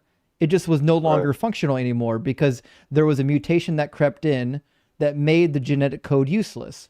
And there are thousands and thousands of genetic codes in our body that used to have a function, but one small defect in that code has now rendered it useless. So roughly 70% of our genetic code is what we would consider pseudocode. It's no longer functional. This is exactly what we would expect with evolution. I'll give you why I think that's the case. So, Rob, you already know I'm an engineer by trade. I designed machines for a living, and specifically, I wrote code for all these machines, right? So when we do machines, we're doing the same thing you're doing with houses. We're taking a previous design and we're going to like modify it slightly. Like we're going to copy this design and modify it. So we copy machine code and then we use it in a new machine, but it might be that this new machine is about 25% different from the last machine. So we need to add new code to it. And then in the process, what we discover is sometimes we copy code over that's no longer needed. So when we copy machine to machine over the course of like 10 years, what we find is we finally get a base of code that has a lot of old code that no longer does anything. It's no longer useful. It was useful 10 years ago. It's not useful anymore. And what we find is eventually every so often we have to go in and say, okay, we have to take this program we've been working on for 10 years that we've copied over and over again, and we need to erase all the code that's no longer functional. This is expected when you have code that's copied over and over and over again. This is not expected if God just created human beings, that we would have all this genetic code that is broken, no longer useful, and it just happens to be that we share it with the rest of the primates. Right. And I think that's beautiful. And I think that's beautiful because you're actually showing that a mind has to do what you're saying is being done in what you call evolution, and I would say is the hand of God. I didn't say that we're made flawlessly. I said we're obviously in a broken and sin-filled world, and God is very mysterious. Like we've had this discussion. I'm not one of these people who believes you can necessarily prove God or go to every scripture. I'm a believer. I have a Christian worldview, but I'm very skeptical of things. Like by trade as a carpenter, I'm very skeptical. I'm very problem focused. But I would say like the situation you're giving me actually points toward God, not toward evolution. Why would that point towards God? Why would a good designer create human beings where 70% of their DNA is no longer functional?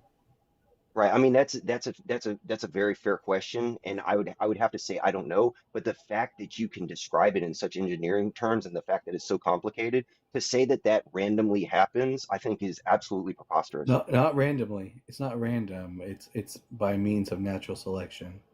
Right. And when you say natural selection, I can just insert God, and literally it makes more sense because you're actually putting a creative mind Well, no, into the it doesn't equation. make more sense because you've yet to demonstrate the existence of the God. We know that evolution happens, and we know that natural We don't know selection. that, but I mean, Well, no, we I do. hear you, but That's a I that's don't, a I reject that. that, Okay. that's an I mean, absolute. It's an absolute fact that evolution has occurred and is occurring. As long as you believe that that there is change in allele frequencies from one generation to the next, evolution is a fact. That's all evolution is. yeah, I mean, I don't reject all forms of evolution. I reject the randomness in evolution. I would say there is It's a not creative random. hand We didn't in say it was random. evolution.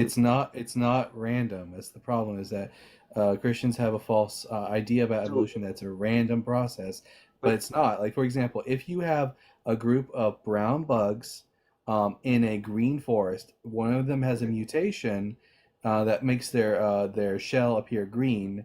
The fact that the green one is more likely to reproduce and survive is not random. It's due to the fact that its environment was more suited to its environment. That's not random. I guess I would, okay, I mean, fair enough. I believe in that form of evolution. Like, I don't disagree with That's that. all Like, evolution natural is. selection, right. Well, natural selection, I believe in. What I reject is the evolution that over billions of years, like one-celled organisms became complex human beings. Like, I don't But that's see how evolution. but That's can you all. show me where a simple thing naturally, without any hand intervening, becomes more complicated? Can you actually demonstrate that? Besides saying evolution, Yeah, because like I reject the idea. Sure. the evolution of bacteria does it.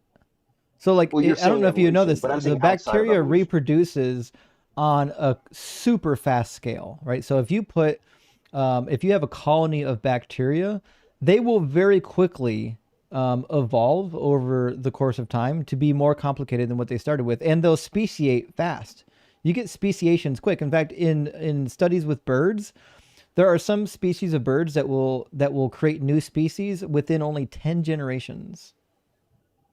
So I would say now I'm not a scientist, so fair enough, and I'm learning it, and I'm very interested in creation and also evolution and the word I'm looking for, biology. I'm very interested in biology because I see the hand of God in it.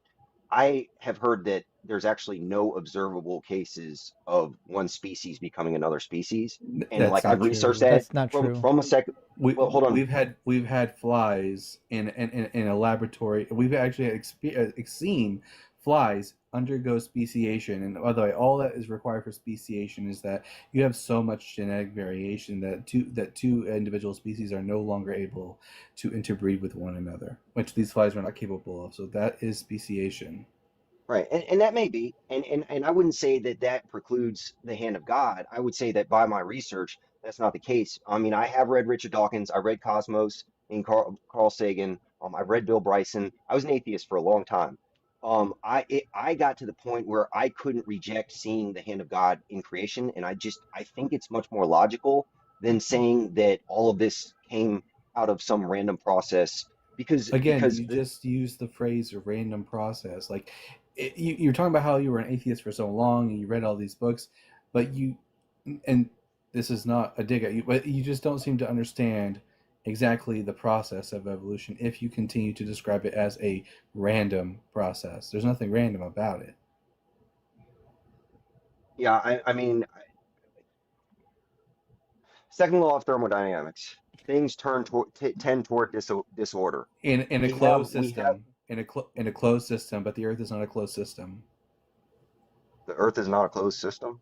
No. No, it receives energy from the sun. Also loses energy too. The Earth radiates heat into outer space.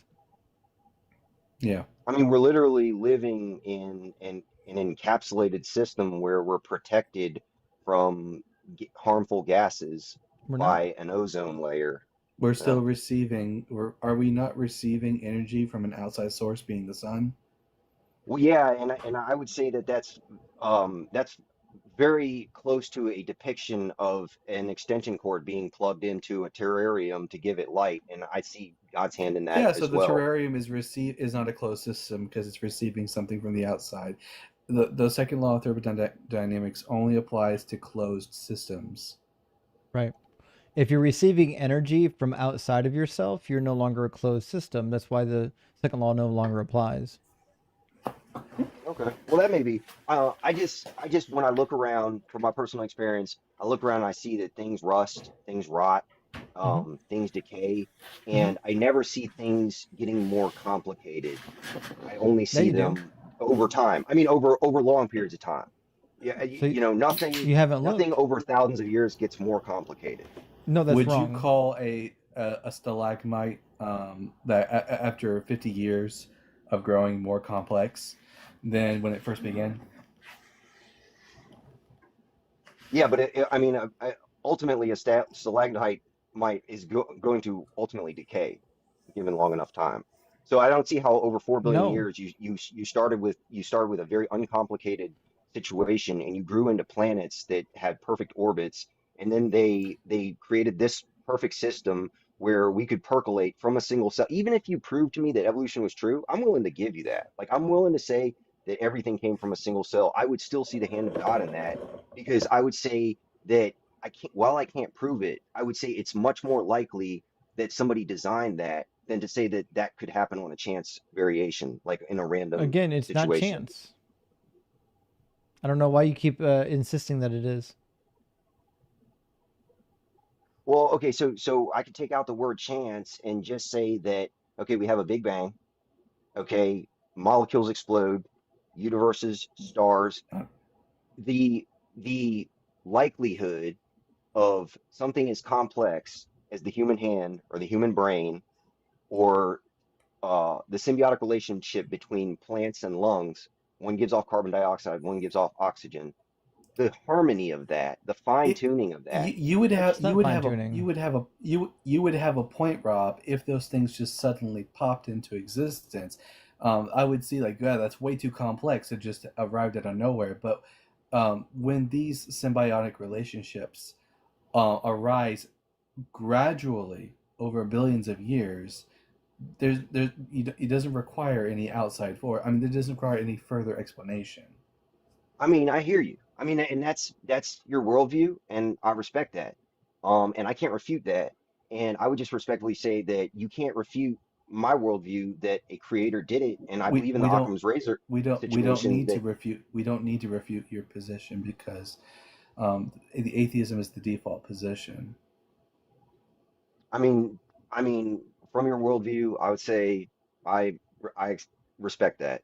I believe that it's the the same with default. when you propose that anything exists. Anything that you could possibly propose to exist, the default position is just to withhold belief in that thing. Like, for example, if I told you there was a teapot orbiting Jupiter right now, the default position would be to withhold a belief in said teapot until such a time as the individual who makes the claim can provide the evidence. And your belief would be that the teapot just happened to be there, and I would say it's much more likely that somebody put it there. My belief is the teapot's not there until you can prove it is there. Right, but we're talking about creation versus evolution, and we do have nature and we do have order. And I would say that believing that that order is here, I would say that it's much more likely that the hand of God put that order here than to say that the teapot was just randomly there. We do have the teapot. How did you calculate the odds? odds? Like, what possible metric could you use to calculate those odds as being more likely with God, given that you have no evidence of God? So, right. That's a fair point. I don't actually believe those odds are calculatable. I think it's common sense. Like, you're an engineer and I'm a carpenter. We many times get mad at the engineers because they're That's impractical. Like they're all it's all metrics, it's all drawing, and then we have to actually go do it, and we run into all the crooked stuff and the weather and all this stuff. And so, like, I would just say that my simple dumb carpenter mind looks at creation or looks at nature and says, obviously somebody created it. Obviously this is how we have to take this roof off this house. I'm just saying I think that the default position is that is obvious and makes a lot more sense than saying that this just randomly popped and over time just itself tinkered itself into becoming so freaking complex. I mean, that's just my worldview. I mean, I could be wrong because I walk by faith. Let's say we're not talking about God. Let's say we're talking about. Let's say I told you there's an invisible dragon in my garage. Is the default position to believe that it is there, or is the default position to just withhold belief that it is there until such a time as it can be made evident? No, I hear you, brother. What I'm telling you is we're looking at the invisible dragon. So if I see the invisible dragon, because we're talking about nature, I would say you can't see somebody put him here, and I would say God put him there. What you're seeing is the universe. Yes. Okay? And you're proposing something else other than the universe. You're proposing a deity. And the default position is to withhold. No, I'm not proposing a deity. You're proposing natural selection, evolution, and a Big Bang theory. That's part of the universe. That's part of the universe. That's your deity. I would say that's your deity. No, it's not. I say God. You say the Big Bang. No, we don't. We don't pray to evolution. We don't bow down to it. Fair enough. It's not a deity. You don't worship, but you do have faith in it, though. No. Well, it's not demonstrable. Faith is belief without evidence, and we have nothing but evidence. Yeah, we trust the evidence, that the evidence was like actually collected and analyzed because we are familiar with the process. Well, you But you weren't weren't there there. either. That's you weren't. I wasn't. Fair enough. Well, okay, so that's I a dumb walk by argument. faith. You can't say you weren't there, therefore you can't know anything because you weren't there to meet God. So that's not a good argument, right? But Justin, But I Rob, admit hold I'm on. walking by Pay faith. attention, buddy. Pay Okay. attention. I'm not. I'm walking by logic, okay? I And know. my logic says that I believe things that I have evidence for. If there's no evidence for it, I don't believe in it. Right. Well, I mean, I just, from my viewpoint, there's much more evidence for creation than there is for random chance But you haven't mutations, listed variation one. over time, and Not natural selection. random, Rob. Okay. Doesn't Darwin actually use the word random chance variation over time to lead to natural selection? Even if Darwin used that phraseology, listen, I've never read Darwin a day in my life because it's not required to read Darwin, because Darwin's ideas about evolution are outdated. Like Darwin was the forefather of the theory of evolution, but we've moved Right. well beyond anything. Darwin didn't even know what genes were. Right. We've No, moved I well agree. past all I mean, I've that. done Right. quite a bit of research on Darwin because I'm like this. Look, But Justin, why? Why one of the research reasons Darwin? He's been dead for a long time. Evolution is different now than when he well, I was was alive. right. Well, I get it. I mean, this was a while ago, but I'm interested in biology, like I said.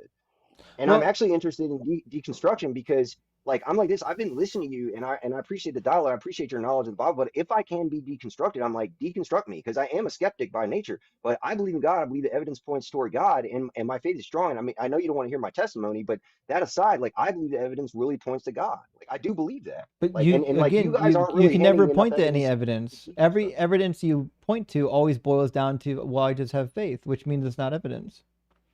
Well, I have faith in spiritual things, but I believe that natural things point to God. I believe that creation shows the hand of God. You know, it says Yeah, that in the scriptures. You know, but it you says that can't If there was a demonstrate that. creation, it would point. Yeah, if there was a creation, it would point to a creator. But you've well, yet to demonstrate that the universe is a creation. You're slipping in that terminology. We're not justified right, yet in determining that it is a creation. right, and I hear you, and I'd say that that's what this entire discussion has been about, is that the Christian or creation worldview versus the secular or atheistic worldview. And I would say that I've put forth mine, and you guys have put forth yours. We're not going to necessarily agree. We're having a conversation. I appreciate yours. I mean, we find common ground on some things, but we're not. I'm not going to walk away like, like having changed. And I mean, you probably won't either. And I appreciate the dialogue, and I appreciate the channel as much as I disagree with a lot of things, and it hurts to hear my brothers and sisters in Christ getting, really, you make them look bad sometimes, but a lot of them are not prepared. And some of them are, I mean, you do a good job of trolling them, which I don't really appreciate, and it gets me a little triggered sometimes, and I admit that. But like, from this debate, what I've put forth, I think is as strong, if not stronger But than yours. you And didn't I put don't anything believe forth that God yet. is right. What you've Well, I don't said believe is that you can All necessarily you've prove said so God. I just far think that is the evidence things look shows. ordered to me, therefore God. right. That's not an argument. Yeah, I mean, I brought forth the second law of thermodynamics. I Which brought doesn't forth apply, the fact that there's symmetry. which isn't I just true. don't see. Okay, well, all right. Let me put it To this be way: clear, the I'm human not brain. symmetrical. I don't know if you know this. I'm not I'm symmetrical. not perfect. Well, I'm not I've perfectly symmetrical either. Yeah. I've actually one foot that's larger than the other. I have to try my shoes on with my left foot because it's larger than my right foot. I I'm had a definitely pastor not. that could have fixed that for you, Justin. Oh wait, no. Yeah, I know it. Yeah, I know it. All right, well, let's do this one. And I know you guys have heard this before. If you walk through the jungle, you see a building, you see a clock, you see a internal combustion engine, somebody This made is the it. watchmaker argument, Yeah, Rob. I Yes, we know that. know Well, yes, it we is. know And those and things. so we can, and We I know believe it, those things are made by humans because, first and foremost, we have because they're examples and systems. evidence. No, because we have evidence of them being made by humans. Moreover, you know something is designed not by the complexity of the thing. You know something is designed because you compare it to something which occurs naturally. I Right. know that Mount Rushmore is designed because I can compare it to naturally forming mountains. Right. And I hear you. And I say that God put that because we're created in the image of God. He gave us a mind that but is able to understand logic and see and detect symmetry and but patterns. that's the Like, I don't see how that could claim. randomly come about. That That's not proof or That's my evidence. That's claim. just a claim. We're asking for the evidence for the claim. Well, how that happened? Like I'm asking you for evidence how that could happen on its own. We're telling you evolution. Yeah, and I'm telling you Rob, God, and we're saying the Rob, same I thing. know, You but we can't have demonstrate evidence. that. But yes, we can. We have evidence for evolution. We have no evidence for God. Do you know what an Uh, endogenous retrovirus is, Rob? no. This is still my favorite. There's other arguments for evolution, but this will always be my favorite. So this little orange snippet is DNA from a virus. Now, as we've already discussed, our DNA is fragile. It can be mutated, it can be damaged, Yep. or a foreign virus can make its way into the body. And if that virus has DNA, it can actually insert some of its DNA into our DNA. And these are actually really easy to see. We can see where there's splice points in the foreign DNA, and we can detect that this is foreign DNA. Now, here's the funny thing.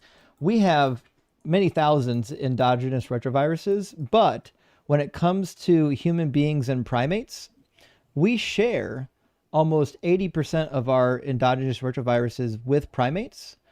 And most of those, if not damn near all of them, are not shared outside of the primate family, meaning the endogenous retroviruses we share with the primates could have only been there if we had recent common ancestry with the other primates, which is why it's present in all primates and they're present in all human beings. Because at some point in time, we had a common ancestor that had these combinations of retroviruses in their DNA, and it came down to us. Right. So I admit that humans being similar to primates, that's a little bit sticky for creationists. It's not similarity. Yeah, yeah. I didn't say similarity. So keep it in mind, the human genome, the DNA inside of our bodies are like, how many positions? There's like trillions of combinations of nucleotide bases, right? It's So amazingly complex.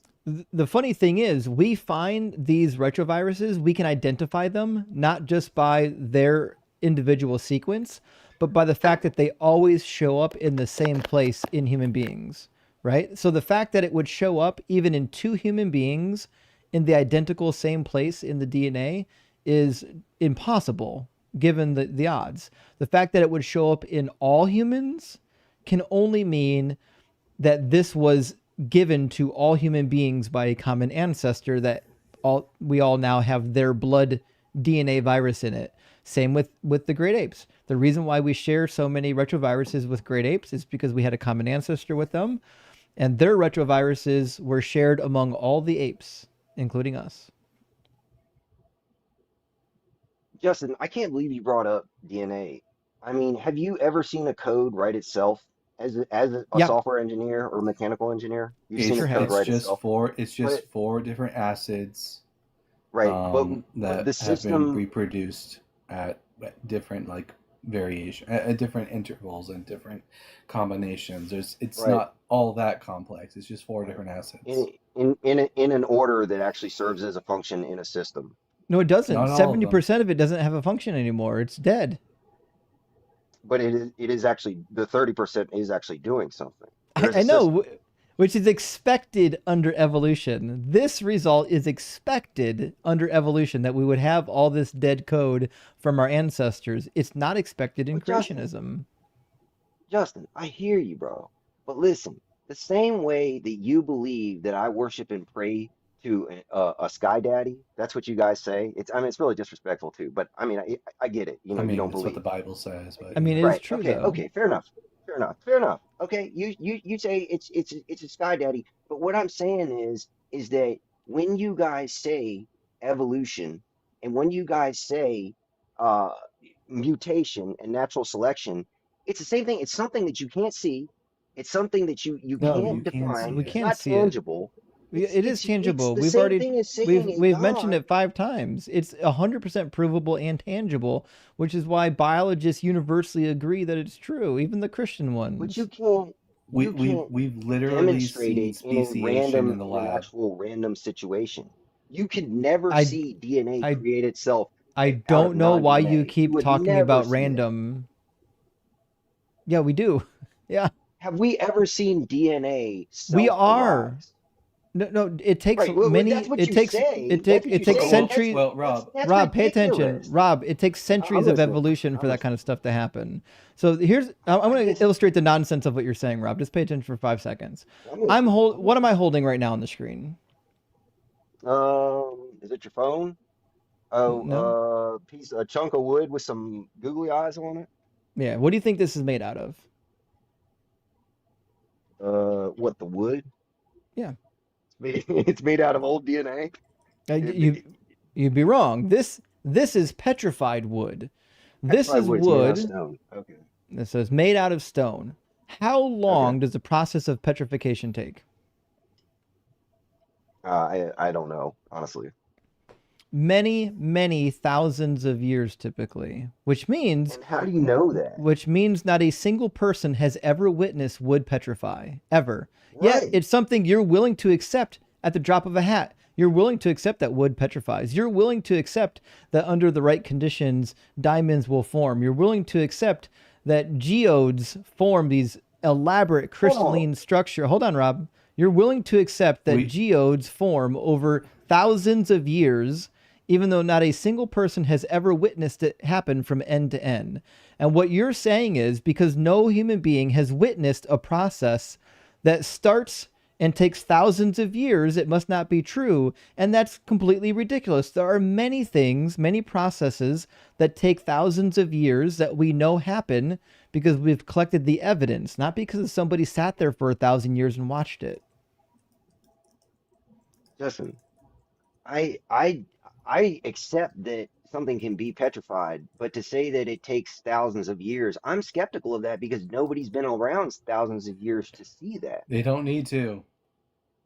You don't need. Isn't there a lot of assumption in that though? To say, oh, No, well, we know that it's thousands of years when we weren't there. Rob, do you think that Pluto makes a complete rotation around the sun? I have no idea. Remember, I'm just a dumb carpenter. Do you think when it comes to forensic science that we can actually make definitive statements about who the killer is? I mean, I've seen a lot of people who said that, what we used to think we could prove out of forensic science, they later on came and overturned convictions because they said we were wrong about what we assumed. So no, Have we been able to actually ever find the perpetrator in a homicide using forensic science? I believe yes, probably yes. Okay, was anyone there to? Have there ever been instances where the perpetrator and the victim, where there is no actual video footage or no witnesses, and yet we're being able to determine the perpetrator in the homicide? Yes, but it didn't happen thousands of years ago. But you weren't there, right? Right. No one was there. Right. So we can use the can test evidence. That's a testable thing. You can't test we have thousands of evidence. years. Yeah, you can. Oh my gosh. Yes, you absolutely can. You can't test thousands of years unless you can. actually were there the whole time. No, Time you is can't. not testable in that sense. It is. Okay. Well, We know. to me, we know. that takes more faith than believing that It doesn't God take. did it. It doesn't take any personal faith. incredulity. But I mean, I can Just turn because, personal Rob, just incredulity because you personally don't understand the science doesn't mean that scientists don't have answers or understand how these things can be made evident. Just because you have a scientific explanation, doesn't mean that you couldn't be wrong. I could say the same exact thing. You say I don't understand. No one's saying that. No one's saying we could be wrong. You don't understand. Nobody here is claiming that we couldn't be wrong. What we're saying is we have evidence for our position and you don't. And all the evidence than you. You have zero evidence so far. Your whole evidence is look at the trees, it must be created. But we're giving you actual pieces of evidence. For example, did you know that the rotation of the earth used to be a different speed? How do you know that? Because of science. So when the moon pulls on the ocean, it causes friction. It's tidal friction. And what that means is that the actual rotation of the earth is ever so slightly adjusted by this tidal friction. And we can actually calculate back in time that the rotation of the Earth must have been slightly faster, and we can even calculate how fast it would have been at certain time periods. And we've done it. As it turns out, we've got fossils of the Denovian period of corals, and corals have daily and yearly rings. Unlike trees, they don't have just yearly rings, they have daily and yearly rings. Now, what's interesting is when we have these fossils from this time period, we're saying, listen, these fossils were found in a layer that date to 130 million years ago. How can we validate that this layer is correct? Well, as it turns out, one of the ways we can do it is calculate the number of days within a year on the coral rings. And we did. They went back, they did the math and says, okay, 130 million years ago, we should have a day that is only 22 hours long. And you'll never guess what they found. They found that the coral rings from 130 million years ago were exactly the number of days in a year that they calculated based on what we know about current tidal friction. All of our data just lines up. It all matches with each other. I hear you, Justin.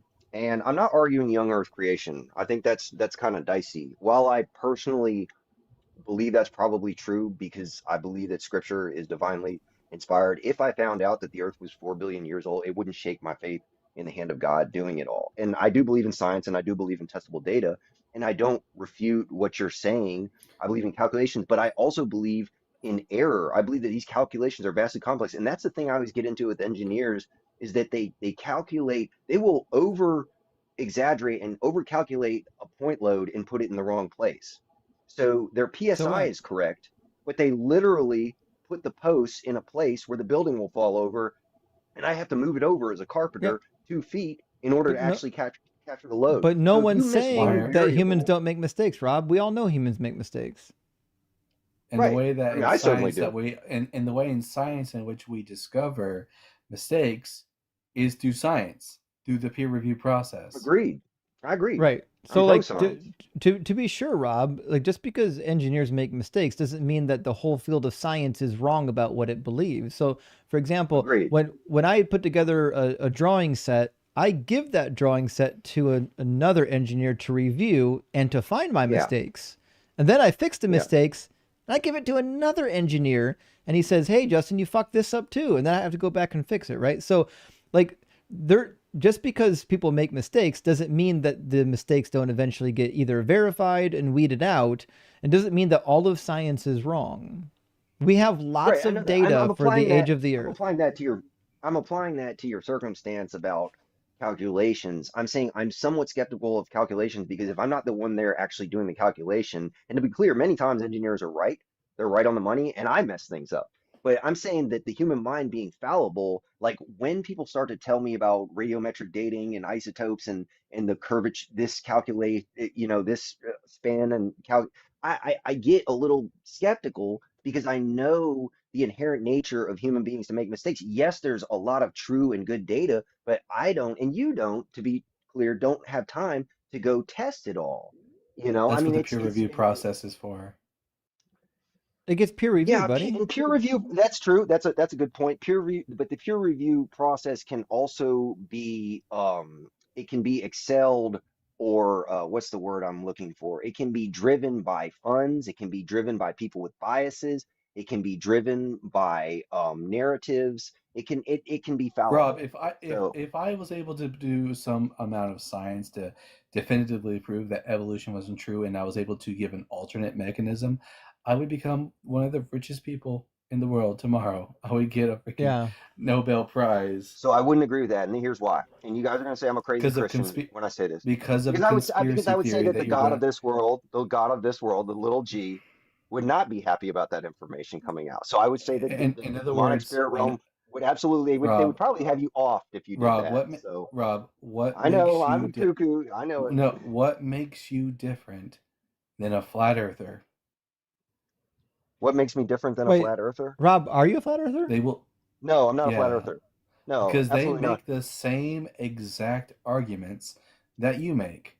Well, let me tell you something about flat earthers. While I don't believe in a flat earth, they have a right to their viewpoint. Yeah, While because I disagree with their viewpoint, I the think there's Bible says plenty of so. evidence.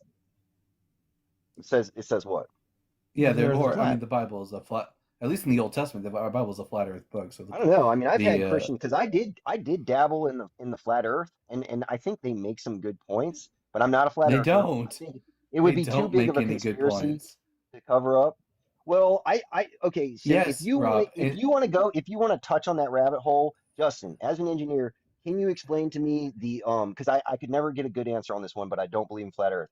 Can you explain to me the 8 inches per mile squared conundrum for because as a carpenter, I would say this.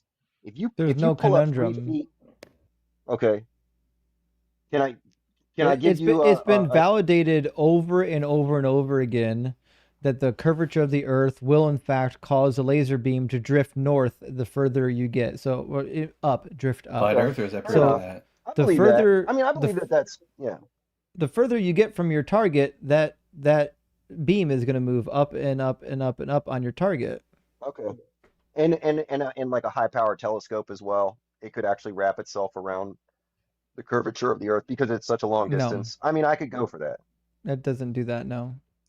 So, some of the biggest, some of the greatest evidence against the flat Earth has been given to us by flat earthers, whether it's Bob with his Well, I don't believe in the flat Earth. electric I don't want gyroscope, I don't want you. Yeah. or yeah, but the point of the matter is, Rob, is that the same exact arguments, the same bad arguments that flat earthers give, and their dependency upon conspiracy theory mindset Is what I are said about the no. demonic realm. I mean, fair enough. I mean, you know what?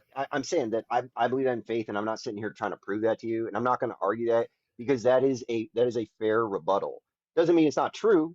I mean, because the like am- the amount of but the thing is the amount of people that would have to be keeping the truth a secret in order to propagate a false theory of evolution is well, I don't too think it great. right. Just like the flat Earth, It, it would be too great. That's what kind of took me away from that. I hear you. I would say that in mankind's confusion and propensity to make mistakes, I would say that it would be much easier for the enemy to manipulate an agenda that was much more pro-evolution and pro-Big Bang, and that you would see it in the schools, you would see it taught to little children. You would with the see people turn with it into their human own religion. propensity to make mistakes, I would be expecting these scientists in the field to constantly be slipping up, but no, they are completely consistent. Scientists in completely different fields corroborate each other's findings. Yeah, I mean, again, I guess I don't necessarily agree with you because I feel like I read different, and I'm not a scientist, and I don't read as much science stuff as I would like to. Ken I only Ham have and so much and time. Kent Hovind do not count. I mean that's fair enough. You know, I mean, I take what they say with a grain of thought, with a grain of salt. I'm not going to sit here and say I agree with everything that they say. I think they make some good points, and I am a Ken Hovind fan more because I think he's funny, than I necessarily agree with all of his stuff about the flood and everything. He could be right, but I mean, I don't know. But as far as the propensity to make mistakes, I feel like I read different things. Like you're saying, it's very consistent, and I feel like it's like so one day Pluto's a planet, one day it's not a planet. I mean, I feel like it's like That's we just think a the Earth is that's just old. It's a 4 billion years. It was that's 20, just a 26 billion Rob. years, 100 billion. That's just a matter of categorization. Whether or not we categorize Pluto as a planet or a dwarf planet, that's just a simple matter of categorization. That Right, but you're nothing saying about that it. you're saying that to justify an inconsistency, and then you turn around and say that everything is very consistent. It's not an And I would inconsistency, say that Rob. that's confusion, and that If goes against your argument. No, Rob. It's more like imagine that the truth is like it's almost as if the objective truth about how the universe works is like at the center of an onion.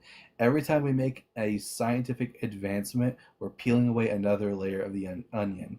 It's not that it's inconsistent and that we're changing our mind. It's that we are getting closer and closer, and we are refining our answers based on the evidence available to us. Right, but we do take Yeah, and steps keep in mind that backwards. Pluto does exist. Yeah, I mean, I believe that. But I Okay. mean, you've seen where they've said that is it a planet, is it not a planet? And again, I think you I run mean, into what in the world do you agendization. think is You the know, difference, Rob? I mean, I don't know. I don't know. You It's know, just a matter of the way in which planet orbits and the size of Pluto and the satellites surrounding it. It's just a matter of categorization. It has nothing to do. It's not a detraction against science. If Okay, anything, quite the opposite. let's do another one. What do you guys know about the Heisenberg experiment? I'm not well versed in it, but it's the one with the observer, where when they put an observer, the The atoms double or the slit. molecule, yeah, they behaved in a certain way, and then when they took the observer, they behaved in a different way. I mean, I'm asking you I guys' opinion. I'm not a You, freaking you do physicist, know that in so order to observe any particles, you have to shine a light on it, and those light particles are going to like change the scenario right. of the So, experience.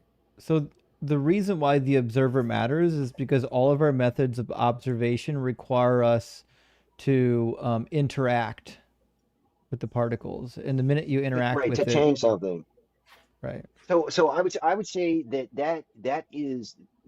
gives a more of a basis for a spiritual nature of the universe beyond what we could see. It goes back to like the old, Photons aren't spiritual.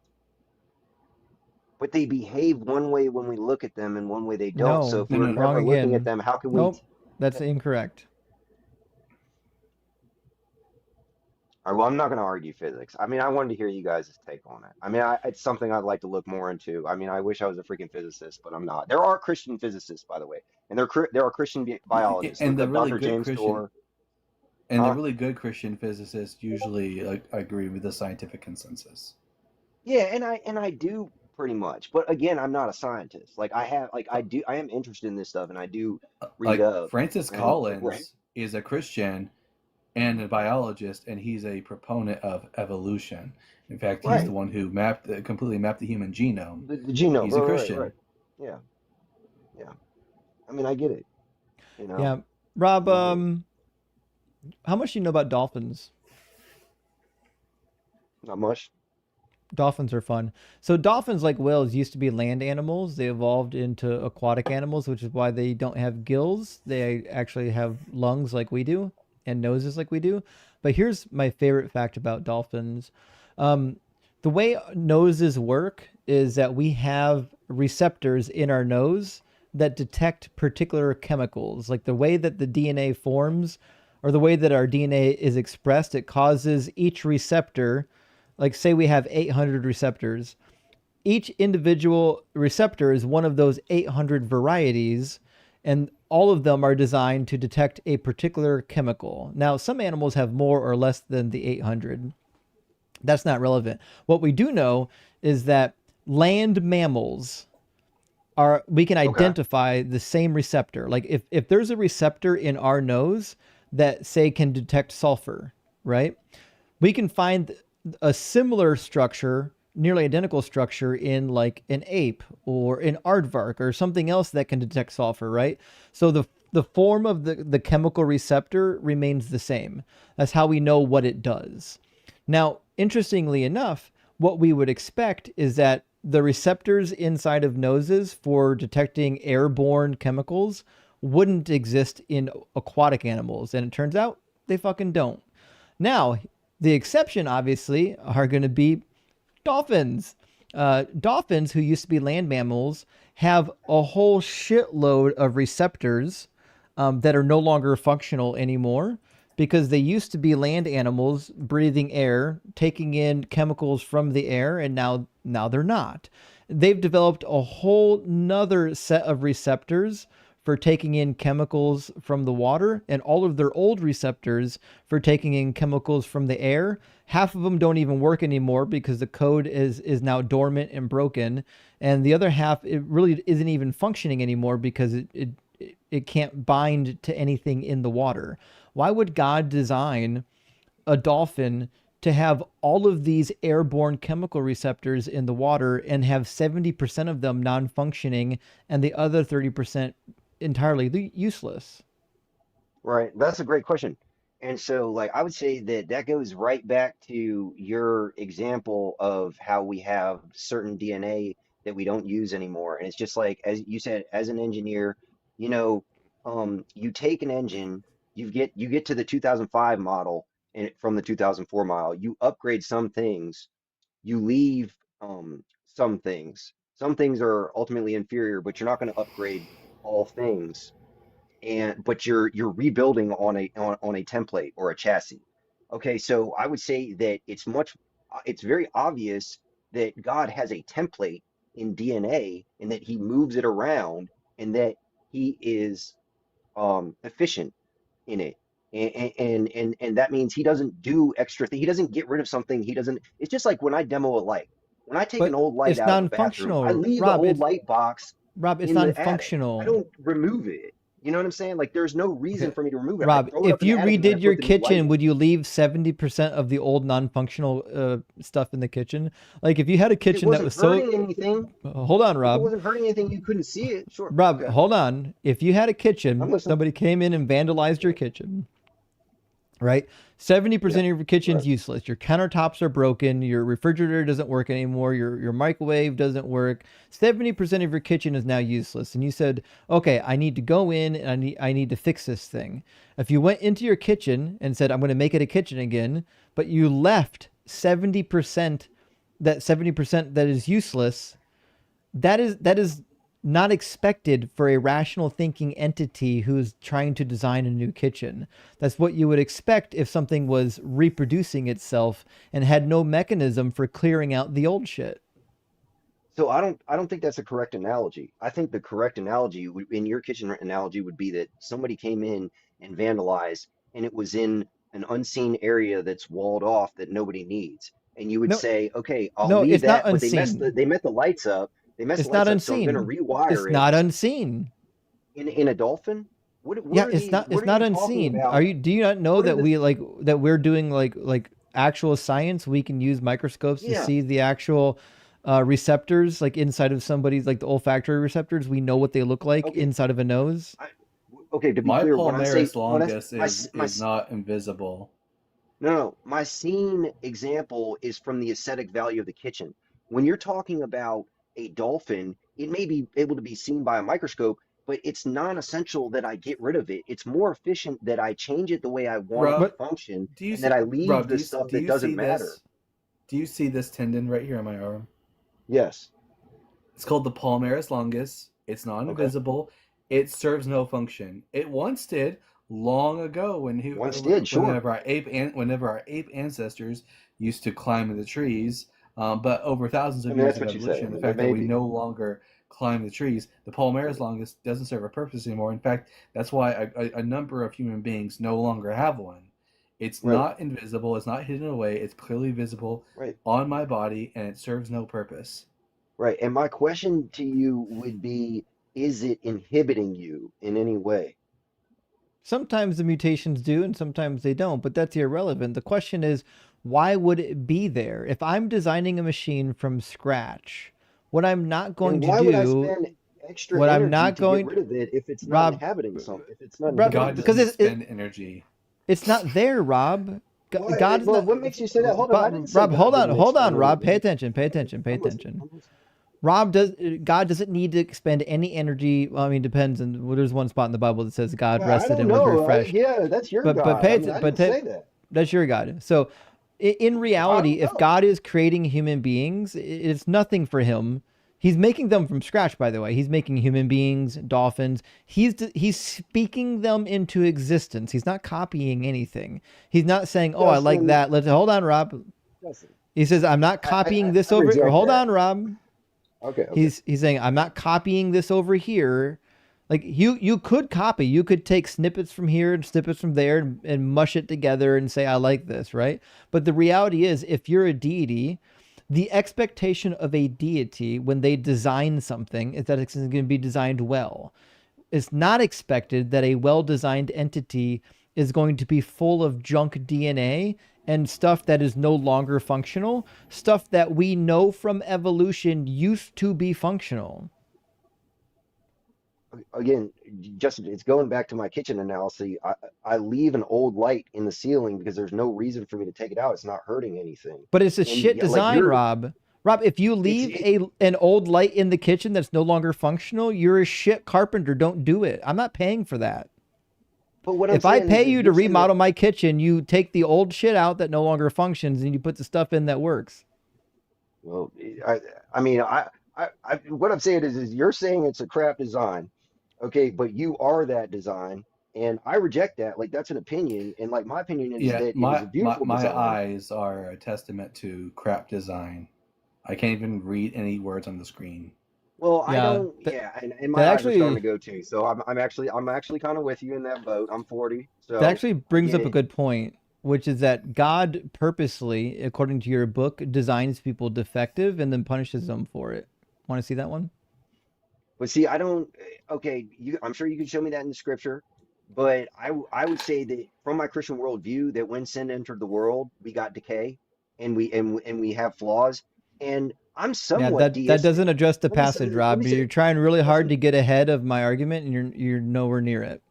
So in Exodus 4:11, when Moses complains that he has poor speech, God says, "Who gives speech to mortals? Who makes them mute or deaf, seeing or blind? Is it not I, the Lord?" So God decides which human beings are going to be mute and deaf and blind, and then later he punishes them. Leviticus yeah, 21, he says, "None of your offspring throughout their generations who have a blemish may approach to offer food, the food of his God. Indeed, no one who has a blemish shall draw near, one who is blind or lame, or one who is mutilated or deformed, so on and so forth." So God literally designs human beings to be maimed and deformed, and then says, well, you guys can't actually join into the worship. right, Justin. I mean, we've kind of been through this before. I agree that there's a lot of tough passages in the Old Testament, and you know that I believe that the gospel rights all the wrongs of the Old Testament, and that we were It cursed doesn't. in that situation. I mean, that's Nope. that's but that's what I believe. But That's hold not on, how that you works. believe you have a deconstructionist worldview, and I respect Rob, it, and Rob, you're if allowed to you have that. spent if you spent 10 years abusing your child, is it better now that you've now stopped abusing your child? You're still Justin, I don't. horrible. I don't know. Right, right. Like if you read the Old Testament literally, I admit I that it don't. is No, no. hard to We rectify a don't. lot of things. We don't read the Old Testament literally. We read it plainly, and there's a difference. When it And says that what's the the Lord our difference? God is What's the consuming difference in? fire, when it says the Lord our God is a consuming fire, I don't assume that that means that the author believed that God was made out of fire. But When it why do says you that Jacob assume is that like a when he's talking lion, about maimed people, that they're really maimed maimed, people? Like, how do you know there's not a spiritual principle behind that? Like, Tell me what because it is. because yeah. okay, so that's a good point. So Justin, By I the way, give you this. that's the I'm rule. By the way, conceding. that's the Hold on. and Justin could probably back me up on this because he went to Right. seminary. That is the rule of hermeneutic. I don't You care about never throw seminary. Look, you're not going to you get never me to defend this like what they you teach in never throw out the seminary or plain a lot of meaning. church stuff, a lot You, of there's a lot of foolishness in the you can church. I'll add be a the first to spiritual admit that. meaning on top of the plain meaning, but you never throw out the plain meaning of the text. Well, Otherwise, you I can would make just it say say that anything you want. Yeah. I know that. I know that. Well, And we would go around in circles on this, but I would say yeah. that the Bible is a spiritual book and it's written parabolically. And I don't know, it may be Okay, literal. You know, if so that's what God did, did Jesus if that's literally what God die for did, your sins?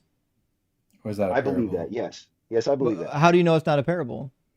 You're reading it too I literal, would say, Rob. I would, s- I would, I know. Obviously, God I would wouldn't kill say his own by my son. It's got to be a experience, metaphor. right? I would say by my experience with the gospel, with believing and receiving forgiveness and salvation, and the peace that I have now compared to when I was an atheist, I would say I believe that he literally died. And I Well, know that's hard because you're going to say I'm cherry picking. You're going to say I'm cherry picking. Fair enough. It's a well, fair yeah. I argument. mean, It's fair. what do I you would think say, about John Dominic Crossan, who is a Christian who believes that the resurrection was is a metaphor? I would say I disagree with him. Okay, On but what on grounds? based on what though? Like I said, that I am of the belief that when Romans 10 and 9 says that if you believe with your heart and confess with your mouth that Jesus Christ is Lord and that he came in the flesh, that you shall be saved. And I Yeah, believe that that's a you confess. literal, You could pause. no, you confess what the metaphor implies. That's all it really means. Well, I Yeah, believe that because that's a, it's it's got to be a to metaphor me, because there's, God Himself said in Deuteronomy, says, "Children, nor shall children be put to death for their parents. Only their own crimes may a person be put to death." So, I mean, according to the God of the Old Testament, nobody should be able to die for another's crimes, which means obviously the New Testament death of Jesus has got to be a metaphor. and Justin, we've been through this before, and I get I believe Christ fulfilled the law, and you're reading from the law that we were cursed under the law. The letter But He killeth, didn't but the fulfill spirit giveth anything. life. Didn't fulfill anything. What? Nothing. Yeah. What are you talking about? Not a single thing. He didn't Like, fulfill a single prophecy. He didn't. We disagree with He that. literally I mean, right broke in the Genesis. laws. He literally broke the laws, The servant shall crush the woman's head, bruise the woman's which is head, absolutely and nothing to that's do with Jesus. we're going to uh, disagree with that because the no, woman can't have a seed unless the And you're virgin is pregnant. clearly Sarah. wrong. Well, Did I Hagar have mean, that's what Rob? you, that Rob, did Hagar what's that? have a seed? Did Hagar have seed?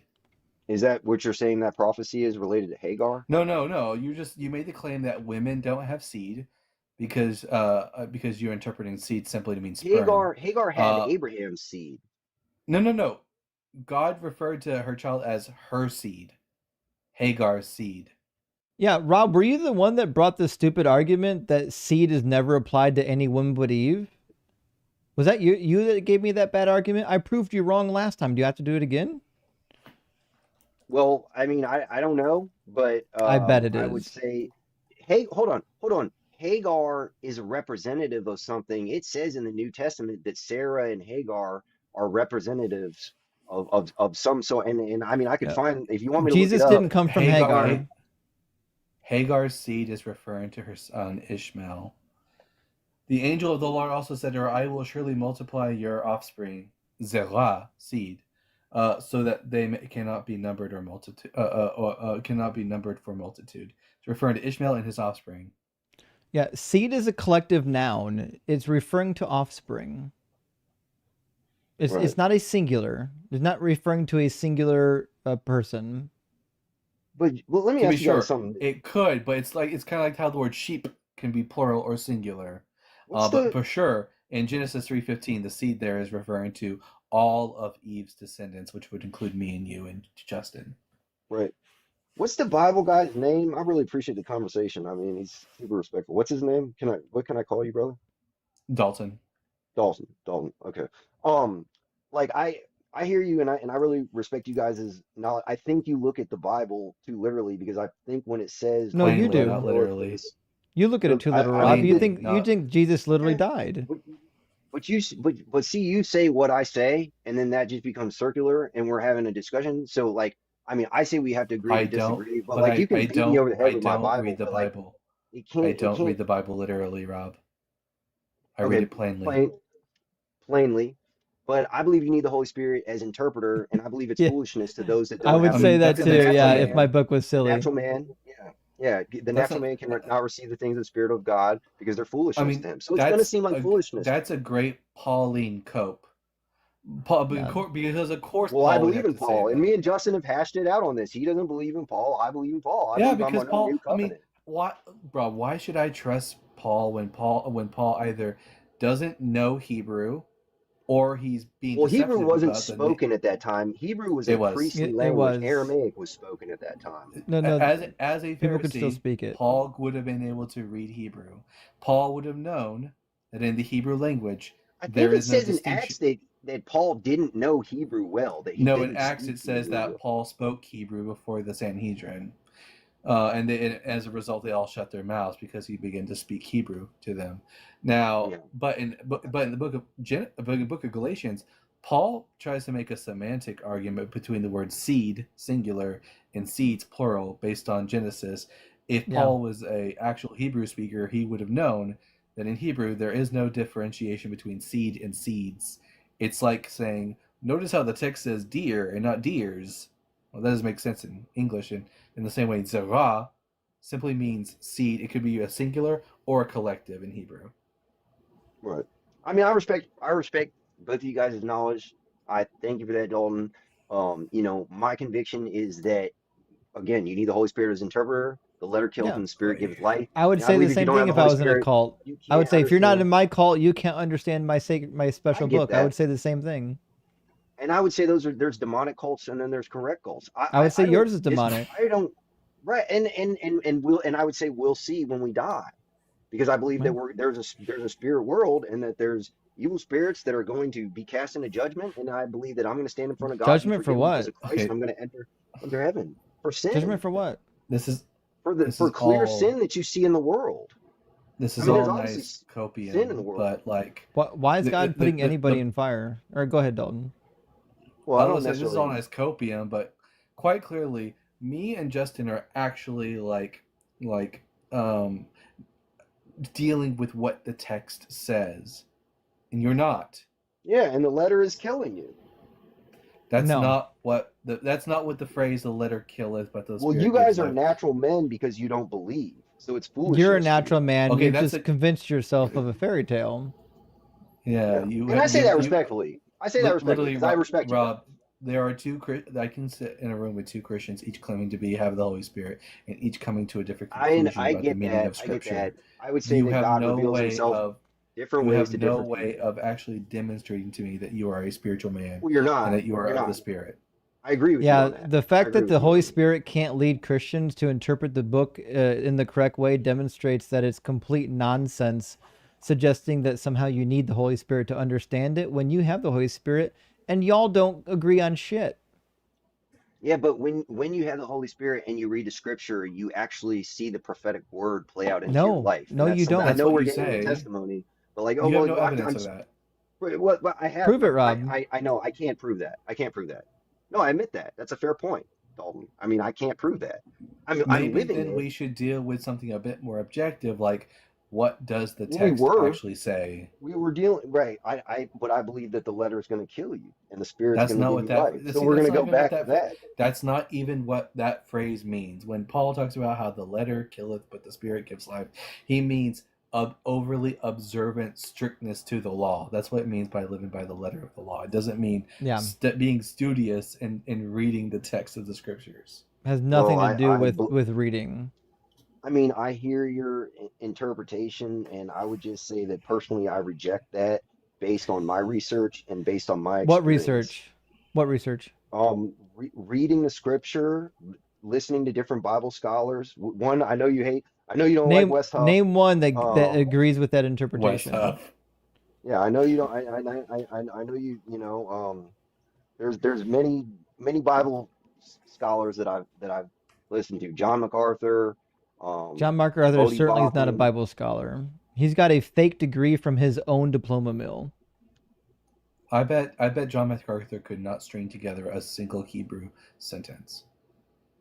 Well, I know all he I can can't. say is that, you know what? I could be wrong on some things because while I believe that I have the Holy Spirit to interpret for me, I also believe that I'm a flesh human being and that I have to die daily and that I could be wrong on some things. So I'm here to listen. I respect you guys' worldview. I have my blue letter Bible, so I'm trying to learn Hebrew and I'm trying to learn Look, Greek a little bit myself. I'm just trying to be like the Bereans, Rob. You're making claims the way Paul made claims, and I'm just going back to the scriptures to see if Fair everything enough. you're saying is Fair enough. accurate. But What we else don't am I know that we supposed to were do? talking about a spiritual interpretation that was in their heart that resonated with their life. No, I mean, nothing. There's I nothing believe about we're that talking. in I the believe the text. Bible is a spiritual book, and it's parabolic. And I believe that if you will Except always it's No. parabolic, in a except for when literal. it's not parabolic, right? Yeah, it's only parabolic when you don't like what it says. When you like what it says, it's not parabolic.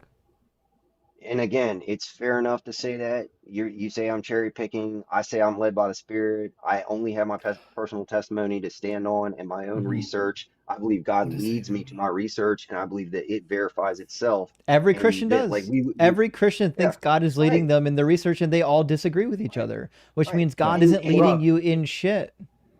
well, I Rob, would say that, Justin. let's Fair say enough. Rob, I have two people sitting in front of me, and I need to know the interpretation of a certain passage from, let's say, the book of Isaiah. And on the one hand, I have a Christian who claims to have the Holy Spirit, whose only language is English. And then I have a Jewish person who speaks the original language that Isaiah was written in and has studied this book all his life. Who am I going to go to get a better interpretation of Isaiah? Okay, so I would say the Christian with the Holy Spirit, hands down. Absolutely. Even though I mean, that's when my they read the worldview. I'm text, it doesn't Christian. say in the English language what it actually says in the original Hebrew. Yeah, because I don't think that the letter is Okay, the important. I think it's the you've essence in the started with your scripture. conclusion. Just to be fair, Rob, you've started with your conclusion that Christianity must be true, and you've just worked yourself backwards as much as humanly possible and rejected any other alternative against all of the evidence, which is why every argument you've demonstrated today has nothing to do with actual evidence. Every claim you've Justin, made, every argument you've tried to engage in starts with Christianity has to be true, and it doesn't matter what evidence you bring. I'm just going to say, nuh-uh, it No, no, can't no, be no. true because Christianity I is didn't say it true. has to be true. I didn't say it has to be true. Hold on. I said I believe it's true because I walk by faith, not by sight. I know you believe And it's true. I believe that Yeah, I believe yeah, the by evidence faith, not by supports sight. I me. know. Yeah, you I believe walk with by no actual right. evidence that it's true, and when I evidence give you comes tons of up, you just evidence. say, "Well, the evidence must agree with the fact that it's already true because I've already concluded that it's true." But Justin, I could turn around and say the exact same thing about you, that No, you everywhere I can't. We give don't. you evidence, you We try to don't trip start me up when and say that this isn't when true. I read Isaiah in the original Hebrew, I don't start with the conclusion about what the text means. I simply read the text and then come to a conclusion based on what the text says. I don't You're start with the starting with your conclusion of what it conclusion. means either. No, Listen, we Sure, didn't no, you start with do. that conclusion. Dalton and I used to be Christians like you. We started I with know. the Yeah. presupposition that it was about Jesus, and then we studied it, and it was quite clear that it wasn't about Jesus, and we changed our opinions. That's something you're not willing to do. Your starting No, point that's not the is case. Jesus is God, and your end point is Jesus is God, and everything in the middle has to start and end with that. Right. Exactly. I believe the gospel because the gospel set me free. Okay, now you're right. I'm looking back, but I'm not sitting here telling you that this scripture from Isaiah, which was originally in Hebrew, means this specifically. Like I'm open to the interpretation of the Spirit through parables as it plays out in my life. Okay, you can say that that's delusional. You can say somebody else could say that, but that's my claim. Is it just Rob, Delusional. it's experiential? It's when Okay, I delusional. mean, you say delusional, and I when say you as a spirit you know, Rob, when you as a sure. spirit-filled Christian tells me that Isaiah prophesied, for example, that a virgin would conceive and bear a son, and I go and read the text and it simply does not say anything about a virgin. No, I know that. I Like, get that. what am I It says supposed to do maiden, with that? right? Okay, so can I get that? So The problem, we Dalton, know is you that. don't realize it's a spiritual virgin. Yeah, a spiritual No, I'm not gonna maiden. say that. I'm not gonna say that. I mean, it's close, but I'm gonna say I'm gonna say something similar. I'm gonna say that God is sovereign over all things. He allows a lot of terrible crap to go on. We I can admit that. Like I'm not delusional in that realm. I believe that he also, for his born again believers, which are on the narrow road, and it's a small minority of Christians who actually have the Holy Spirit, who are actually on their way back to him. I Oh, hope Sure, it that's a big now increases we know. distinction. Rob's the only it, one hearing from the Holy Spirit. The other Christians don't hear from the Holy Spirit, only Rob. no, I believe there's a lot of foolishness in the church. I think you How got do to you know agree that with you're me not on the one that. being fooled and that the other Christians are right? You know what? It's entirely possible, and I would take it back to personal experience, how God changed my heart and gave me peace that I Yeah. didn't know. That's what they But have back to to. the translation. So, Back to the translation. Rob, I want you to address what Dalton said, 'cause Dalton made a very good point. I am. I'm trying to.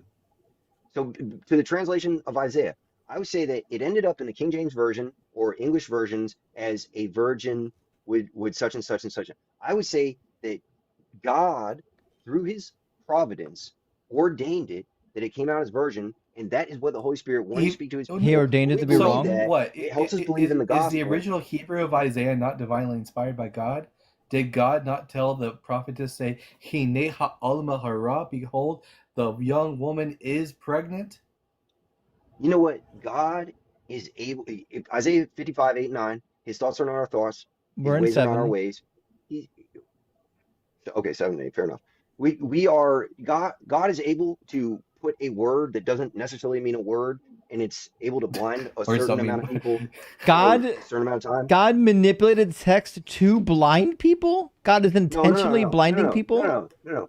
No, he's not manipulating through his providence being sovereign. Even if you tell me that they're like, for example, John 8, the woman caught in adultery, we know that's not in the original text. We know that that was added on Yeah, later, it's a right? complete fiction and a Right, right. fabrication. I know I'm with I can get with that. Like I'm So not, you the know what I'm saying? I'm question not is, sitting here why does arguing. Isaiah 7:14 say in the original Hebrew that it's a young woman who's already pregnant? Right, it's a maiden, right? The Yeah, word, and the not word, just a the maiden. original word is maiden, right? It's not just a maiden. It says ha'alma. The word alma is preceded by the hey haydieh, the hey which is known, which means that this individual was known to Isaiah and or the individual he's speaking to, Ahaz. And it doesn't say she shall become pregnant, but ha'alma hara, she is pregnant. Right. So your proposition is that the English got it wrong when it said the virgin shall be with child, right? Yeah, So because it I just would say that simply it God, doesn't. I would say, In order for and it I to don't be know, that, it like would I have don't to speak for say God. Like I don't think I'm a prophet. I don't have a pipeline to God. Like I said, I'm somewhat deistic. Like I believe that God is somewhat of a hands-off God sometimes and somewhat of a hands-on God sometimes. I mean, that's So by my experience. so God You let know, the so Bible be wrong? no, I would say that he ordains all things through providence, and that even if there was a quote unquote translation error, it's not an error because if It God's is an will error. is brought about, it it, is an error. what like Either what man went meant for evil, God meant for good. If So like if God, it confused and Rob, blinded one, I pay don't know. attention, Rob, you're imputing on God's will what the New Testament says. But if the Old Testament is the foundation for the New Testament, they cannot contradict. Which means when the Old Testament says there's a prophecy about a young woman who's already pregnant about to give birth, and then the New Testament lies and says it's about I don't think Mary it lies. 725 years later being a virgin and getting pregnant, that means the two testaments contradict each other. They can't both be No, true. God can't no, contradict no, himself, can he? no. No, Okay. it's refined. In the New Testament, it's It's not refined. refined, it's Okay, and this is wrong. just this is a refined. hypothetical. I don't know. Like I don't know, It's Justin. Like I wrong. don't speak for God. Okay, the way, but see, I don't think this is where it comes to the Holy Spirit. I don't think you have the spiritual eyes to I understand don't how need to God know could spiritual ordain eyes. I know what something words are. I from know what words mistakes. mean. But Is a woman pregnant and not pregnant at the same time? what I'm saying is it what I Is a believe it woman was a virgin. pregnant and not pregnant at the same time? I believe that one text is right. Okay, she Can was a a maiden, and woman then be Okay, pregnant and not pregnant at the same time? no, Okay, so you so made when the claim that Isaiah, only one text is right. Which one is it? Is it the English which is right, it's or a the it's a original refinement. Hebrew? Dalton, it's a refinement. The new I would say, and this is just a it's a speculation. No, it's I not a don't know. contradiction. refinement. It's You guys are asking me. it's utterly changed. But I The don't believe that author God of the New can Testament contradict himself. changed what the Hebrew says in at least three, Yeah. actually four different ways. It changes what the original Hebrew says. Again, you guys are married to circumstances and literal interpretations where Not I'm going literal, plain. above and beyond, and I'm saying that this makes sense in God's providence from a It spiritual doesn't make perspective. sense. You It's a guys can say that I'm cherry contradiction. picking. It makes perfect sense to me, No, and it it's doesn't a make sense to you guys. contradiction. And The like, prophecy there's doesn't no way say to anything verify. about a virgin. Yeah, Rob. If I say to you, the woman is pregnant, am I telling you that one day a virgin shall become pregnant? If I say present tense, the woman is pregnant. I mean, I know what you're saying. You're saying one thing says something different than the other thing. I get it. What I'm saying is that you're No, putting they God in a box contradict. as though he They can contradict himself. contradict each other, Rob. We're not putting God God in the can't box. We're showing you that the New Testament contradicts the Old Testament, so the New Testament couldn't have been from God.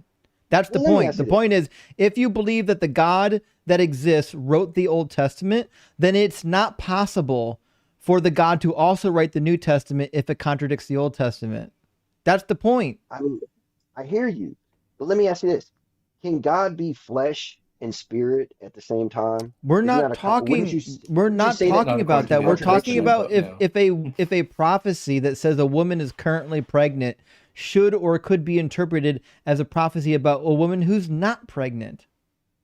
Yeah, Listen, I don't have perfect the woman interpretation of of Isaiah prophecy. 7:14, according to the grammar of the Hebrew, was pregnant when Isaiah spoke this word 700 years before Mary ever existed. At, at, at the end of the This is the day, I craziest cope I've believe heard that in a it long is true. time. Which It's is not a true? cope. It's Isaiah or my. Matthew? Who's true? I'm going to say Matthew. Okay, so then Isaiah So, tells a lie. No, I'm going to say that Matthew is a refined version of Isaiah. No, what no does the word I'm not bullshit. refined mean speculating. to you? What does Refined does refined nothing in mean? this conversation. Yeah. I don't think you guys like it when somebody comes back at you and is like, this is plausible, and No, it's you not just don't It's not like it. plausible, Rob. plausible. Like you're struggling with basic word comprehension here. If the No, I'm prophecy not says struggling. that the woman's already pregnant, then somebody coming later saying she's actually not pregnant is a direct contradiction. In fact, well, And I let me don't write think it. God can be Well, contradicted. well, I then your hear you, God Justin. didn't write this book. If your That's God not can't true. do contradictions, then your God didn't write this book. because God can be two things at the same time, two opposites at the No, same he time. Because he's God, cannot. he's both No. That's a inside of time and outside of time. contradiction. Yeah, yeah, and it's not a contradiction. It's a contradiction to man, but it's not a contradiction to God. That's what No, my answer is. contradictions God- don't exist. Suddenly, God Well, is able God to is pick beyond married God is bachelors in beyond our town comprehension. squares. God is beyond our comprehension. That's what my answer to that would be. And I mean, I'm How gonna could you sit here possibly I'm know gonna that sit- if he's it's- beyond your yeah. comprehension? How could you know that? How could you know anything Well, about God if he's beyond your comprehension?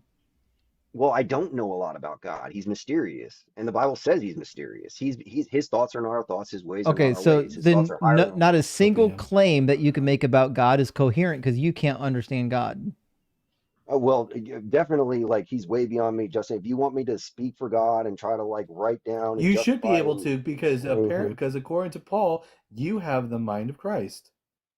Yeah, that's right. And you know what else, according to Paul, is that we're to know nothing but Christ and Christ crucified. All I know is I stand on the gospel, No, and like Paul you don't have said to that believe in when the I gospel. You spoke can. to no, Paul said when I spoke to you, I spoke of nothing but Christ because they were Christ bait. crucified. Right. Right. And Spoke and of as far other as the mind of things. Christ, that's a fair point. That's a fair point, Dalton. As far as the mind of Christ, I will tell you that when I became born again as a believer, God changed my mind and I inherited the mind of Christ. I began to have more Yeah. empathy, more compassion, more love in my heart. The grace of God came upon me. It Came happens upon in me every in a way religion. that No one cares, Rob. It's just another I testimony. get We've it. all heard them. We've heard them for Buddhists. We've heard them for Muslims. They're Fair useless. enough. So Fair enough. it, You know. I want you to either affirm or deny a contradiction in Isaiah. Premise number one, Isaiah 7:14 is not about a virgin. Yes or no? I would say it is about a virgin. Okay, Yes, it so is. we'll read it. Okay. Where is the word virgin in the text? Here, open up the Hebrew. It's like where. Let's see if he can identify where the word betula occurs in the text, because betula is the word for virgin.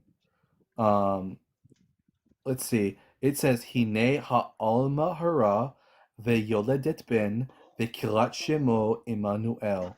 Did you hear the word betula at all in that sentence? No. Okay. So So it doesn't say virgin. the words in the text don't say anything about a virgin. We're not reading Matthew. We're reading Isaiah. We're reading Isaiah, Rob. In Isaiah, okay. Isaiah's maiden. Isaiah's maiden, correct? Okay. In Isaiah, it doesn't say anything about a virgin, right? Right. That's what you say. So premise I'll number go with one, that. Isaiah 7:14 is not about a virgin. Correct? It's about a maiden. It's about a young woman who's already pregnant, correct? I thought it was about a maiden. A young Maiden, woman young is woman, a those are maiden. synonyms. Okay, but what you're saying, you're proposing that she is pregnant? Yeah, She is the Hebrew pregnant. word hara is an adjective. It's a word to describe what she is. She is hara. She is pregnant. Okay. Okay. So it says in Isaiah 7:14 that this is not about a virgin, it's about a young pregnant woman. Agree or not agree? It's about a young pregnant woman. Yes. I mean, I would have to do some research because I don't know Hebrew. But if you say that, okay, like I will it debate on the clearly premise that you're saying that it is pregnant. it clearly says it. The word hurrah right here. Okay. This is an adjective that means to be pregnant. It's certainly not a verb. It's in the masculine past tense form if it's a verb. And masculine tenses aren't applied to women that are pregnant. So it's an adjective. If we wanted Isaiah 7:14 to say what Matthew says, it would have to say hine betula tahare, behold a virgin shall conceive. But instead what we have is ha'alma hara, the young woman is pregnant. Present tense. Okay. But let me ask you something. The same way that you guys say that Paul didn't speak Hebrew, like, could there potentially have been down the line a translation misunderstanding? Like, we know John 8 was added, like we've already talked about, where the original should have been virgin, and then Matthew is correct. Could that? No, Matthew is getting back to like. What So go ahead. happened was that when the book of Isaiah was translated into Greek, they used the Greek word parthenos. Parthenos during the time of Attic Greek had a wider semantic. It could either refer to a pregnant woman or it could refer simply to a young woman, such as Dinah in the book of Genesis, who was called a parthenos even after she has been raped. But at the time of the first century, that word Parthenos takes on a more takes on a narrower meaning to simply just mean virgin. So the author who's reading Matthew is simply not aware of the original usage of the word Parthenos, and thus is misunderstanding what Isaiah was saying and misinterpreting it to be about a virgin. And it's not just in Okay. the Old Greek of the Bible. We have other Greek texts like the writings of Homer that refer to women that have clearly been married and had children as Parthenos. Okay. Fair So enough. So Matthew what you screwed guys the are saying, pooch. yeah. I hear you. I mean, I would have to do my own research, but even like again, because I believe the letter kills, like my faith does not hinge upon the scripture. Like you can't No, disprove God through the scripture. Like I mean, I believe the We scripture can. is We supplementary. yes, I believe fuck the it's Bible, right? well, we can I'm not absolutely only disprove the Christian God using the Bible. That's not even right. hard. Well, again, it goes back to I believe it's foolishness to those who are perishing. So like I Yeah, get I would it, say and that if I I say was in that a cult as I well. say Yeah. that I say that out of love and respectful. Well, I believe deconstructionism is a cult. I mean, you're a It's pastor certainly and you've not. got to I Rob, mean, follow not me. Rob, even close to the definition. I mean, you're getting your if you tithes were and creating a offerings when you get your Rob, shorts or whatever those if things you were are. creating a religion and you didn't want anyone to question the religion, is that not exactly what you would put in the book? What's that? That the wisdom of this world is foolishness in the eyes of God, or You know do what? not put test the Lord your God, do not put the Lord your God to the test. These are If I exactly the kind of things I would write if as I a did not want people to question. Yeah, the and that's Quran fair. says the That's same fair. nonsense too. Yeah, that's fair. But I will tell you this, as a practicing Christian, if I was going to make a cult, I would make the religion a lot easier to follow. And Yeah, like like a lot of getting the Why? rid of stuff all that the you guys rules. put out, Yeah, yeah, Paul got rid of definitely. circumcision. That would He just be made it easier. constructionism. That would Yeah, be that's exactly what atheism they or did. moral relativity. That's what Yeah, your Moral book Paul is. did. relativism. Rob, Your book Paul is did morally exactly relative. what it is you're suggesting. Paul got rid of the dietary restrictions. He got rid of circumcision, even though Jesus never got rid of any of these things. He did exactly what you're suggesting he would do if he wanted to make Christianity a very attractive. Get rid of all the things that would be very difficult for a Gentile to do. But see, I would disagree with that. I would disagree Well, with you'd that be wrong then. because You just haven't read the Christ said book. that. It's fine. I mean, well, I've read the book multiple times, but that's fair enough. I mean, it's fair. I would say that Christ said all the law and the prophets hinge upon two laws: love your neighbors, you love yourself, and love the Lord your God with all your heart, mind, and No, soul. That doesn't negate the necessity to observe the rest of the commandments, because even in the Talmud, we have a potential convert that comes to Rabbi Hillel and says, I will become a convert if you teach me the entirety of the Torah while standing on one foot. And Hillel stands on one foot and says, love the Lord your God with all your heart, mind, soul, and strength, and love your neighbor as yourself. This is and he says the rest is commentary. Now go and learn. Saying that those two commandments, that the rest of the Torah hinges on them, does not negate the necessity to observe those commandments. Okay. yeah, and keep in mind, No, Rob, I mean, there's categories. I respect He your didn't viewpoint. he didn't say that these are the only two laws. He said all of the other laws fall into these two categories, which means Jesus believes that owning slaves falls under the category of loving your neighbor. Right. I mean, I would say that Christ fulfilled the law, and I would say the New And Testament does not. What does that that's a mean? The New nonsensical Testament thing. What does that even mean, Rob? to In fulfill Ju- something. I mean, that means it's to no do it. longer required. No, that's not No, even close to what that means. If you fulfill an obligation, that obligation is means no you longer do it. required. It means you No. do it and then you do it again. Laws aren't singular obligation. Laws are repetitive, eternal obligations. That's why Jesus followed this statement by saying, whoever breaks one of the least of these commandments and teaches others to do the same will be called least in the kingdom of heaven, but whoever does them and teaches them will be called great in the kingdom of heaven. So Jesus said, if you want to be great in the kingdom of heaven, you follow the laws. This Justin, is quite this kind of your language is very interpretation. common. This kind of language is extremely. I mean, both me and Justin have both read the Talmud, for example, and he can probably attest to this as well as I can, that the Talmud speaks often of observe or fulfilling the commandment. And every Jew is required to fulfill the commandment. And if a Jew fulfills the commandment, it doesn't negate the necessity to further observe it. But Yeah, Dalton, it'd be crazy. Dalton, Do you think laws go away when you obey them, Rob? Do you only buckle your yes, seatbelt once? yes, because I'm under So the you New don't buckle your Testament. It seatbelt says, anymore? Justin, You don't, Galatians Rob. You 5:18. don't want to use the new. You The don't want Spirit, to use the new covenant. those who walk by the Spirit are no longer under the law. I mean, I Well, just can't. I'm no, a dumb Ezekiel. carpenter. That's a Those contradiction. who Thank you Ezekiel walk said. by the for Spirit pointing that out. You are just no gave longer us under the the law. contradiction.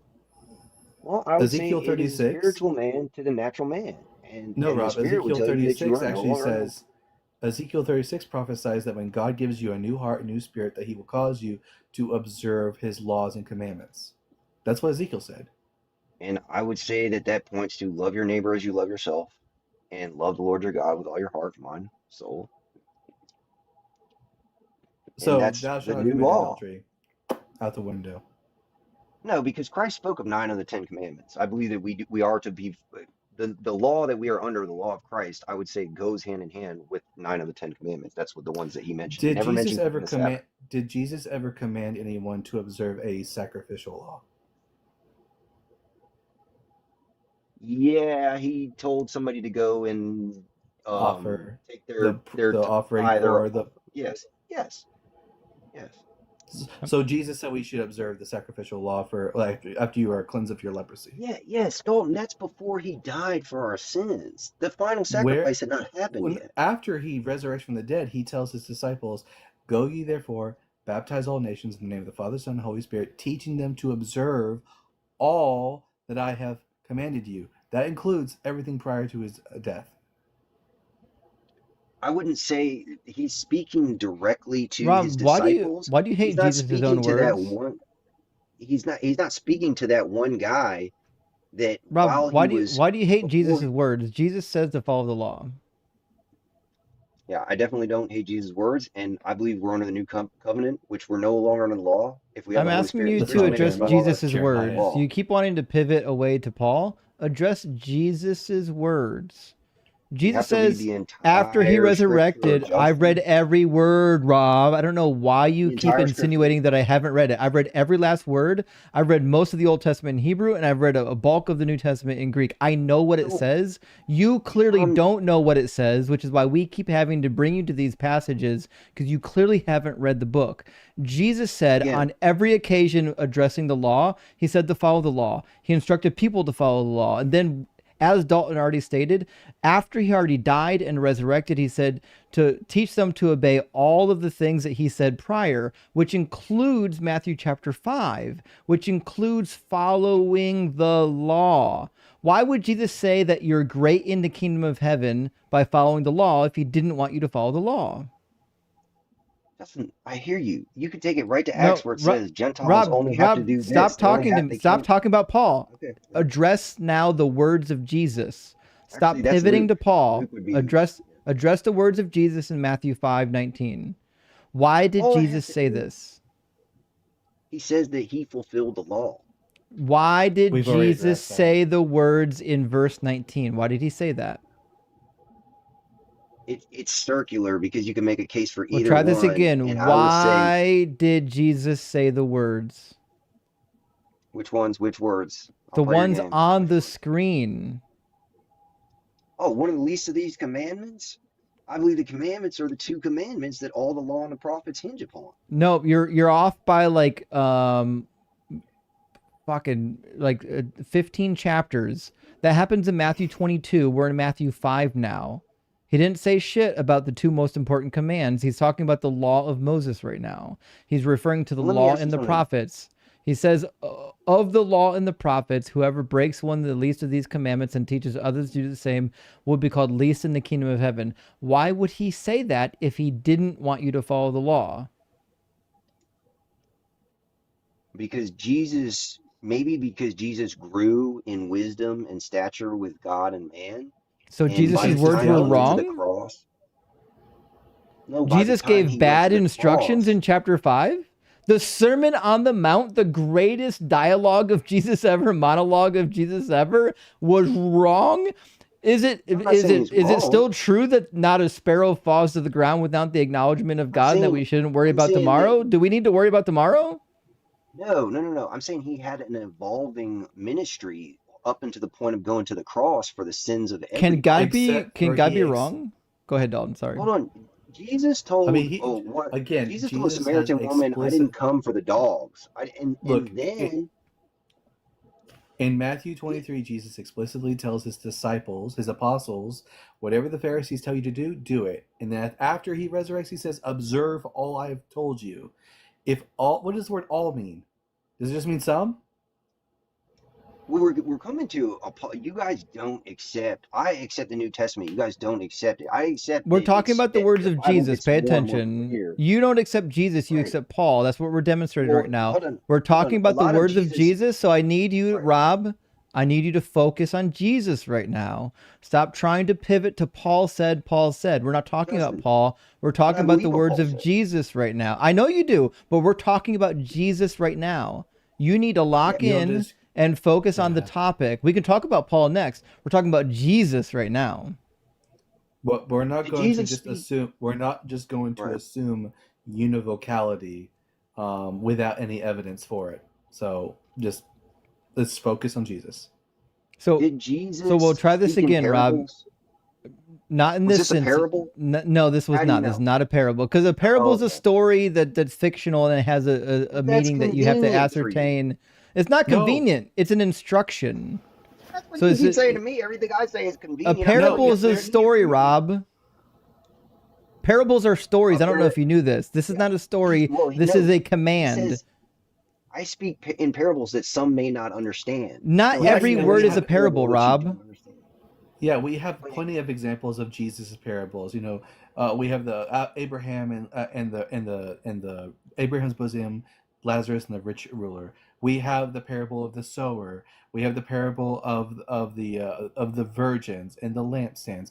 I mean, we have plenty of parables, but they're always parables. They are stories told by Jesus with symbolism to teach lessons. But when Jesus gives a direct command, that's not a parable. That's a command. It's a different category.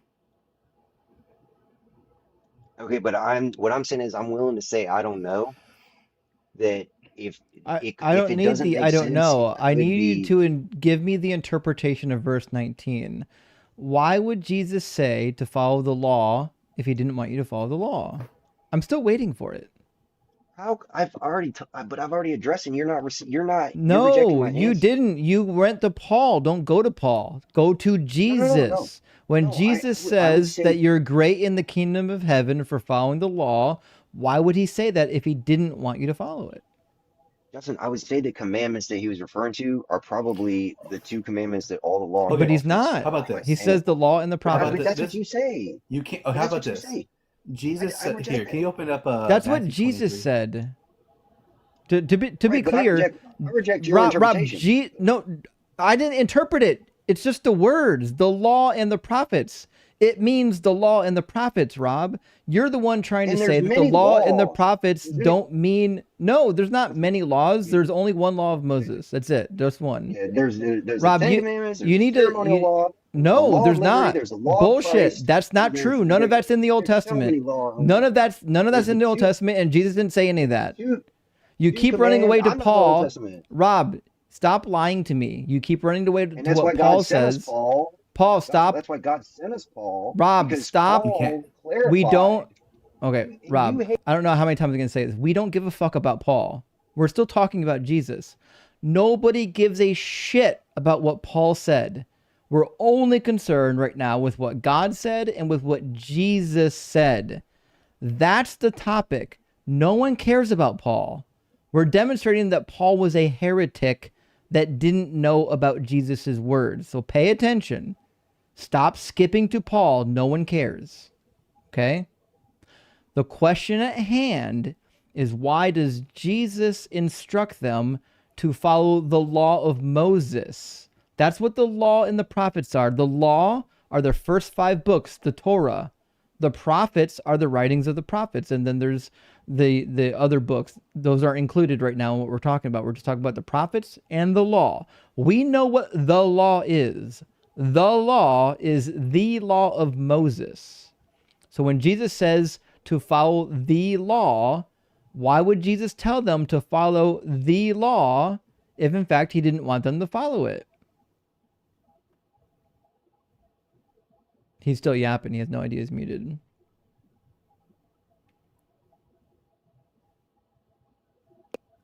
Yeah, I didn't know you muted me. Can you hear me? Yeah. Are you going to answer the question? Jesus never said follow the law of Moses. He just He said did. Moses keep you in endeavor. The law is the law, and the prophets are the law of Moses and the prophets. But you're Okay. interjecting. You see how Rob. you're adding to the text. You're Here. putting No, Moses. Rob. you are. Hey, Rob, did the Pharisees follow the law of Moses? Yes. All right. Then Jesus said to the crowds and to his disciples, the scribes and the Pharisees sit on Moses' seat. Therefore, do whatever they teach you and follow it. But do not do as they do, for they do not practice what they teach. Did the Pharisees only follow those 2 commandments, or did they follow the whole law of Moses? Again, I believe that this comes down to Jesus teaching different groups of people different things at different times during the course He's of his speaking ministry. to his. Is he not? Okay, it says Jesus said this to the crowds and to his disciples. Are these the same disciples that he would later go on to say, "Observe all that I've commanded you"? Dalton, he said that. Okay. He also said it is finished. So when he said it is That's He's a finished, meaningless he made statement, it Paul. very Pay well- attention. What is it? I What get is it. I get it? it. Right. What is it? What, it is When he finished. said it What, is the finished. keeping of the law, because the final sacrifice. Where it does it has say to. that? Where does it say that? Dalton, that's my interpretation, just like that. Your I interpretation. know is that he's you talking have about to the law add of that into it. Moses. I know. Yeah, your interpretation Well, you don't goes know against what everything you else don't know what he Jesus was saying said. when he said it The is more finished. the more You don't natural know. reading of that is that his suffering on the cross is finished, because literally he dies after that. Right, and I believe because that your you interpretation goes have against the right everything else to. Jesus taught. I mean, you have a right to interpret that. Again, I believe that the law is love the Lord your God, all your heart, mind, and soul, and love your Sure, neighbor as you love yourself. That's and my Rabbi interpretation. Hillel would have said, and Rabbi Hillel would have said the same exact thing, but Rabbi Hillel did not make obsolete the rest of the law. Yeah, Jesus' also- Right, teaching and on the most important commandments is right, literally the same teaching that Rabbi Hillel gave. And neither right, one of and those then commandments are from the 10 Commandments, by the way. Neither one of them. and I know that, and They're that's from the why, law like, of when you're always trying to Moses. take people into right, and Okay. Rabbi Gamaliel said that don't get in the Christians' way, because if they're of God, they will continue to thrive, and then that happened. Rabbi Yeah, Gamaliel never said. Rabbi Gamaliel never actually said that. That's just something that the author of the book of Acts has him say. We have no evidence that Rabbi Gamaliel Well, ever that's what actually you made say. that statement. Well, I reject that, and I would say that you don't have any necessarily evidence to say that. I mean, you guys No, Well, have. we would do. reject it might- based you on might that have the book of some. Acts tells lies. Yeah, Yeah. the book of Acts Well, disagrees with Paul on his own testimony. yeah. Well, Also, I mean, keep in mind that if you believe in the God of the Old Testament, the God of the Old Testament said that during the Messianic age, you will follow the law. You want to read that verse? right. I think we've been Uh, through that one before. I mean, I don't if think you we want to take me have. there, like I don't get it. I don't Because get it into obviously the didn't. You prophecy. obviously didn't I don't listen. get into the So Old Testament. in Deuteronomy chapter 30, God says, "Moreover, the Lord your God will circumcise your heart and the heart of your descendants." When does that happen in your worldview? When does the circumcision of the heart happen? All right, which one is this? This is in Jeremiah, Deuteronomy 36. Deuteronomy 36. All right, let me read the text. More, what version? Why are you always in the NRSV? Like, what is your Because it's thing with the good. NRSV? Yeah, I'm just wondering, it's the most accurate translation out there. what, from Well, no, Hebrew? it from the original Hebrew and Greek. It is what's the word? It's a Isn't it? It's a Catholic Bible, isn't it? No, it's no, not. it's not a Catholic. NRSV? It No. is what we call a ecclesiast. Oh, what's the actual So- word phrase I'm looking for? The way I like to explain gonna it read is this. The NRSV started as a Bible translation that was meant to be unbiased. It was done by academics. It was done for the purpose of academia. They had no actual political or religious viewpoints. The translation So committee. secular. No, they Ecumenical, were all that's the word I'm looking for. Christians. Ecumenical, yes. Okay. They're all Christians. They're all from different faiths. They're all from different backgrounds. Not a single one of them was selected because they were part of a particular denomination. It is purely an academic translation. Nobody in that translation committee is attempting to preserve their own dogma. They're attempting to do the best translation possible because it's an academic translation. Whereas, like in the NIV purposely tries to make things sound more Christological because they have a translation An committee agenda. that sets Yeah. point rules. Yeah, and they have an agenda saying here are the borders for the agenda. And I know the people doing these translations. I know, for example, when I was in Bible college, I was taking New Testament with Linda Belleville, and she was doing a translation of the New Testament. Forget which translation, and she was lamenting the burdens that they placed on her for her translation. She's like, I know there's stuff that needs to be changed, but we can't change it because of the publishers, right? The NRSV doesn't have that problem. There's no publisher burden being placed on the translators. There's no Okay. denominational funding that's being placed on the translators. It's just a bunch of academics saying, here's what it should read. We can let everybody else figure out the theology later. Okay, so Okay. Fair in enough. Deuteronomy 30 it says, and this is, by the way, this will be in your King James too. It says, the Lord your God will circumcise your heart and the heart of your descendants. Now you believe that the circumcision of the heart happens when the Messiah comes, don't you? Yes. I believe that circumcision, all circumcision is a spiritual thing, that it was, I believe from the beginning it was never meant to be physical. Like that's Great. Ugh. pretty much my So the belief. That was, circumcision of the heart is a spiritual thing that happens during the Messianic age, right? you're saying that's what the text says. I'm asking you about your worldview, and your worldview is the circumcision of the heart when the Messiah comes. No. Keep in mind, if no, I thought you liked Paul. No, I would say that the circumcision of the heart is when you become born again and you become sanctified, you embrace sanctification. So that's in the Christian era, right? that's the Messianic age. Yes. Okay, Is so we're that talking what about the do you Messianic guys call age. this? You guys call this the Messianic age? It's called the Messianic age. Is when the Messiah shows up. I've always been told, and this is probably incorrect from a textual standpoint, but like I believe that because of the gospel, we're in the era of grace. Like that's what I always You can looked call at, it like whatever we're in you the want Yes. to. It's the That's a Messianic age. dispensational. Okay. Yeah, that's So- dispensational. Yeah. The circumcision of the heart doesn't occur until the Messiah shows up, correct?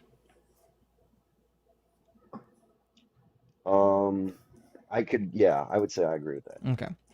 Which is why it's important that he follows that up with, says, so that you will love the Lord your God with all your heart, with all your soul, in order that you may live. Sounds a lot like Jesus, right? Love the Lord God with all your heart and soul, right? That's really important. Okay. Okay. Then it says, the Lord your God will put all these curses on your enemies and on the adversaries who took advantage of you. Then you shall again obey the Lord, observing all of his commandments that I am commanding you today. Which means, at a minimum, every command in the book of Deuteronomy needs to be applied during the Messianic age. God's it's goal. tough, Justin. We have been through this. I know it's before. tough. Deuteronomy 28 is very tough. It is tough. We're in 30. You know. Okay, 30. Yeah. The curses are in 28 though, aren't they? We're not talking about the It goes curses. on We're for a few talking about chapters. Yeah. the fact that God said that when he. he circumcises the heart of the people, he's going to do it so that they follow the laws. He wants you to follow the laws. He tells you to follow them forever. Deuteronomy 12:28 says, follow them forever and your children forever so that it will go well with you. I mean, I get it, Justin, but I mean, I would say that in my Christian worldview, I would say that was very likely hyperbole, and that changed after the gospel. It didn't So change. forever doesn't mean That's what I would say. forever. So God would be a liar. No, I'm not saying Are God we would going to be be a liar. celebrating the Feast of Tabernacles in the Messianic age? In the Messianic age, are we going to be? I don't know. That's beyond me. You guys are tell me. You guys are the biblical scholars. Tell me. I don't know. Okay. I don't purport that I know the scripture better than you guys. I don't. I do purport that I'm a believer, so I have a different worldview, and that doesn't mean You my have a- worldview you is have a- wrong because you guys know the Bible better than me. I don't think I reject that notion. You have to because of your dogma. Right. We go with the data. You go with the dogma. Agreed. All right. You Listen, have Fair Rob. to enough. read I the walk Bible by through faith. Jesus-colored glasses. I walk Exactly. by faith and not by sight. Yeah, we walk by logic and reason and evidence. But Rob, we've been up for almost 2 hours now. I promised a long time ago that I would get Love QOD into the queue next. I got And you. it's Hey, already 11:30, so we've got time yeah, for at least one more good guest. yeah. It's been real. I appreciate it, Dalton, Justin. Well, have a good night. All right. Cheers, buddy. You too. Later. Doug the Rock, thank you for the rose. I really appreciate that. And Dunzo, thank you for the gifts on TikTok as well. And Lem, thank you so much for the kitty on TikTok. I love kitty cats, by the way. And Denise, thank you so much for, is that a crab? What is that? What's going on? Let's see. I can't see what it is. Well, thank you so much, Denise. Great to see you. Let me grab just a couple of super chats. We'll get our next guest in here. Fierce Interaction says, muting Herv got me rolling. Not sure I'll make it through the night. I'll call you if I meet Jesus. Please, Fierce Interaction, be okay. We love and appreciate you here. Don't croak on the account of Herv. Yahweh Scrotum says, the ego and arrogance of Christians who confidently know their God other than by divine words in their book, in the book their belief is founded is endlessly astounding. It's actually quite wild, actually, that they have such a complex view of their God that is not rooted in the book. You know what I mean? It's weird. At least Rob tries to root his in the book, but he just affirms a complete contradiction.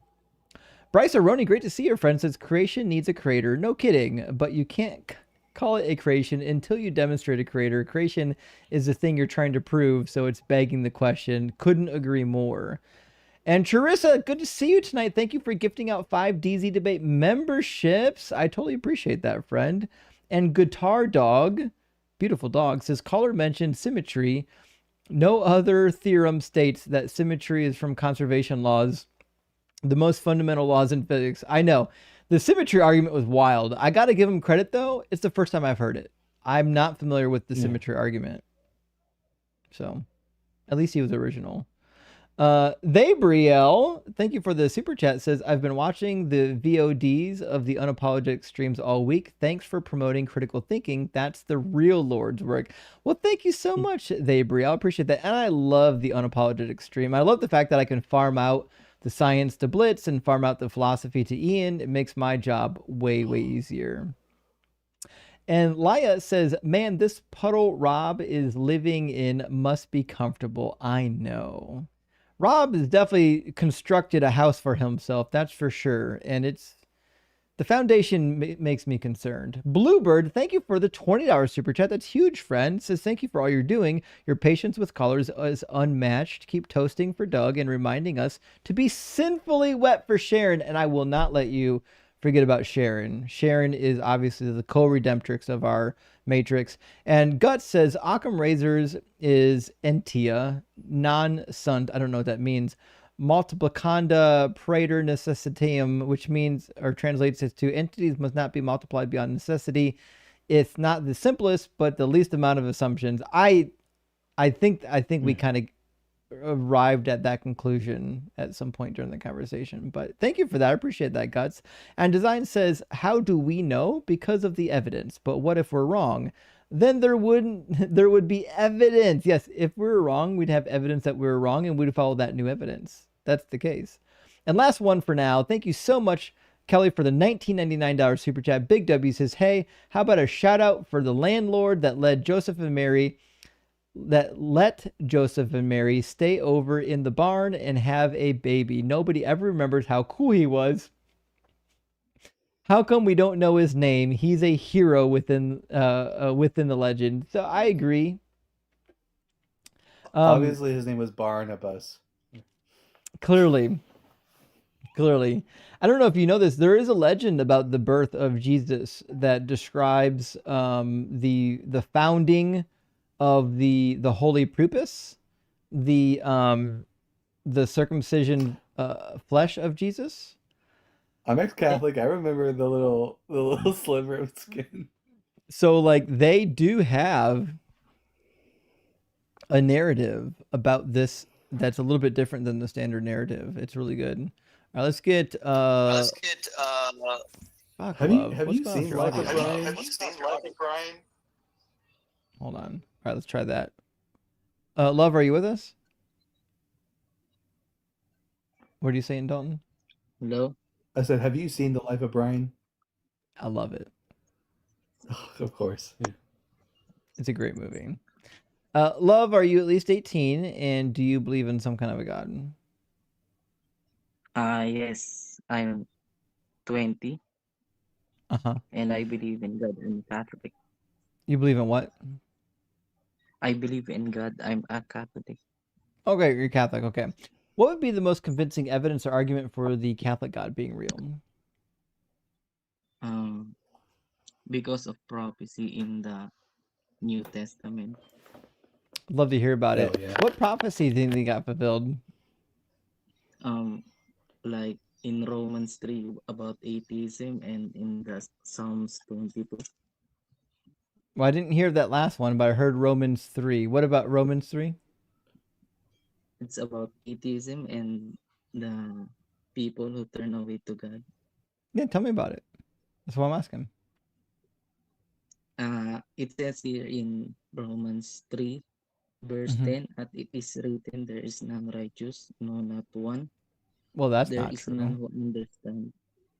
There is none who Also, that's not a understands. There is none who seeks after God. They Well, all that's that's just not a not prophecy, true. bud. It's not true. Not only is it not true, but it's not a prophecy. It's just an observation from the psalmist. but I don't know. It is written This is here not going to in turn out well for Romans. you. You started out with not only not a prophecy, it's just a proposition that's false. Because the proposition fails in Luke chapter 1. It says, in the days of King Herod of Judea, there was a priest named Zechariah who belonged to the priestly order of Abijah. His wife was descendant from the daughters of Aaron. Her name was Elizabeth. Both of them were righteous before God, living blamelessly according to all the commandments and regulations of the law. So, I mean, Romans 3 is just flat wrong. But I believe in ego death though, I don't know what ego does have to do with this. because We're talking about the proposition after being the true death or false. of Jesus, God's evil nature is, you know, no more. Yeah, we're talking about the God's evil proposition. nature? Wait, yeah, I know, right? Now we're gonna get derailed on God's evil nature. Yeah, let's not get derailed. Let's just But that's I a whole other reject the conversation. Old Testament because of evil. Well, The God there first, is evil, but first of all, Love, after the death I of Jesus, really want to dig into God's evil nature, but let's finish this talking point first. Is Romans 3 actually true when it says that none is righteous, when Luke says that Zachariah and Elizabeth were righteous? but I think they're talking about the personality though. The personality? Does it say personality or does it say Zachariah and Elizabeth? But being righteous is a personality. It's not. It's a It's a statement of status. being. Yeah.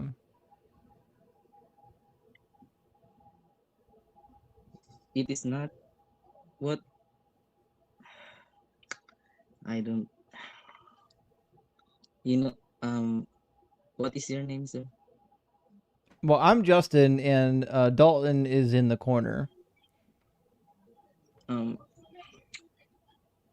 20 and I'm going to study for priest for become a priest Oh, in don't do that.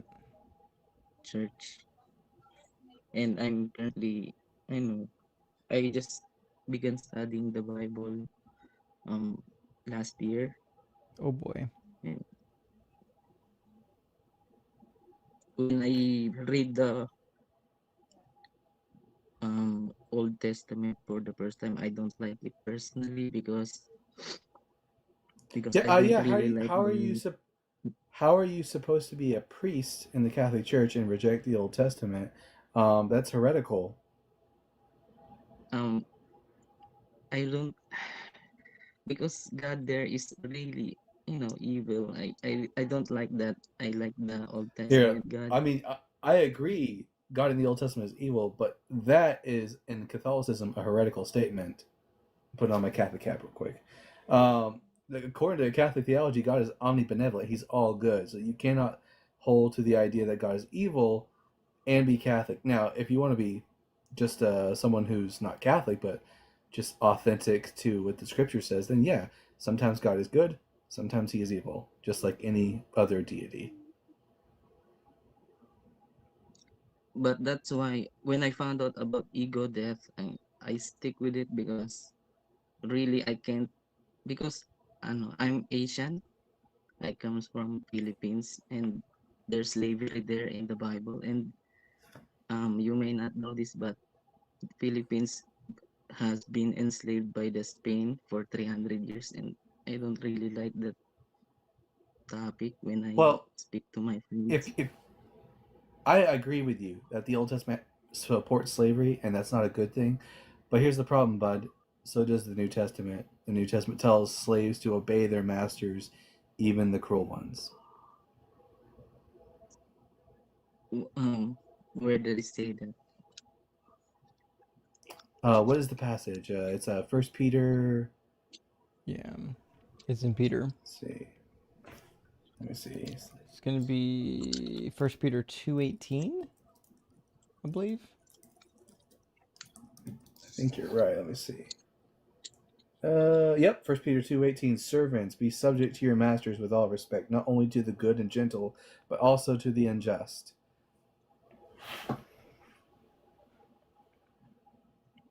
I think the problem we have That's with the slavery topic, sorry to interrupt you there if you're about to speak, but the problem with the slavery topic is God explicitly tells you that you can do slavery.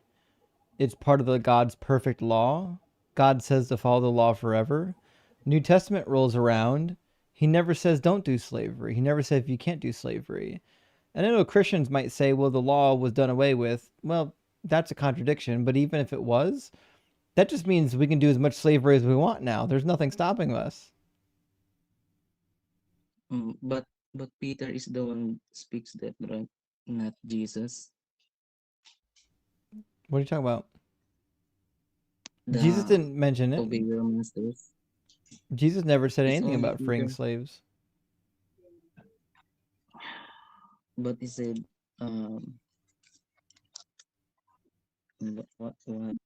what did he say?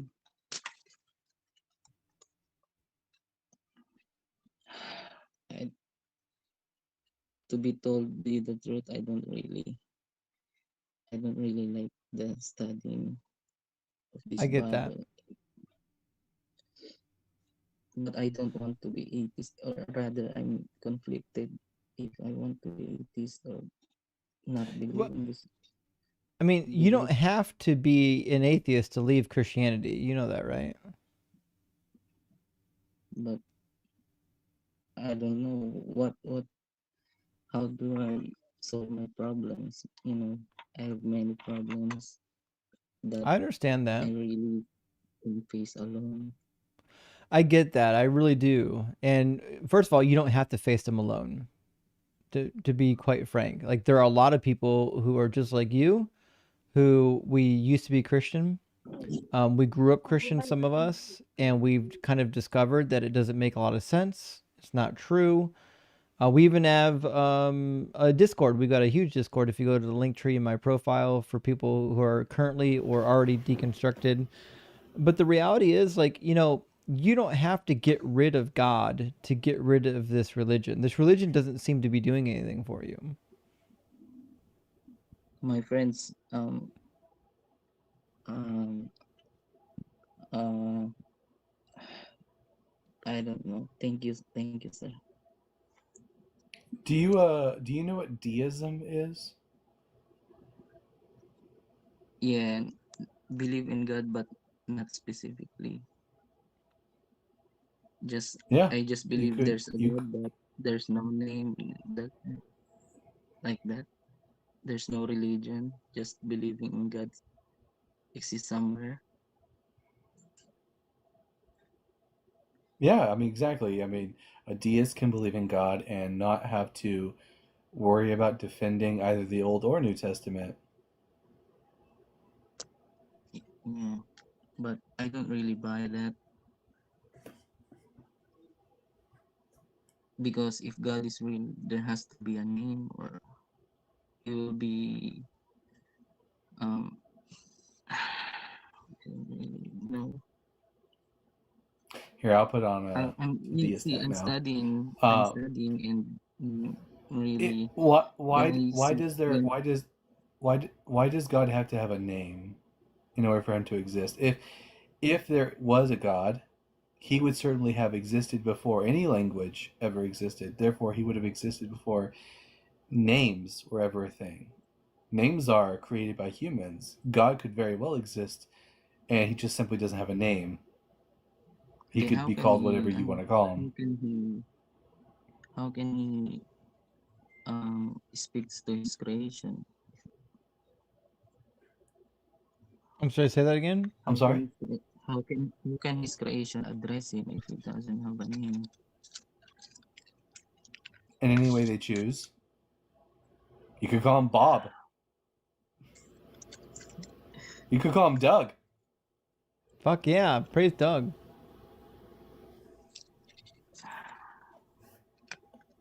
Maybe I'm really conflicted in this book.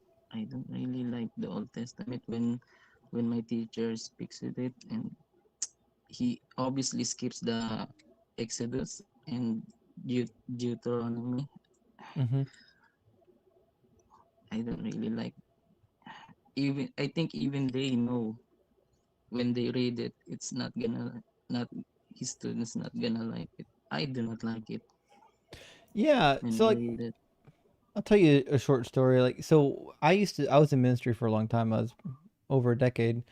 And when I was in seminary, I used to teach a Sunday morning junior high class. And it was a lot of fun. I really enjoyed it. But at one point, we were going through the story of David. And I mean, obviously, you can find some inspirational material in the story of David. We got to the part where David received the punishment for Bathsheba and the incident with Uriah the Hittite. And I Mm. remember as I was reading the text to them, I had to purposely stop myself and not read the part where David's wives were taken and raped for his sin. And it was at that point I realized that, like, as I was reading this is not something that I can actually read to this class, because 13-year-old students are smart enough to know that you cannot punish a man by having his wives raped. That's horrendous, right? But the Old Yeah, Testament's when full I of this read kind that, of I stuff. really don't. What's that? Oh, when I read that part, I don't really like it either. I don't think women can be, shall be raped. I don't think that. Right. So at some point we have to kind of come to the table and ask ourselves, like, what's more likely, that there is a God out there who thought it was okay to have women raped for the crimes of their husband, or that there was a God out that there was no God out there, and that a bunch of people from the Bronze Age kind of invented a deity that like aligned with their Bronze Age beliefs about the world.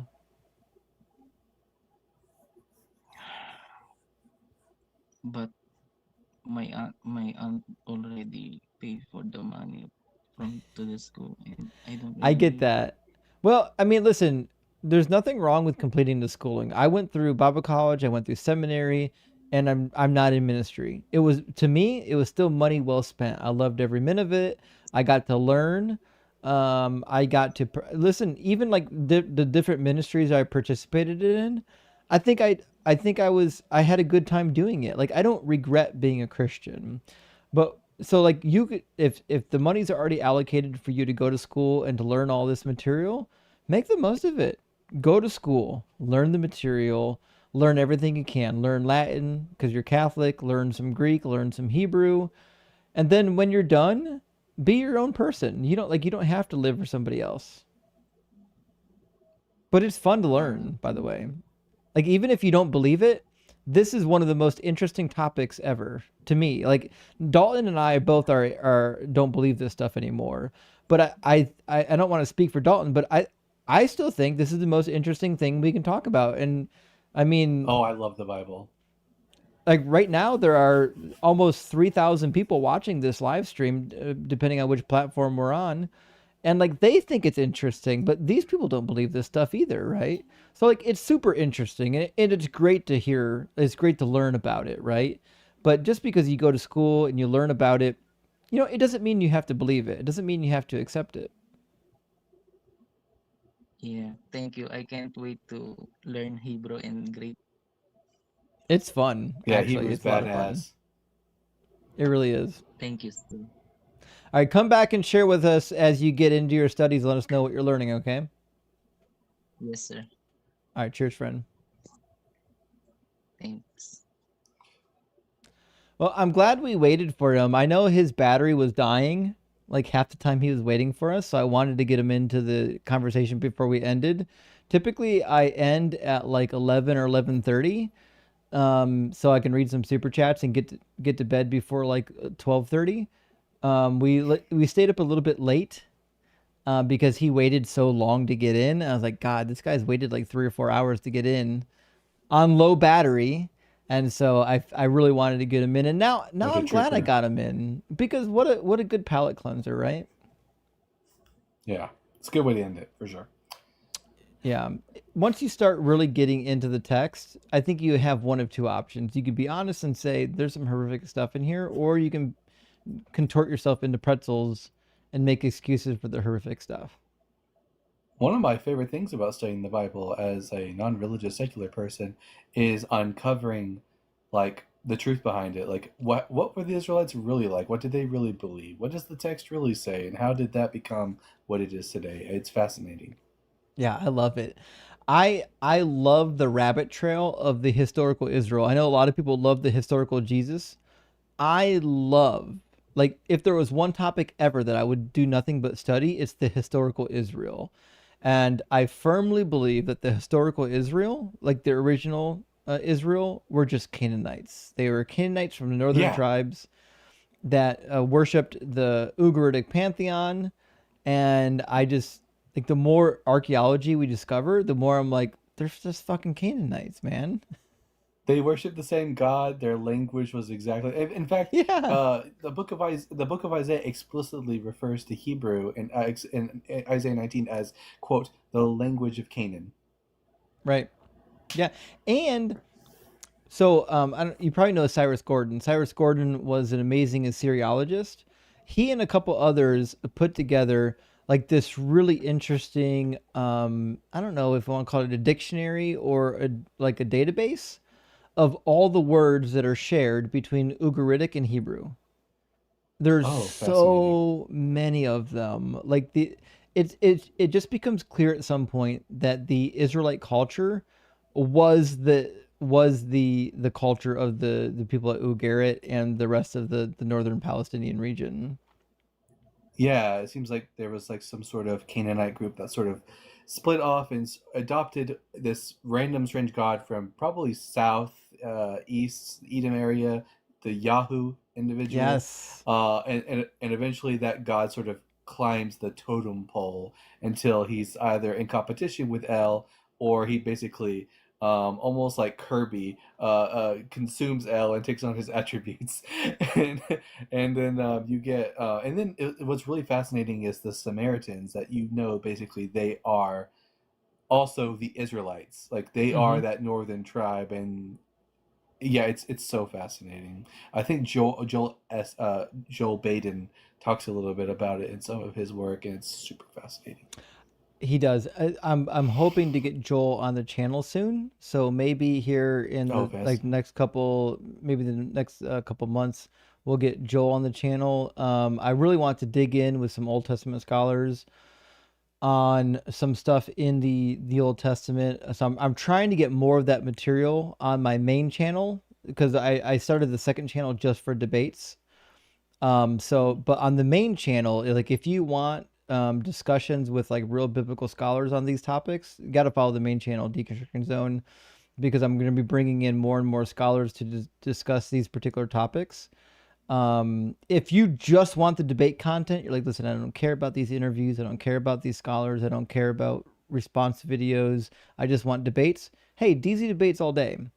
But if you really want to get the interviews with the scholars and the other fun stuff, you got to follow the main channel, Deconstruction Zone. But so I'm starting to get some segregation between my two channels. I slowly started to morph the second channel into debates only, because I noticed there's a lot of people in the deconstruction space that were doing one channel for like, here's my personal content, and another channel for like, here's just my debate content. And like the big inspiration That's was smart. Paulogia or Paulogia. Yeah. So Paulogia He had a does that, channel yeah. where this is just my channel. And then he has another channel of here's just my debates. And I was like, I like that. Because a lot of people that don't care about listening to interviews, a lot of people don't care about me bringing guests on. They just want to hear me debate somebody. So I'm like, we need a channel literally just for that. And so that's what we're doing on The the same DZ thing debate channel. that the same spirit that inspired the Romans to sit around the Colosseum is exactly what inspires everyone to sit here and watch these debates. But I have Baden's book, Composition of the Pentateuch, and it's like it's fire. It's so good. Yeah, it really is. I like on the documentary hypothesis, obviously there's classics. You can get like the original Julian Wellhausen, Casuto, and then you can go modern with like Richard Elliott Freeman and then Joel Baden. And If you had to pick, I was curious. I've been curious about this for a while. If you had to pick, what's your favorite book from the Bible? I wonder if it's the so same as mine. my favorite book in terms of like which book is my spirit animal, it's Ecclesiastes. So like I'm reading Ecclesiastes and it's this really interesting like nihilistic idea of like the end is the end. What the fuck do we do while we're here? What am I doing, Yeah. right? And so I'm reading this narrative from a guy, presumably King Solomon, not obviously not the case, who's like, Yeah. listen, I've got everything. What am I supposed? What do I find pleasure in, right? And at the end of the day, I love the conclusion. The conclusion is basically, listen, our days are numbered. We're no longer going to exist at some point. We're going to be just as the animals. He says, eat, drink, and be merry, because tomorrow we could die. And like, that's the truth of the matter. Like, we're here. Fucking enjoy it. One of my favorite quotes is actually from Ecclesiastes. It's the line at the very beginning: "The rivers flow into the sea, yet the sea is never full." Like that insatiableness from humanity. Yes. Love that. My favorite book is Isaiah, just because it's just I love the messianic prophecy debate, and that one's just chock full of them. So it's like my favorite book. I agree with you. Of the prophets, I think I prefer Isaiah. But I think the reason why I like Isaiah is a little different from some others. I love Isaiah, and I've gone through and made notes in my Bible. I love Isaiah because he's actually quite familiar with the literature of the ancient Near East. And I found quite a few situations where I can see him quoting or referencing other ancient Near Eastern literature. So there's a really famous example in the Baal cycle. This is another reason why I think that Isaiah 14 Rider is on the riffing Clouds? on the Baal cycle. No, not that one. So he references the Baal cycle, I think, when he refers to Athtar the Terrible in Isaiah 14. But there's another where he references to the insatiable appetite of death. And this is actually a really prominent feature in the Baal cycle in Ugarit, where death is pictured as this hungry entity that is completely insatiable.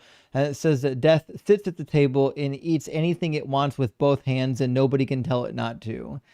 And it's just really interesting how I feel like Isaiah is aware of this characterization of death from the Baal cycle, and it shows up in Isaiah. I forget exactly which chapter. It's in first Isaiah, not second or third Isaiah. But like, Is it 28? Maybe, let me see. Is that where he talks about you made when you made a covenant with death? I don't think that's it, but there's a bunch of passages in Isaiah that when I read it, I'm like, wow, that really sounds like he's riffing on other ancient Near Eastern literature. Oh yeah, I could definitely see that because he mentions Leviathan in his text, which is obviously a cognate for Lotan. So he's obviously very familiar with the mythology of the surrounding nations. I'm thinking Isaiah 5. In Isaiah 5, Okay. in verse 14. It says, "Therefore Sheol has enlarged its appetite and opened its mouth beyond measure. The nobility of Jerusalem and her multitude go down, her throng and all who exult in her." It was funny because the way death is described in the Baal cycle is Ma'at opens its wide mouth and swallows Baal up. And when Baal goes into the underworld and it goes into Sheol. Yeah.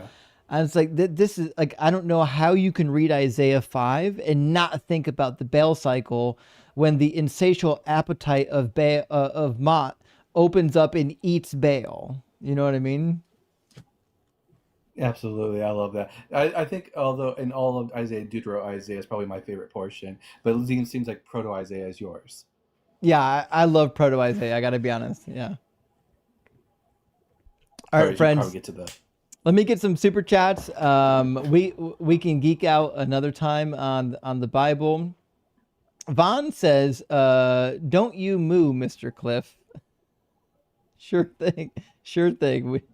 Also, Mello says, "Before you deconstructed, what reasoning did you or your peers have for God's purpose of other planets relative to Earth, Saturn, Jupiter, Mars, etc.?" So, like, I would have believed that like the Bible was true, and it says that the planetary bodies were given for telling like the seasons and the times and whatnot. So I would have said, yeah, well, God gave us these things to track as part of like I don't know our system of clocks, as you might say, or our system of telling things. You know, that's how I would have put it. I don't know. What about you, Don? Yeah, actually, mine's kind of similar to that because when I was an evangelical Christian, I got really into the Mo'adim, the feast days. So, like, the celestial bodies are also used for keeping track of the feast days. So I had a very similar, like, sort of idea. Also, my group also got into the idea of the some of the constellations and the way that the ancient Israelites would have interpreted them. Indeed. Space Lord, great to see you tonight, says, "If we lived in a world that was incompatible with our survival, that might make a powerful creator more likely." Oh, such a good point. If we lived in a world that was where we were entirely unique, where it looked like we were completely separate and distinct from everything around us, and we survived against all of the odds, then you'd be like, oh, wow, that's really interesting that happened, right? But the fact that we developed within our environment and we evolved, all the signs we have show that we evolved to survive within this environment, I think tells you all you need to know. And like something really interesting that people don't think about, like we only exist to breathe air. Like we could never go to another environment. We can't even climb to the highest.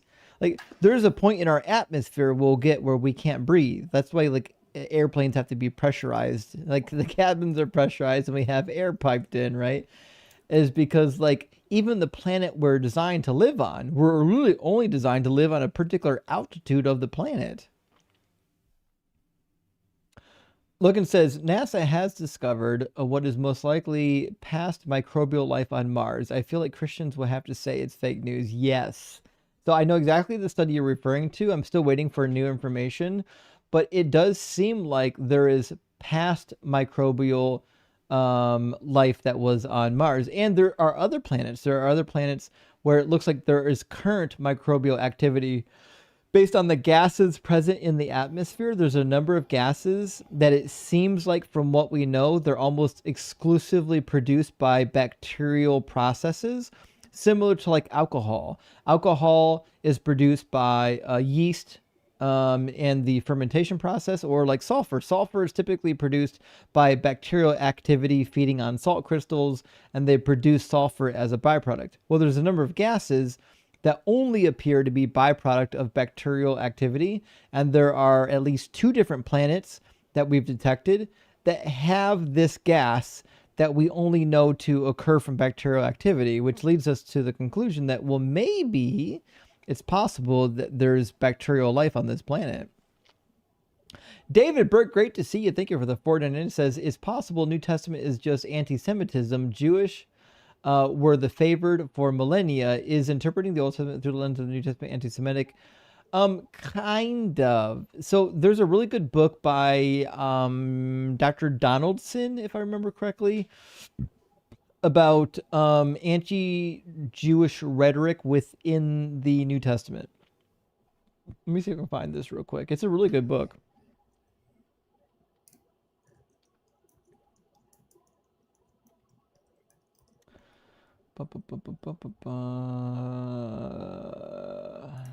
Yes, Terrence Donaldson. Let me put it on the screen.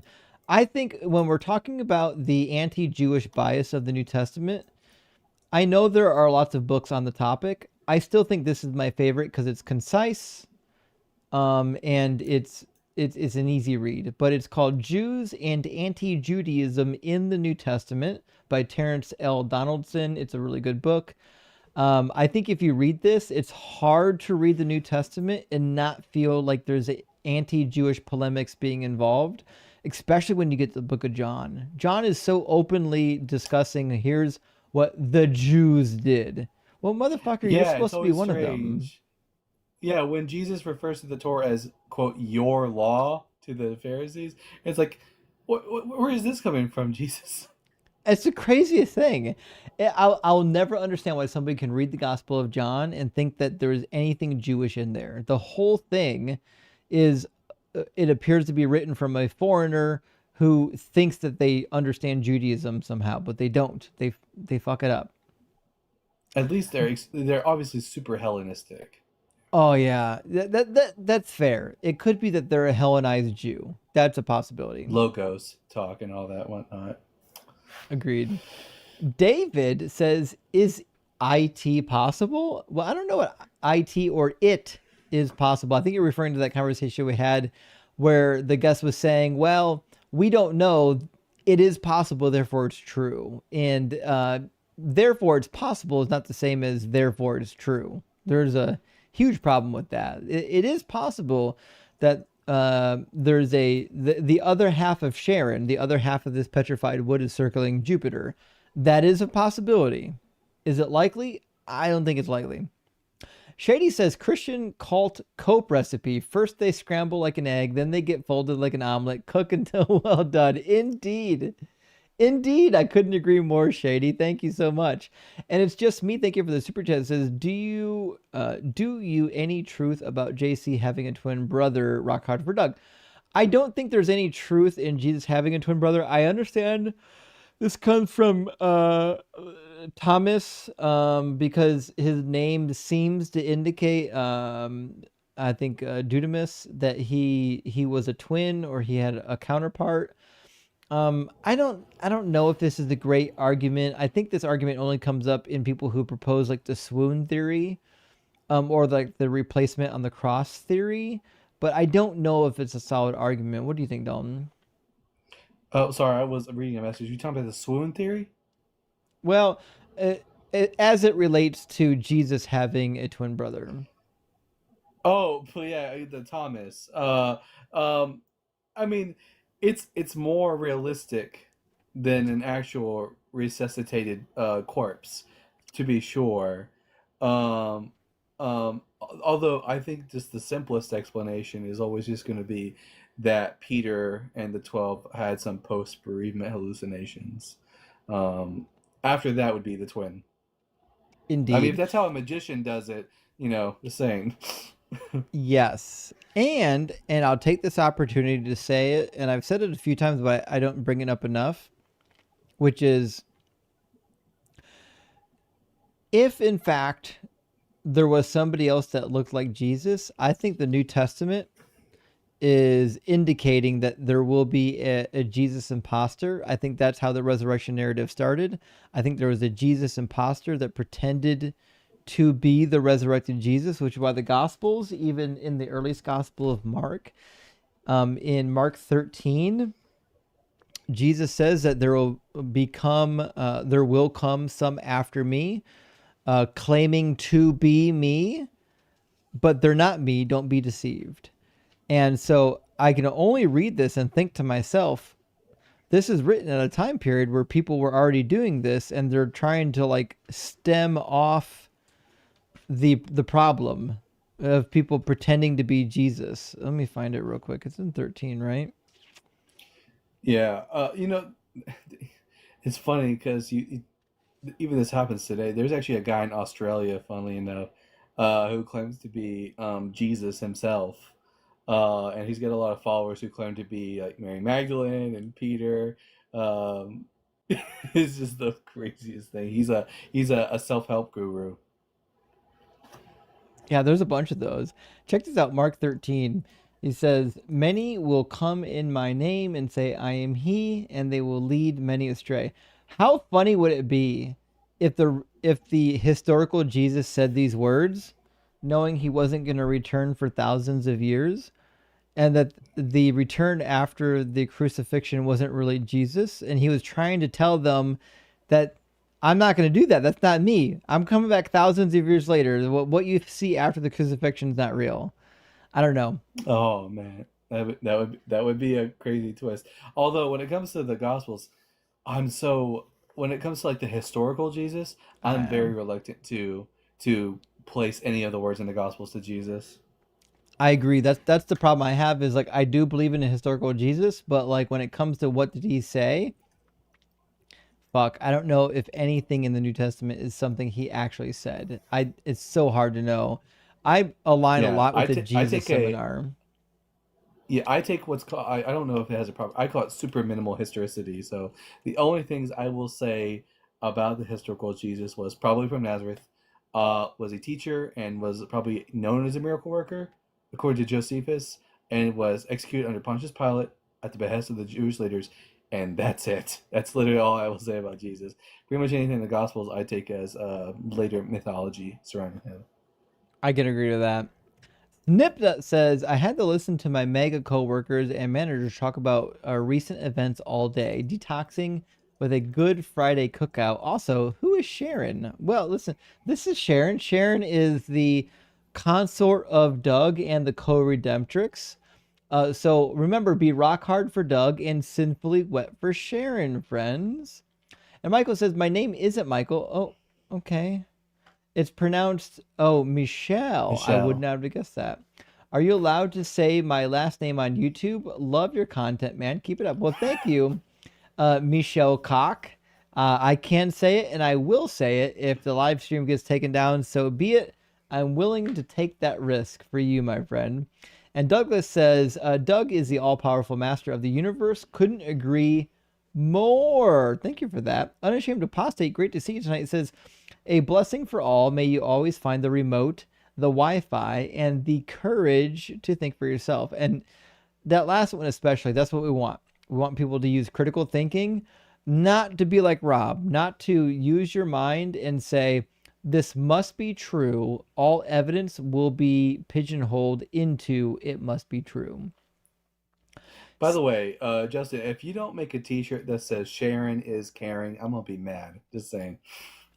Actually, that's one of my favorite sayings too, actually. I need to make that. Oh, okay. I'll put that down. Sharon is caring. I like that.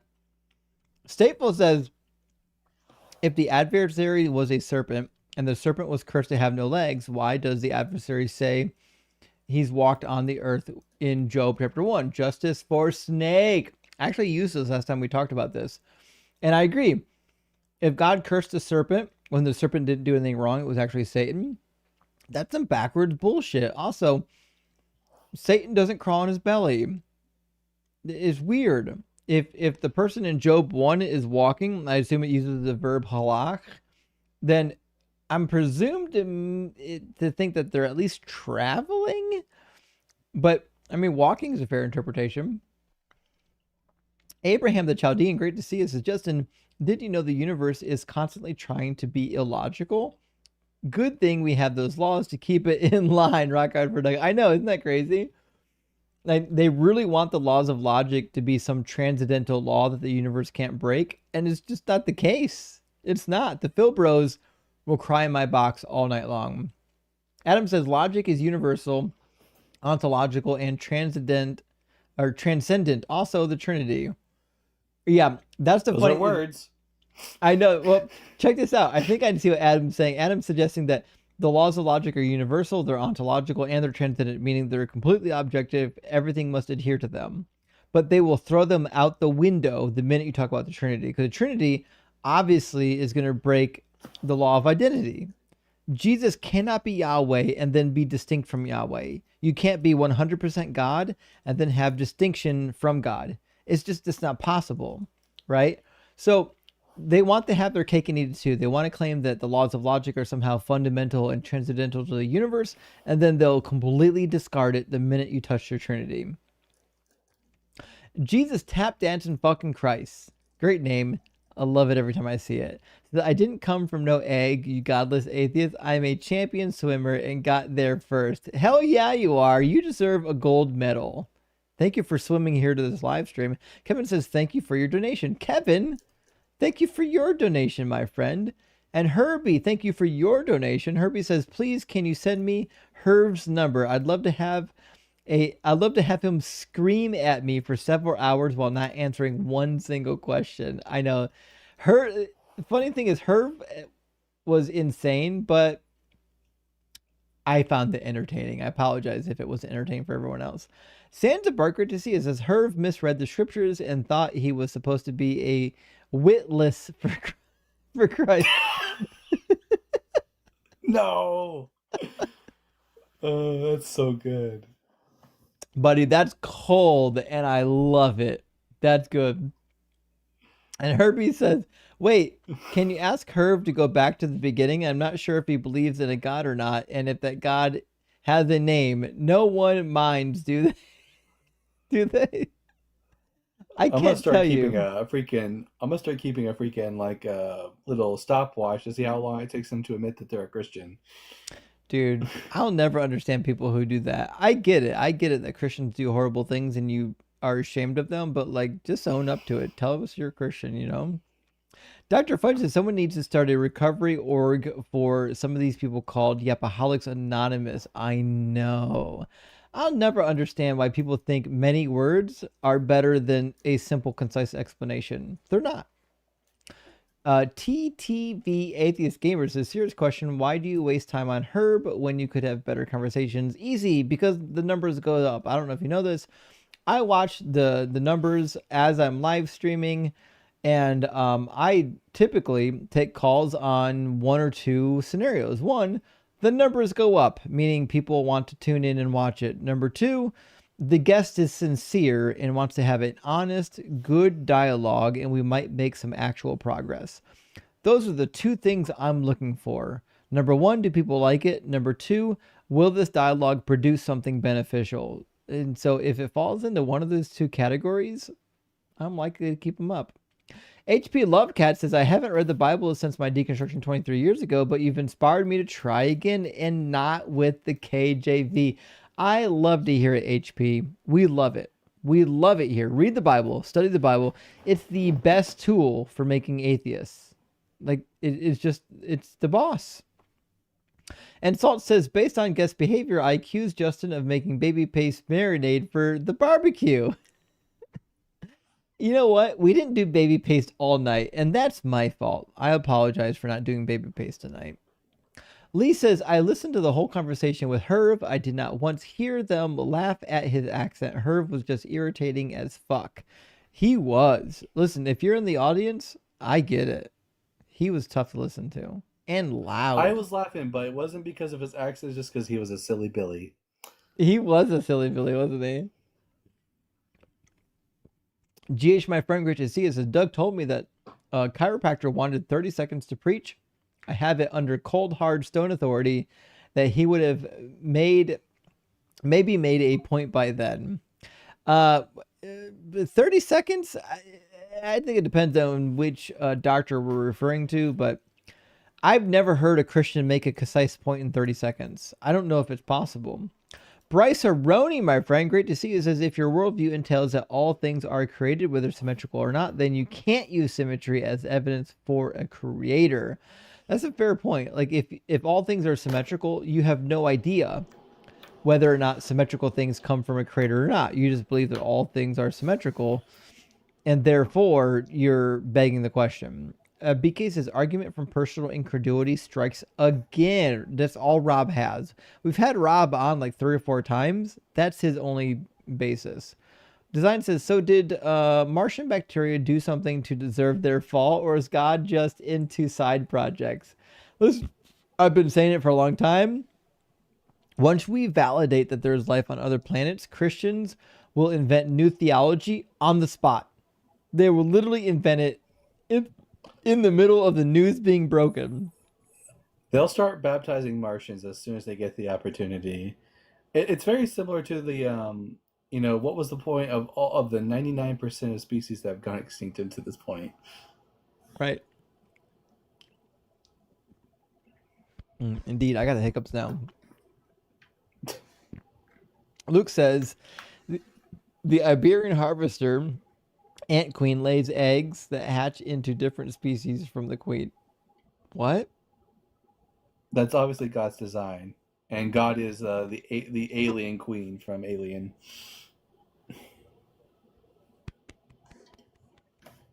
You good?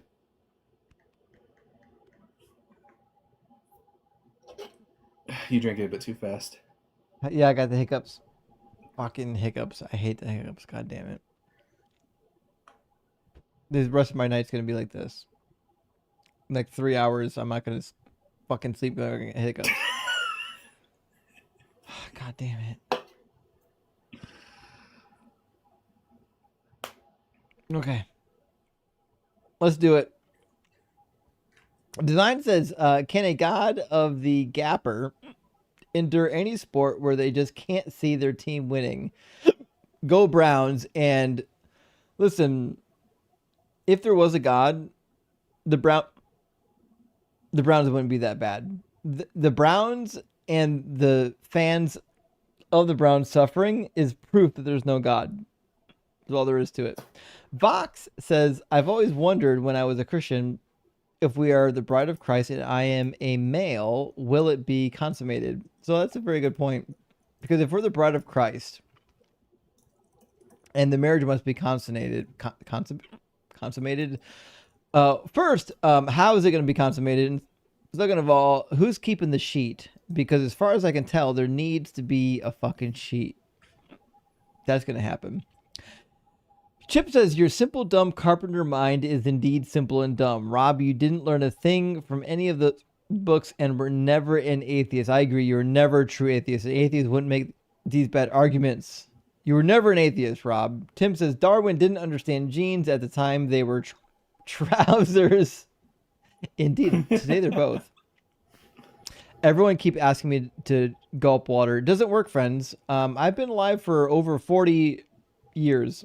I can tell you, none of your suggestions work. Not one of them will work. This is just my life now. Arvin says, it's so hard to tell if Rob is genuinely that misled and confused if he argues in bad faith and misunderstands every simple argument on purpose. So that's the thing is, I think it's, with Rob, it's difficult. I think it's a combination of this being disingenuous and not being up to speed, you know? Flanker says, I wish to hammer the point that God is an explanation. Fuck, I gotta start over. I wish to hammer the point that God as an explanation does nothing to actually explain anything. You say magic did it is not equal to evidence. So we tried that with Rob. Listen, claiming God did it is the end point. It's not the... There's no proof. There's no evidence. That's the conclusion. You got to support your conclusion. The conclusion... Bluebird, drinking water won't fix it. Please, trust me when I tell you. After 41 years of being alive, I have tried every fucking cure to hiccups there is. There's no amount of water chugging that will ever cure my hiccups. This is what's going to happen. This is my life for the next 2 hours. This is what's happening, friends. PFOF says, skeptics believe in magic now? I mean, Rob does, but he's no skeptic. He's a liar. Janice says, guy is so equivocating. He's about, fuck me. He is a boo, not a skeptic. Matt Sky Daddy is not a simpler solution, and most of planet inhabitable, not designed for us. Actually, we didn't bring that point up, but we usually do. The fact that most of the planet is, I love it. Priority, take a deep breath and Uninhabitable. hold it. It doesn't work. I don't know why you keep thinking these suggestions work. Holding my breath doesn't work. Drinking water doesn't work. Fucking scaring me doesn't work. None of these things will work. If they worked, I would have done them 100 times a Sunday, and I wouldn't have hiccups right now. They don't work. I've This tried is a trial them. from Doug. You just got to ride it out. This is just a fucking trial from Doug. You just have to ride it out. Nothing works. Nothing you say is going to work. Everything you put into the comments suggesting to get rid of hiccups is going to fix this problem. You're wasting all of your time. Just a ranter says, you said this, but LATT fails. I don't know what LATT means because the universe is needlessly complex. A Boeing 747 is complex, but it's as simple as it can be. What's LATT? Oh, look at the trees. Oh, okay, yeah. The Boeing 747 thing never really clicked for me because it's kind of obvious that you shouldn't be comparing biological organisms to non-biological things. Indeed. And Janet says, I'm amazed every time when the hosts counter the argument and then the caller says, like, exactly. Are they even listening? Just hear what they want to hear. That's the frustrating thing about Rob is like he'll listen to the argument, then rather than addressing the argument, he pivots. Or he'll just say, yeah, but what about, it's like he's not even in the same conversation with us. Indian Glory says, the odds of life occurring naturally, with life at least forming here on Earth, the odds must be 1 in something. There goes fine-tuning. Yeah, if the odds anything but 0 and there's an infinitely long time duration, it's going to happen no matter what. The odds are 100%. Ranter again says, I didn't watch the Bible get written. Maybe it was written by Charlie Sheen in between benders before I was born. This is actually a good point. If we can't prove evolution because nobody witnessed it happen, then fuck, the Bible wasn't written. Nobody witnessed it happen. Very good point. And Max says, Rob, how can you believe anything in the Bible is real if you weren't there? Exactly. That's what we were saying. And Rancher again, I've dropped $15 on Rob as a peer reviewer. It's not perfect, but reviewers are way less biased than sunk cost pastors and Christian scholars. Couldn't agree more. Yeah, I always make sure that if I'm going to be reading from a Bible scholar, it's someone who's got no neck in the game. Fuck, I'm gonna hiccup forever. Janice says, special pleading, watchmaker, personal testimony, and now God of the gaps. Bingo. Now I am hungry and can be wrong. So hold on. What is happening with this super chat? Special pleading, comma, watchmaker, comma, personal testimony, and now God of the gaps. Period. Bingo. Now I'm human and can be wrong. So God, what the fuck? I gotta be honest, I love you, Janice. I have no idea what you just said, but thank you so much. Phil says, if atheism is a worldview, then so it is chupacabrism. Chupacabrism. Oh, chupacabria. Gotcha. That's a good South Park reference. I guess that's the disbelief in the chupacabra. I think you're right. A chupacabra. I think you mean a chupacabra, not al chupacabra. Phil says, if atheism is a worldview, then so is... Oh, that's duplicated. Darth says, love your content. You sound random drunk as hell right now. It's so God damn it, I hate hiccups. I fucking hate them. They'll last for like 3 goddamn hours. I can never get rid of them. Last time this happened at the end of a live stream, I was up until 3 in the fucking morning hiccuping. They don't... Listen, I know. I really know that you think I can fix this by doing one of your magic tricks, chat. I can't. Nothing you tell me is going to fix this. This is my life now. I'm going to bed at 3 in the morning. I'm going to wake up at fucking noon. That's my life. Darth says, love your content. Random question Leviticus 19:28, is it forbidden tattoos in general or tattoos of the deceased? It's not tattoos in general. It's clearly Fleur. Pickle juice isn't going to help anything. I don't know why you keep saying pickle juice. It's not going to do shit. Not only is it not Here, going let to me do help you shit, out I don't here. even like pickles. Let me help you out here. It seems that these quote unquote tattoos are cutting yourself for some sort of necromantic ritual of some sort within the context of the passage. Both before and after, it is connected to either speaking to the dead or cutting your hair in a very specific way for the dead. Indeed, this is not a prohibition against tattoos. It's a prohibition against foreign worship, pagan worship. Mela says, funny, being forced to attend early Sunday church as a teen was the start of my deconstruction, facing guilt for simply wanting to sleep in felt wrong. This is a good point. Like, why is God so mad if you just get fucking rest? First of all, why did the church have to be early in the first place? Because of kickoff. I get that. Yeah. But, like, I agree. It's silly. God shouldn't be mad that you want to get some sleep. In fact, the whole point of the Sabbath is to get sleep. Jenna says, everyone in this chat is smarter than your God, Rob. I agree. Rob's God is dumb. Semicolon says, saw the grit and grease under your fingernails. I care about nothing else. Sorry, Semicolon. Thank you for the super chat. Yeah, I was helping my friend out with a car today. And we got through most of it, but not all of it. We had some brake calipers and rotors and brake pads and other things to work on. And then we got everything done, and we discovered that there's some rusted brake line as well. And we're like, fuck, there's more to do. So, it is what it is. What are you going to do? Everything else was rusted. Why not the brake lines? I will never understand why the USA doesn't mandate all cars come with copper brake lines so they don't rust. I will never. It's a safety issue. It's a safety issue. Stop putting steel brake lines on cars. Steel brake lines do not belong on cars. They rust, brakes go out, people die. I'll never understand it. Jenna says, Rob, your kitchen went through an evolution. It's not one and done, designed from all-knowing being. I know. If an all-knowing being designs something, it shouldn't be copying, pasting bullshit from other species. And David says, Rob is exceptionally frustrating, but at least you can have a conversation. Also, the remodeled kitchen is bad. God built the kitchen from scratch. I agree. That's the point, right? Because if God was just remodeling bullshit, why would he keep the bullshit?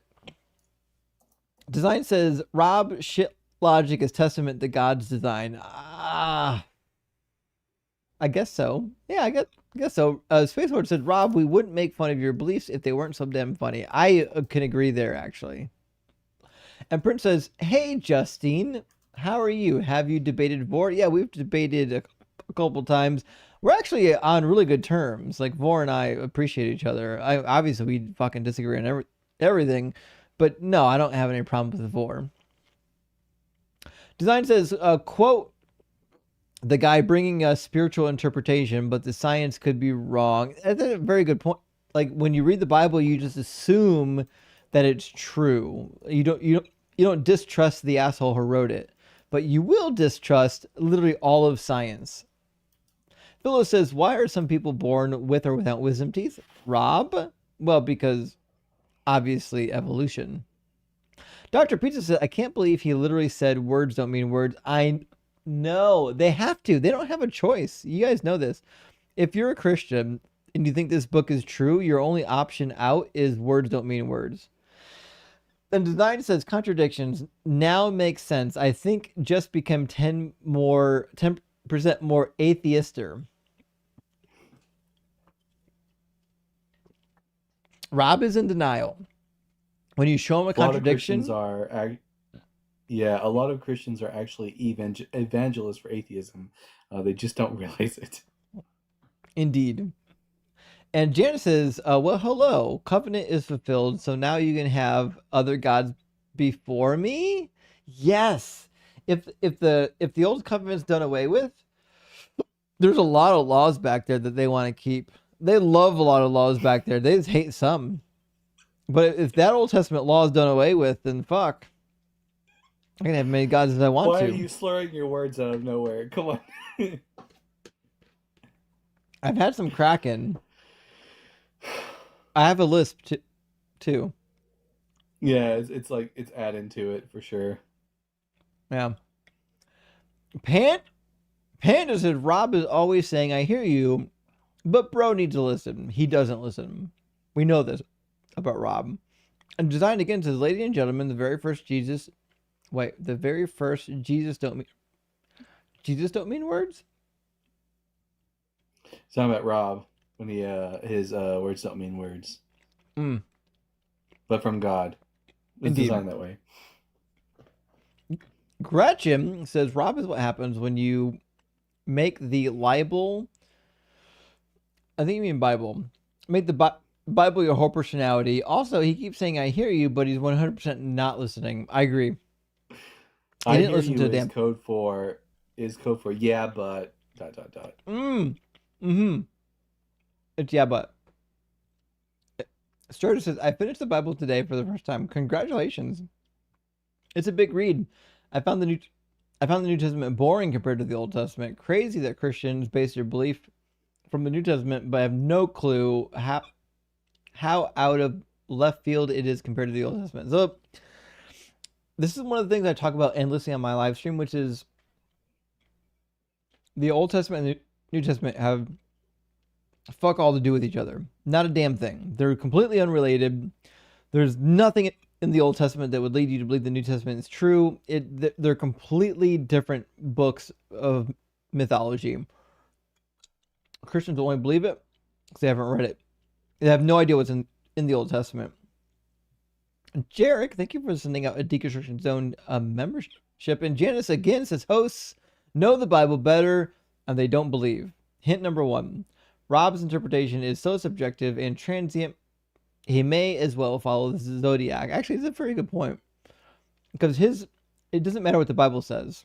His conclusion is that Christianity is true.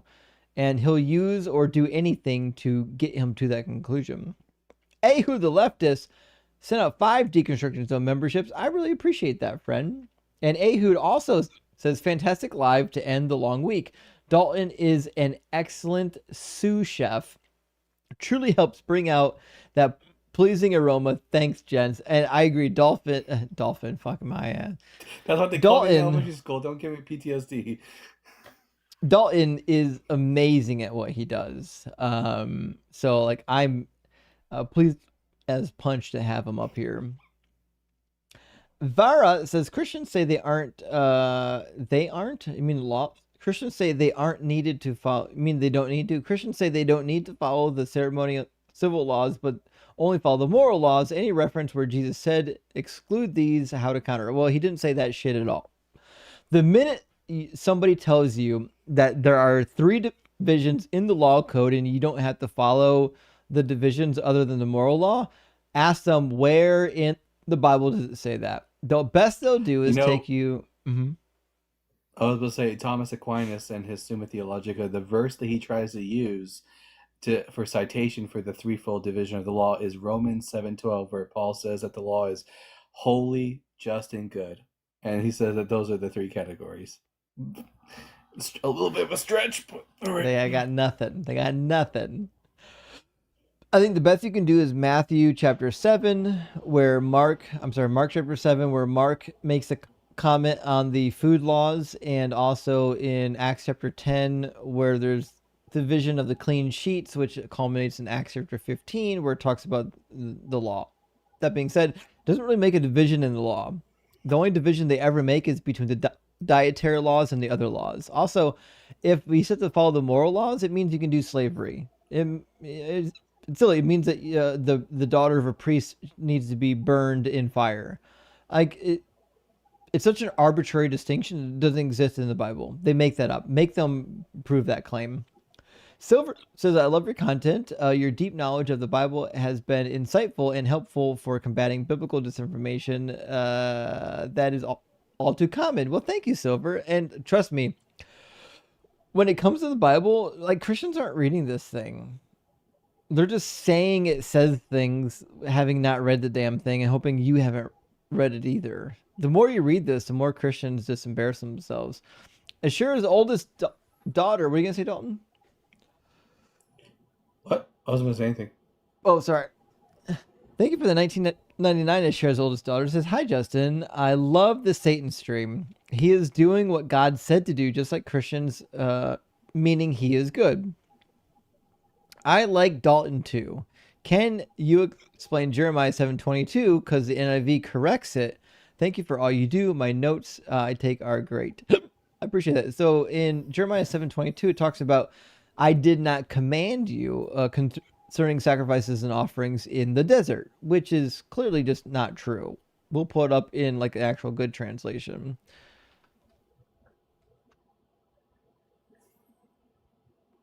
All right, let's lay it out.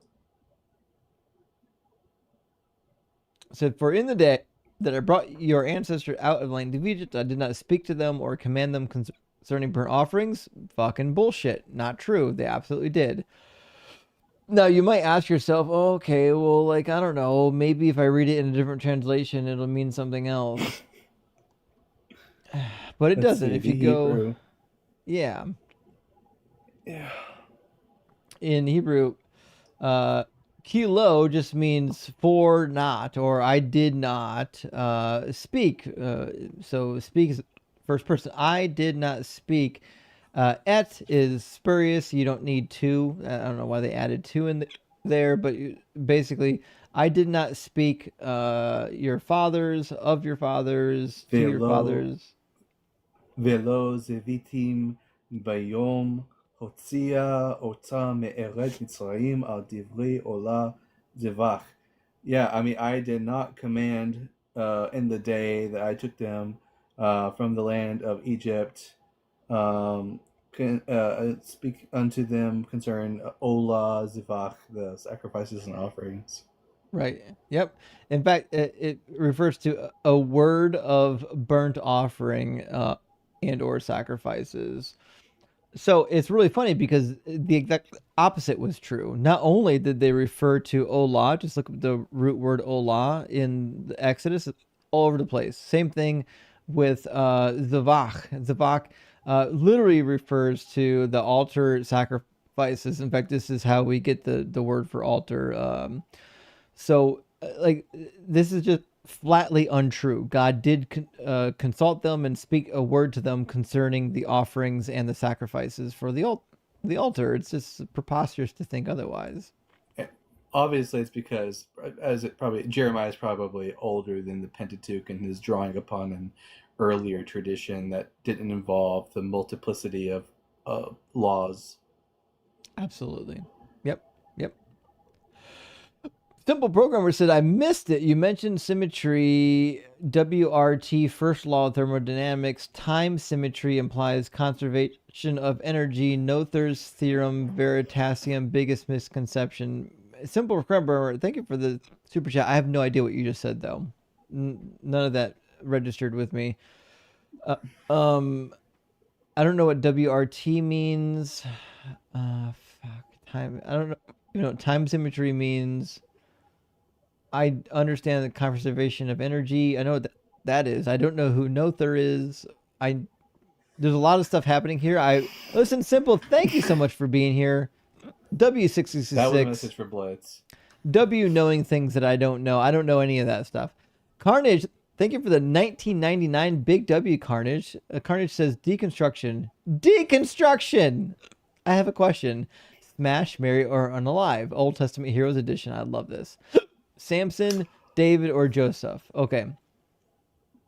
I'm absolutely going to...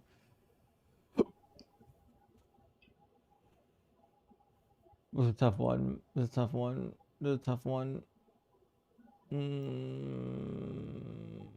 Smash Samson. Marry Joseph. He's got like nice long hair to grab onto, so that's good. He's just a stud, right? Obviously, I'm going to marry Joseph, and I'm going to unalive David. David's a prick. He's an asshole that killed babies. I'm not interested in that. No infanticide for me. Good question. Carlos back again. Thank you so much. It says, get some Kraken and enjoy the hiccups. Salute. Well, I mean, I've got some Kraken left. The hiccups drives me fucking insane. Jack says the best cure for hiccups is to tell yourself you aren't a fish 1 or 2 times. I swear to Doug, it works. It doesn't, Jack. I can tell you right now, telling myself doesn't do anything. Thank you for super chat though. And Duke says scaring yourself does work. No, the fuck it doesn't. You've just never been scared enough. Same with you and religion, I guess. Listen, I can tell you, well, first of all, you're partially right. I don't really get scared. That being said, I can tell you, I've been living my life for 41 years. None of these hiccup tricks work. None of them work. Not a single one of them work for me. I understand that it might work for you. Does not work for me. Everyone's different, friends. Ehud says, this donation is strictly for powering through these hiccups. Bane of existence and potential proof that God doesn't exist or is a POS. Fucking true. Why? Why the fuck would God create hiccups? There is not a single good reason for this. Hiccups do not need to exist. Good question. Think of it in that word says, I want to discuss or debate your choice with you about objective morality. I say there is objective morality, and you'd be wrong. You're welcome to come through anytime and discuss it. Keep in mind, if you're a theist, you don't have objective morals. You only think you do. And L-Teen, great to see you, says, when I have hiccups, it sometimes works to take and hold a really, really deep breath for 5 seconds or so to get rid of them. I feel it, bro. Listen, I would love to do it. I can hold my breath for 5 seconds. It does nothing. I'll show you. Everyone on here's got a medical opinion.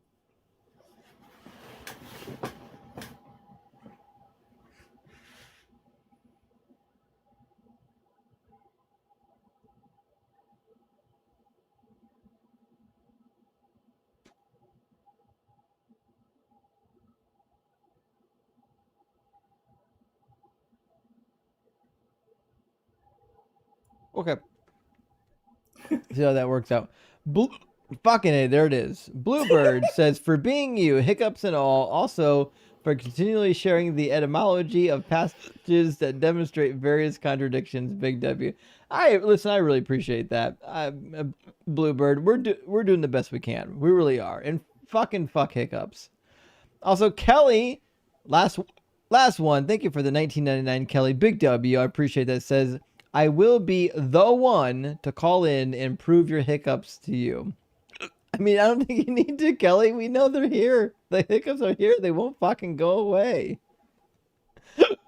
Oh, good question on the moral debate, says they're an atheist. Well, good luck.